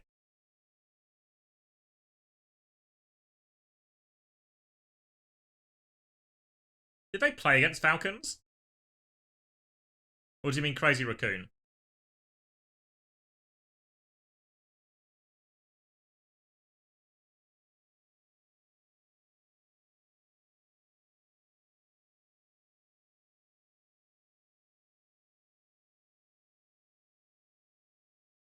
Based on this list, once again, should only import a Korean backline. I mean, to be fair, I think one thing that's maybe a bit misleading about this list as well is I think there's certain teams like Fnatic and LGD who just look lost, regardless of a comp or the meta, if you know what I mean. Like, I think they clearly still have good players, but I didn't think they played the right comps a lot of the time. I think when they did play the right comps, they didn't seem to have the best idea of how they wanted to play them against, in all the different situations, against all the different comps. So it just felt like they were underprepared and disorganized. At which point, even though you can still see they have talented players, you know, you can still see Leave and Shy doing the fucking Leave and Shy thing. But it's not enough to shift the needle against these stronger teams who also have good players. But then, also have good players, but then also know what they're doing, which is a broken combo. You think Flora to 4? Yeah, I have such a... Yeah. I mean, this is why I wish I was able to rewatch some of the games properly. Or, like, I say properly, like, in the replay viewer or something. Because I feel like I have strong memories on a couple of players, especially. But some of the ones you just sort of blur into the background when you either just don't see their moments or any of that, I have a harder time knowing what to make of them. UB4? I thought UB had a good land, to be honest. maybe lied about the Chinese here or there, but in the server, I think he had a good land. In the server.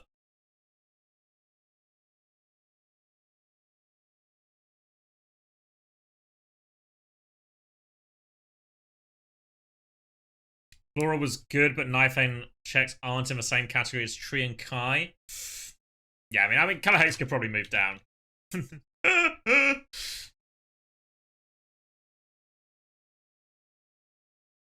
I mean, I think like Tree, Zodial, Kai are all better than Knife on hit scan. But I don't think they really showed that much this tournament. Obviously, like I said before, the Gaming Gladiators ones for me are probably like, I didn't really watch any of their games that were like the competitive games, you know? How's Backbone 2? Did his job, did he not? Don't think you can ask for much more for Backbone on the relevant maps and comps he played. Plus, he put in a worldie on against Zeta, right? So I think on his maps, on his heroes, you know, bit part players, you can only judge them, right? In the same way we only judge Hanbin or Max on like their diva, essentially, or these kind of things.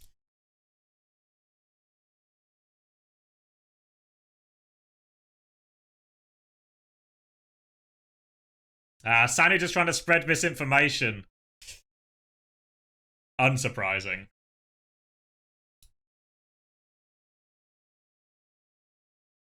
Didn't Boneback play too? Oh fuck, I actually forgot. Yeah, if we were to put Boneback in, I think it would be a pretty low Boneback rating if we're being honest. I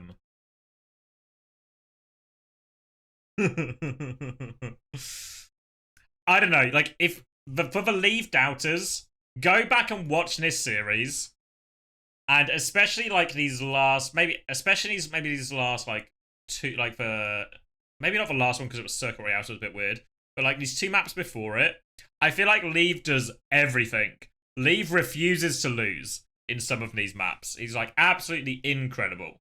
Like the individual level he's playing at. His team just suck. And I mean, to be fair, Toronto, as we saw throughout the tournament, turned out to actually be one of the better teams as well.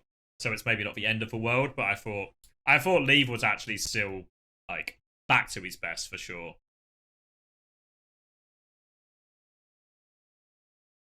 So yeah, big Leave believer. There's a joke there somewhere. There's a pun there.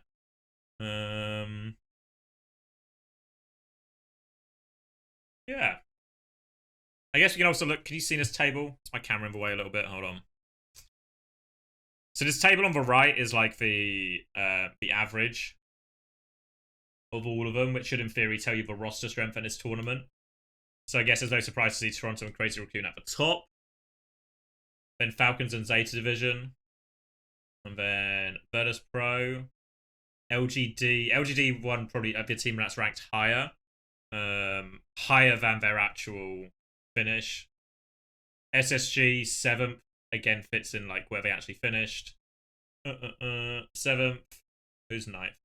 Timeless is 9th. Obviously, Timeless is Nightmare. So Timeless actually higher than they finished as well, right?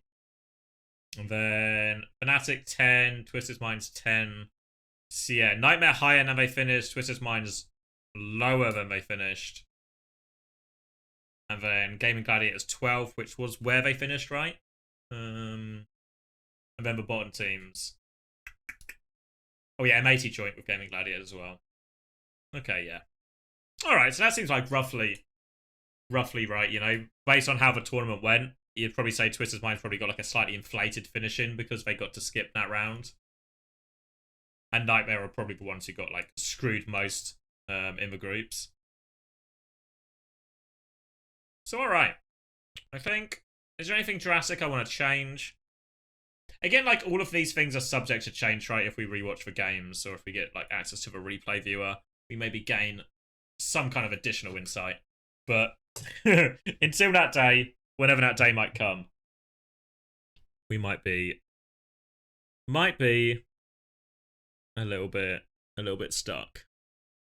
0 in 3, you think? I mean, 0 was good to be sure, especially on Farah. But also, all his other players were decent too.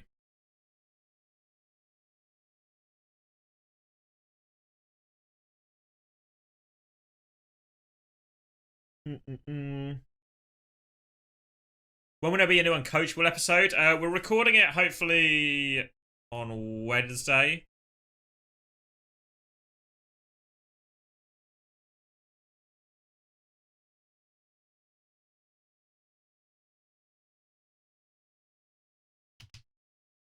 Oh yeah, I think we've actually, hold on. I think we've just confirmed the time. We've confirmed the time. Wednesday, locked in.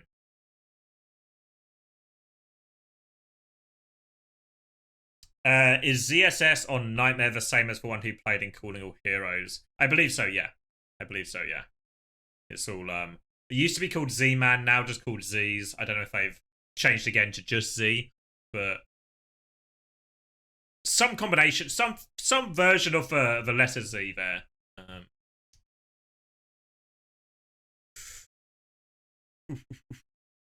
I just got here. Is this based on? Yeah, so this is only at the Esports World Cup. This isn't like overall player strength or whatever. And this is based on how I thought they performed at the Esports World Cup. You know, so it's really just taking those 5 days.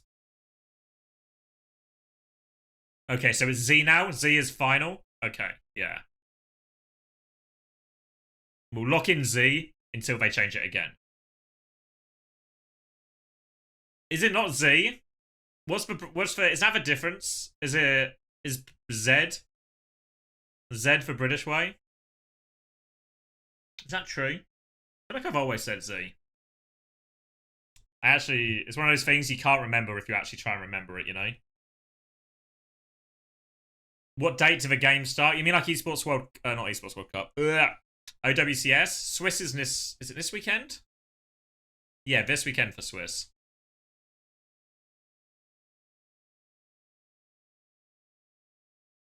The letter itself is Z.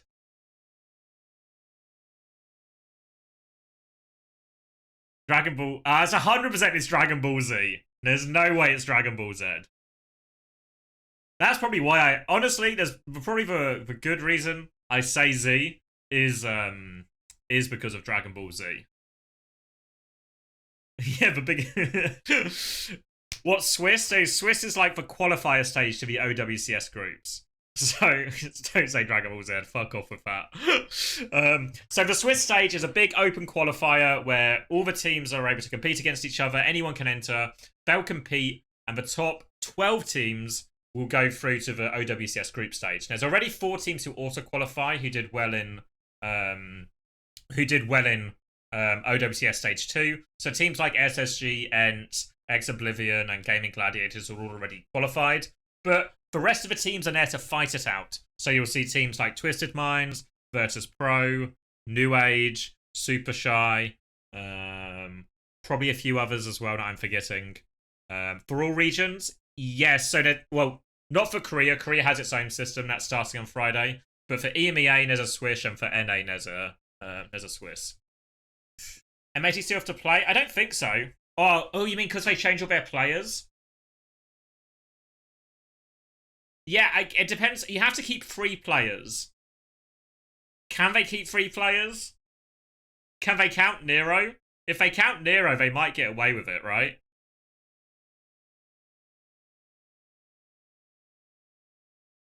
Actually, if they keep Tree, Spectra, and UV, they're okay, right? Because they only need 3 players. I don't know what the rest of the roster is, but my guess would be Spectra, Tree, and UV all stay.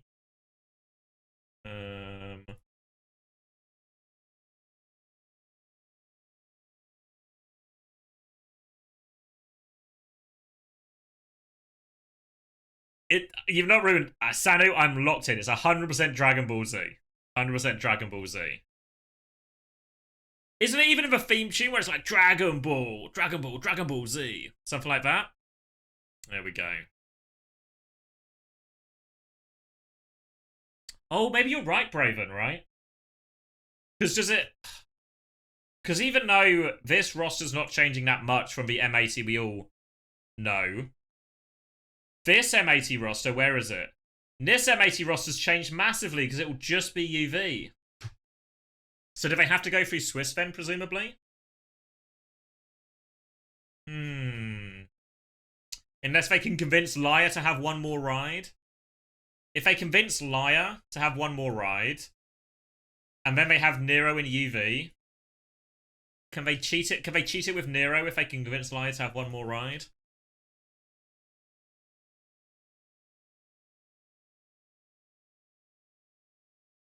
You're hearing Liar is playing. according to don't even remember who. So a huge chance we've just spread misinformation, but that's okay. EXO is EXO's just a name change. So the actual EXO team that have auto qualified is Peace and Love have auto qualified is a better way to say it. Peace and Love have auto qualified to stage 3, but they are now known as X Oblivion, which is why EXO have got this. And this roster obviously still has all of the Peace and Love players on it, you know, or at least most of them. So even though, so it's not the old EXO roster, it's just Peace and Love rebranded essentially. Liz, there's no way, Quark, that Liz says Dragon Ball Z. God rest her soul. Any idea why Nightmare picked up Lethal? Apparently Seeker's going to be missing for a bit, so Lethal's just going to fill in. That's what somebody told me, and now I'm going to repeat it. And if that original person was lying to me, then this is how rumors start. And that's what I heard. So hopefully it's true.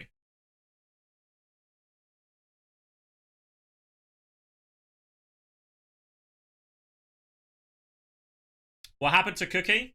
Nothing. Just hanging around. No good spots for Cookie. And there's too many hit scans in EMEA, so there's no good teams for Cookie to play on.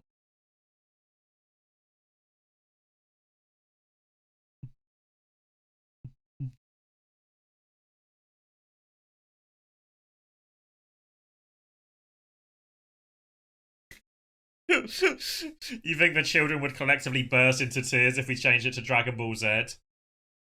Can we shoot Sparker? No way we shoot Sparker. Sparker's still really good.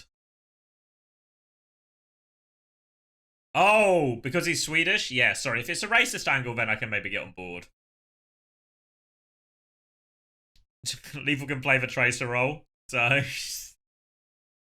we've been down this road before. I mean, come on, did you not see Seekers, Tracer, and Echo at the Esports World Cup? Pretty good, no? Pretty good. Pretty good for an old hit scan player.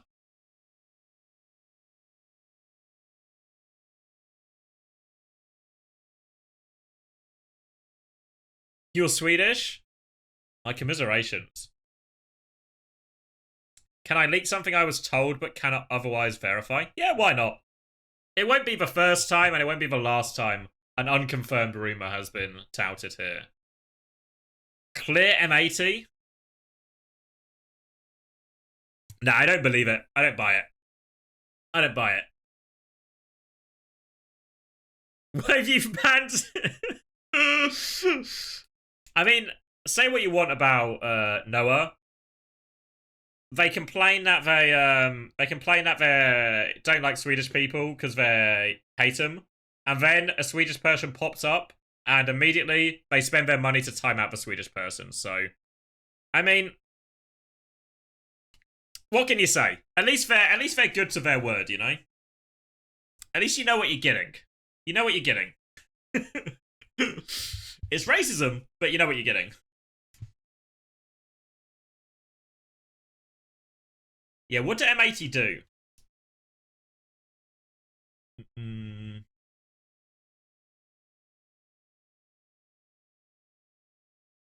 I bet Clear will be baiting though.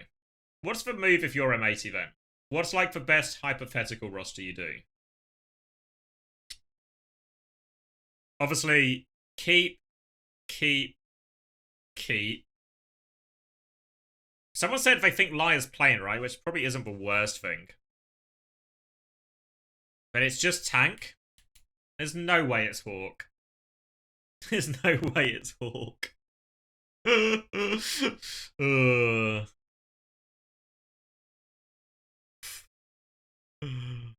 Get Punk back? Nah, Punk won't play. Because this team's pretty good, right? If I can get a tank, this is pretty good. Right, Turkey. The Revenge of the Swedes.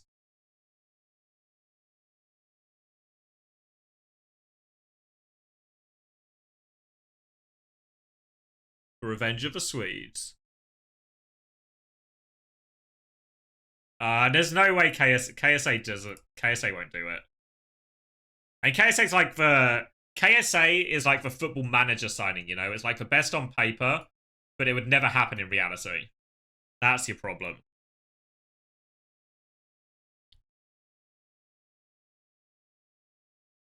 But who else is there?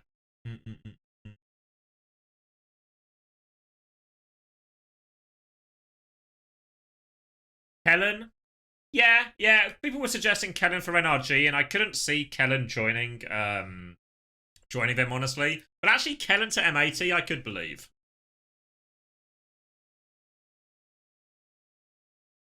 Actually, yeah, maybe Kellen. Kellen's the solution. Kellen, Spectra, Tree, Liar, UV. Does it beat Toronto? Probably not. I think it's pretty good. Is Clear joining NRG? Not that I've heard. Not that I've heard, owners.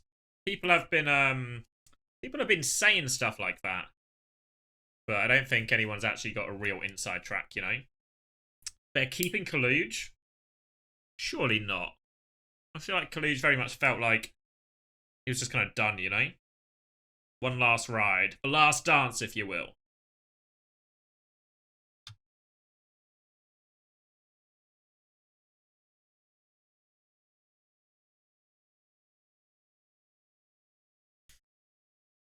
Kaluge's had 4 last rides. That's also fair. But sometimes you you just can't resist. Okay, we gotta have a notable Korean free agents. Is there even anyone that good? I mean, Kellen's the obvious choice, right? The K-Dog, as everyone calls him. But I don't know if there's anyone else really that high up the list.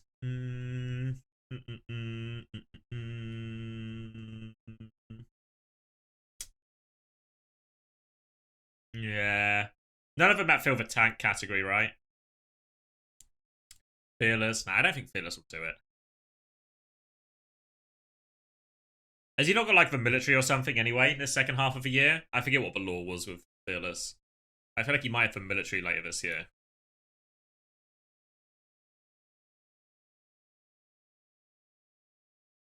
Maybe attack, right? But that would feel like a pretty underwhelming signing, I think.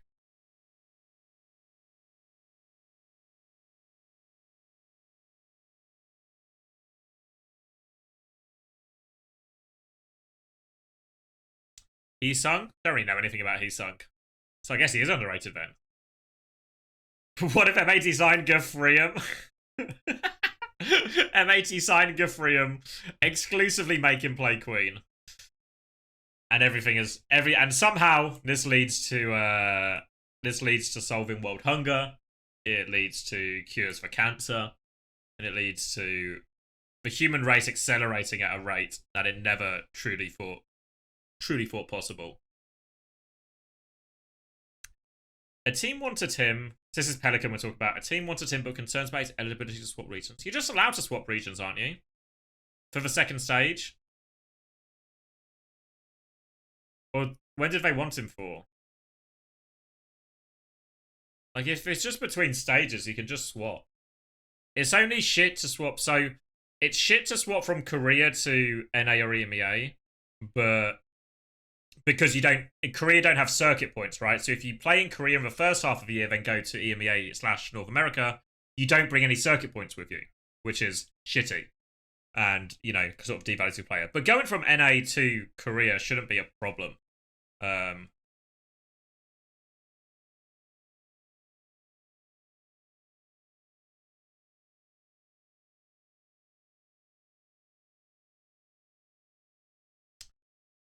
What do I think about Nightmare's CEO? This is Flack, right? Saying he thinks they can compete with Toronto?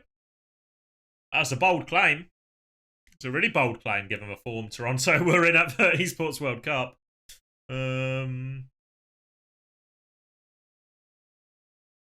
He's biased, though, right? Pretty biased, but I mean that should be the goal. Like, as much as it's like easy to sit there and dismiss it. That actually is the right call from Nightmare. That's what they should set their sights on and go like, let's try and catch Toronto. Let's see how close we can get, you know? I think that's the right approach. How possible it is, maybe another question. That's for fucking like that's what they should use as their North Star, you know.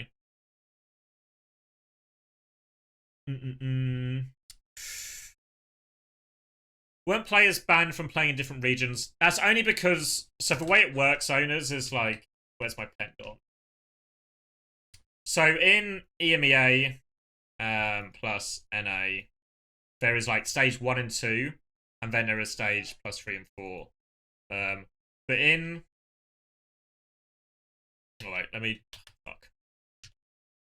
So in EU, let me redraw it again. EU and MA, there is stage 1, stage 2, stage 3, and stage 4. And between each of these stages, you can swap rosters. But in Korea, there is just stage 1 that lasts the same length as 2 stages, and then there is just stage 2.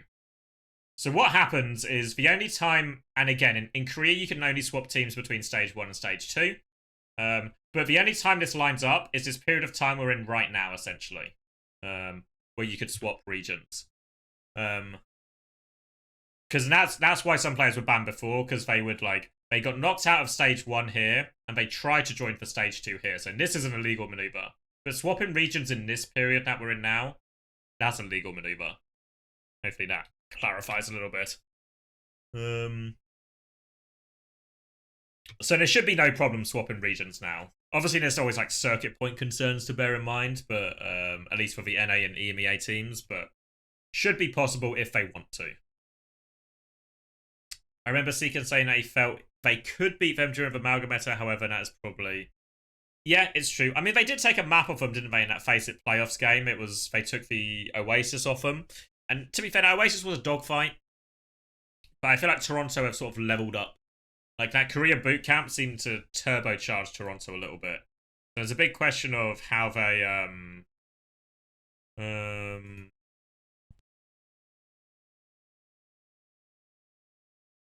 big question of how they handle that. But I don't know. It's the right thing to aim for, and I hope they get close, to be honest.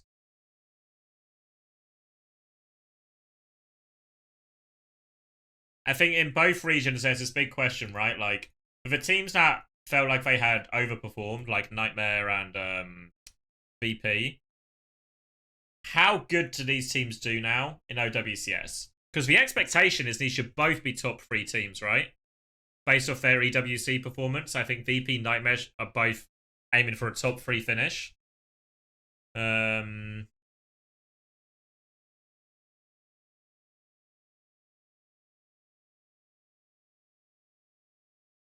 So yeah, I don't know. That's what they should be aiming for. It's just whether they can keep that momentum up, right?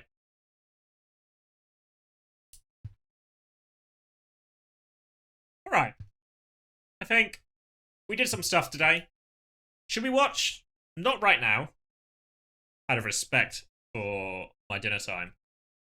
But should we watch tomorrow? What do you want to do? Do you want to watch the what do you call it? The whatever that Korean Cup was called, right? Watch the Calling All finals. That was this weekend as well, right? Because with that, with what they called, was it Green Fortnite? I saw a tweet saying they were doing well or something. And Rhythm Overwatch Circuit Finals. What's for Rhythm Overwatch Circuit Finals? They sound like 4 unrelated words. The Russian tourney? You've not sold me. Oh. Was it Rhythm Overwatch Circuit? Where am I? This one? Last Stand? No, I'm not super sold on this one. What we're calling... Oh god, which one is it? Major? It was for Major, wasn't it? 2024 Major 3?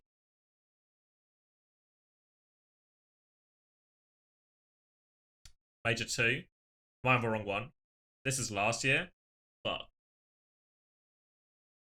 Is it not? 23-24? That's this year, surely. Oh, right. Okay, now I see. Fuck. I see.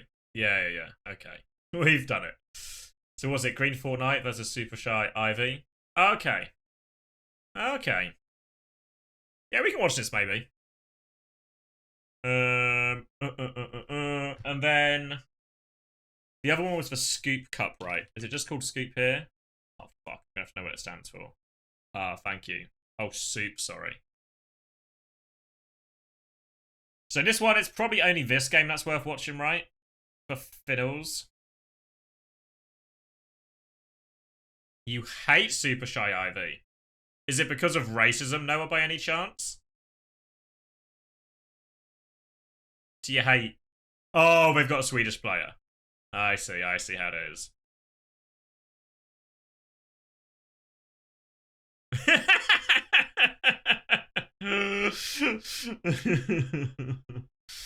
The Swede didn't play? Okay. What's wrong with Swedes? Nothing wrong with Swedes. Noah just hates him.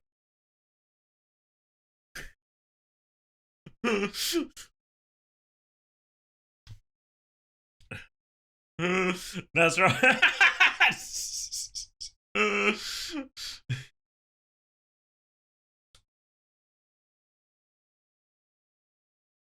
So yeah, probably just for finals from this, so we can maybe watch both of them. I mean, obviously, if we can somehow... It would be a small miracle, but if we somehow wrangle OPR by then, we'll be laughing. Let me figure out... What day is it today? It's only fucking Monday. So Friday, we're going to watch Korea. So we need Tuesday, Wednesday, Thursday are our opportunities to do a thing if we want to do a thing.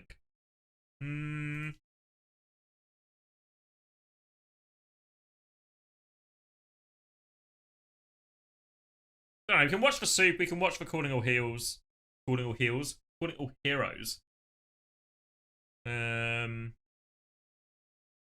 Pacific is also Thursday. Fuck. I feel like I'm not gonna watch. Because wasn't Japan today? Where am I going? That's the Esports World Cup. This is OWCS. Japan was today, right? Or did I make that up? I swear I saw Japan streaming today. I swear I watched Varel play for a little bit. Was that all just a dream? What was I watching then? What did I see Varel play? 100% I was watching Varel play earlier. But play what? I don't know. I thought it was OWCS starting, but... Clearly I'm lying to you.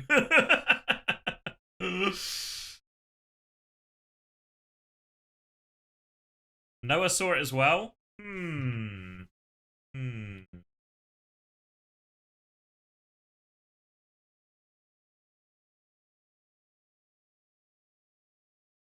What's this one then? So it starts at 11 my time.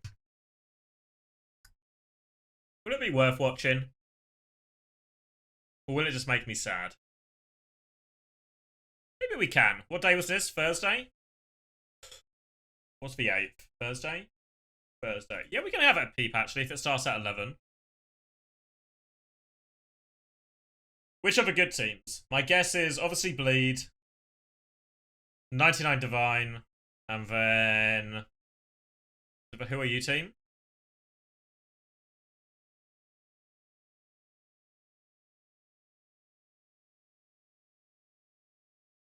Yeah, we can tune in. We can tune in. What we'll do is we'll use this as a benchmark, right? This will be a benchmark event for us on Thursday. What we'll do is we'll tune in on Thursday, and then, based on how that goes, we'll decide if it's worth tuning in for more, you know? Crooks will have a full preview soon. Yeah, I'm a little bit unfamiliar with the Pacific scene. I was going to say specific scene, then. I am unaware of the Pacific specifics. Yeah, I mean, that's honestly, lots of the things that are drawing me to this is, one, there's a couple of, you know, maybe a couple of, like, these teams, or, like, some of these players or these teams did maybe above expectation of Esports World Cup, which is kind of exciting. And then on top of that, there's a team called the Goon Squad, and there is a player called Flicky Minaj, which is obviously, and Rain Momo. Lots of these players really Like Speed 75, like just good names, you know. Cat and USIA, so there's stakes as well. So we're gonna get Bleed Esports versus the Goon Squad. Okay. We're gonna get Teenage Rising against Cat. Okay. Presumably Cat are favourite for that one then. Then we'll get the Wentao X Full House versus Fade. Okay. Oh, classic Shake It versus Overshake battle. And then 99 Divine versus USIA. Okay. But these games are at the same time, right? 11 BST, 12:30 BST. Oh wait, that's for next week? Oh wow. They're really stretching this out then actually, aren't they? Only 2 games a week?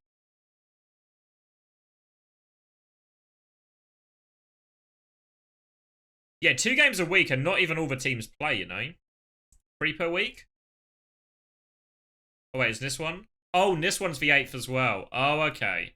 So we're going to see a good amount of the upper bracket. Oh, okay. I see. Spam the stream to support Goon. You know what I started reading today? Has anyone read the Immortality Key? The book? Or the audiobook? Audiobook is available. I'm listening to the audiobook. This is not a sponsored Audible segment. This has spontaneously come up. You haven't read since you were 12? What's a book? Fuck. Oh. Why is everyone illiterate? Use the audiobook. It's illiterate friendly. So I started reading The Immortality Key today. And that is a book about the connections between religious experience and psychedelics. So really, really pillar me to take some ayahuasca. So maybe that could be a stream idea for Wednesday. But it's talking about the connection between religion and psychedelics. I can't explain it in Fortnite terms. Shroom sub goal. Yeah, well, because I've always sort of had this idea for a while, which I guess was something that I probably was first introduced to by Sam Harris, which talks about a lot of the problems with religion and religious beliefs is actually, or there's a better way of phrasing it, is there's loads of good things about religion and religious beliefs, but sometimes the dogma and the institutions behind them are actually the problems, rather than the ideas of the beliefs of the spirituality itself. So if you could separate the spirituality from the institutions and the dogma, you'd actually be left with only the positives and not a lot of the negatives that come with it. And that actually, you can have one without the other, right? You don't need the dogma of the institution to have all the positive spiritual and community aspects of it. So this book is focused a lot more on the psychedelic experiences through ayahuasca, or what's it called? Whatever the active ingredient in like magic mushrooms is, and talks about how these experiences relate to religion and how it's believed very much that, or I guess part of the theory that it proposes is that all sort of religion is born out of these experiences. Whether you look at Christianity or Hinduism or whatever it might be, all born out from the same sort of, I guess, like these altered states you get from these psychedelics. And as well, it talks about a lot of the healing powers, right? You've probably heard a lot of studies that talk about a lot of these psychedelic drugs being used to treat things like PTSD or addiction problems and stuff like this. So it's all about that. I only just started it, so I'm only like an hour in, so we've really kind of just got the, what's it called? The foreword? The foreword? I'm not sure. I don't know. I don't fucking know. But got through that, and it's really interesting. The idea is really interesting. Yeah, well, one of the big pitches, I guess, this book sort of makes is that the reason a lot of the institutions fall down, right? So if you look at Christianity is probably the best example of this in terms of a religion that has really fallen off, right? You look at the amount of atheism, increased atheism, and lack of or decrease in Christianity in both America and particularly in the UK. And part of the reason this fall off is down to the dogma. Not because it's inherently bad or wrong or anything like this, but just because it's harder to relate to, right? Because it's just a teaching, a lesson from the Bible or from whatever religious text. Whereas the psychedelics give you an experiential, I guess, experience. They give you an experience, right? You experience that connectiveness to what feels like a higher power or an alternate world or whatever you want to call it, however you want to describe it. So because of that, you don't need to buy in or you don't need to have blind faith because you experience it. And you can argue whether these experiences are real in the sense of, did you actually see whatever you saw? Was that a real thing you saw? But the experience is real. And you feel, the feelings you have and the realizations you come to are all real and all translate into real things. So even if what you see isn't inherently real in the sort of traditional definitions of real, the experience and the effects are. Have I ever done psychedelics? Not in the sense this is talking about. So obviously one of the things it talks about is to use these things properly, you should be in a very controlled situation with people who are sort of monitoring you, you know? You look at any of these psychedelics that are issued in medical realms, then it's all very controlled in terms of the area is safe. The experience is very much a guided experience, you know? And most of the people in the book talk about when they do ayahuasca, it's led by like a shaman or by some sort of spiritual leader type who will guide the experience for you. So I've only ever done psychedelics at like a party when I was already like high on a bunch of other stuff. So my experience, it was called 2CB, which I think is actually like a I guess a less strong form of acid from what I was told by my reliable drug dealer. No. But I was already super drunk. I'd done a bunch of other stuff, and then they were like, "Should we take?" And it was a joint birthday between me and my friend, because we both had our birthdays around a similar time. So we had a house party at our house. So we were super drunk. We were high on a bunch of other stuff, and then our reliable drug dealer friend was like, "Do you want to try this 2CB?" So I was like, "Of course." Maybe my decision making was impaired. So I take this 2CB, and it's fair to say everything gets a little bit weird and trippy. So I go upstairs to my room to try and like separate myself, and there's a few people hanging out in my room, and I ask them to leave, and they all leave no problem. And this point in the night is quite late. It's probably like 2, 3 a.m., maybe even a bit later. So I'm sitting in my room just trying to like chill out, basically. Just try and calm everything down, slow everything down, all of this. And then outside my door, I hear people yapping. They're just chatting, you know, like it's a fucking house party, right? So I'm like, I'm just trying to chill out and go to bed and get past this experience. And I can hear them talking. Like, it sounds like they're right outside my door. So I go and ask them, can you be quiet? But the problem is, when I open my door, there's fucking nobody there. There's absolutely nobody there. I was convinced I could hear people there. There was nobody there. I can't even hear people downstairs. So I'm like, oh, okay. You just kind of thought you heard something, you didn't hear something. So then I shut the door, lay back down on my bed. Everything's okay for a little bit, but then I hear this fucking yapping outside again. They're talking. It sounds like they're right outside my door again. So I'm like, oh fuck, they must have been like in someone else's room and come down. I'll go ask them to be quiet. I open the door again, and you probably guessed it, there's no one fucking there. So at this point, I'm like kind of freaking out a little bit because I'm like, you're clearly just hearing things that aren't there, you know? So then I'm laying on my bed, and again I hear the voices, and then I have this thing where I'm like, I'm at least conscious enough that, like, I know the voices must be fake, but I can still hear the voices, and the voices don't go away until I open the door in this, like, weird thing. So eventually I just go to sleep, right? Eventually I'm able to get to sleep after a little bit of back and forth with this. And that was my only real experience of, like, hallucinogenics. So that wasn't like a good experience. The only other time was, I think, the first time I did like ketamine. That was like I did too much ketamine, essentially. So that was the only experience I've had that felt like I guess what you would get the cliche trip experience would be. So did a load of, was at this guy's house party or like an after party from being out in town. We all go back, and then the drug dealer arrives. He's a ketamine dealer, so everyone gets ketamine. So then it goes from a very lively drinks after the, kind of after party to everyone buys a load of ket, does a load of ket, and everyone is zonked out. So I do too much, and I'm like out of it. I go out of it. The only memory I have is I would like wake up on a beanbag. I woke up on a beanbag, and there was a person I was like talking to.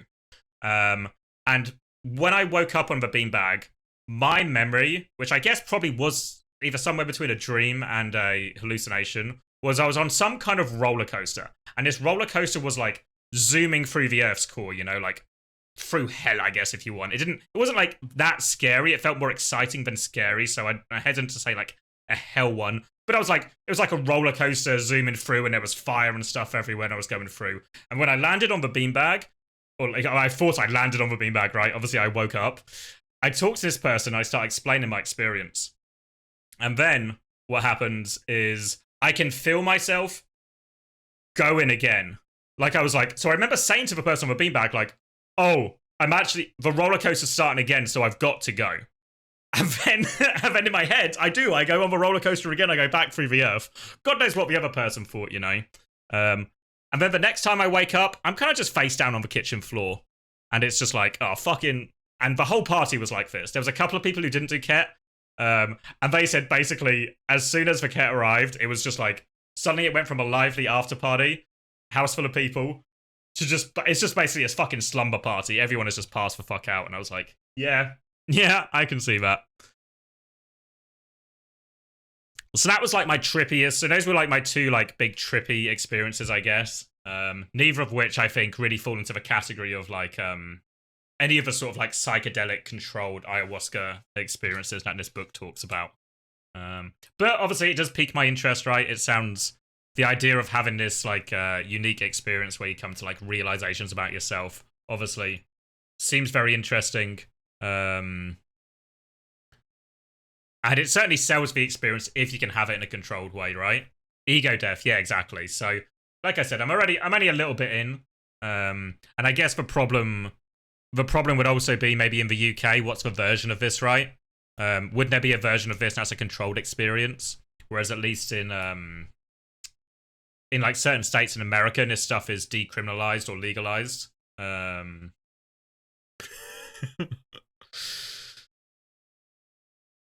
So yeah,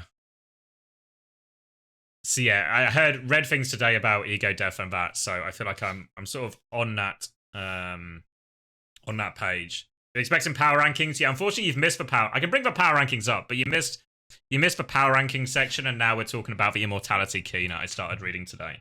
But I've enjoyed the opening sort of hour or so I've listened to of the book, so I would recommend it. Certainly very interesting, both in terms of the actual experiences and the potential benefits of all these drugs, but also just in I find very much the interesting, like the origins of religion, quite interesting, and it's all from these sort of trance-like experiences.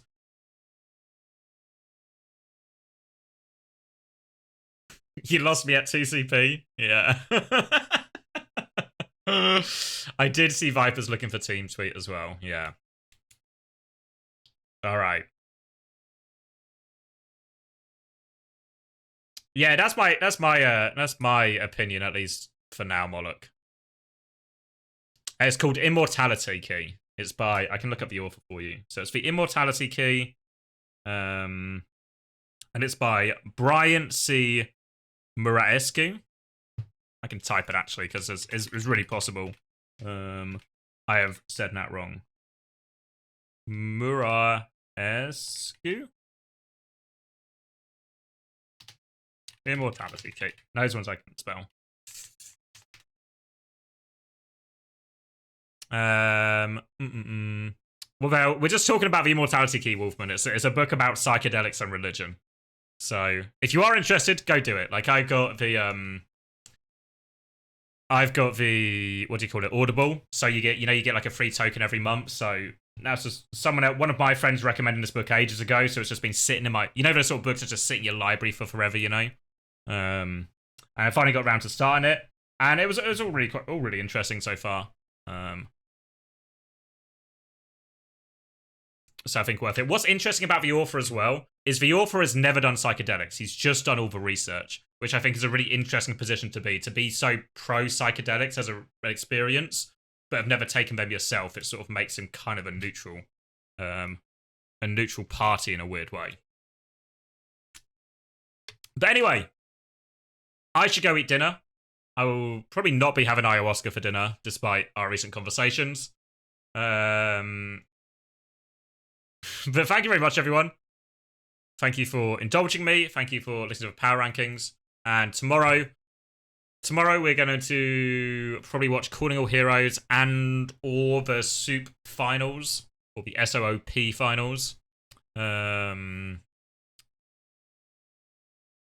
that should be interesting. That should be quite good. Thanks for the guests. No problem. Yeah, sorry if you missed the Power Rankings. Go watch the VOD, because we did actually do the Power Rankings. It wasn't all just Ket stories. So thank you, everyone. I'll see you next time. Do we have a raid target in mind? Who feels raidable in this current day and age? Finn? Finn. Kenzo? Rack? I feel like we raided Rack last time, though. Well, we've raided Rack recently. What about Vestala? Big Vessi?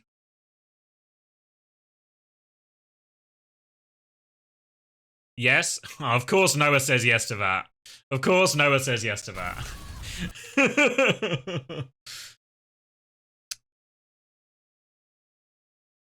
Or Crook has less. Oh, is Crook live as well? Hold on.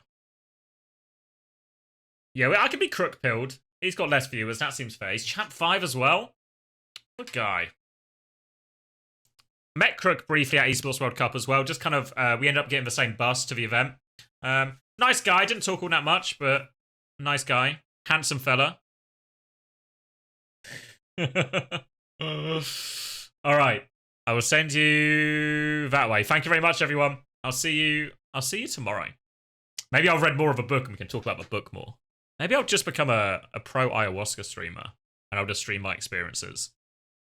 Let's not go down that rabbit hole just yet. Let's just do the raid first. We'll cross that bridge when we come to it. So, see you tomorrow, everyone.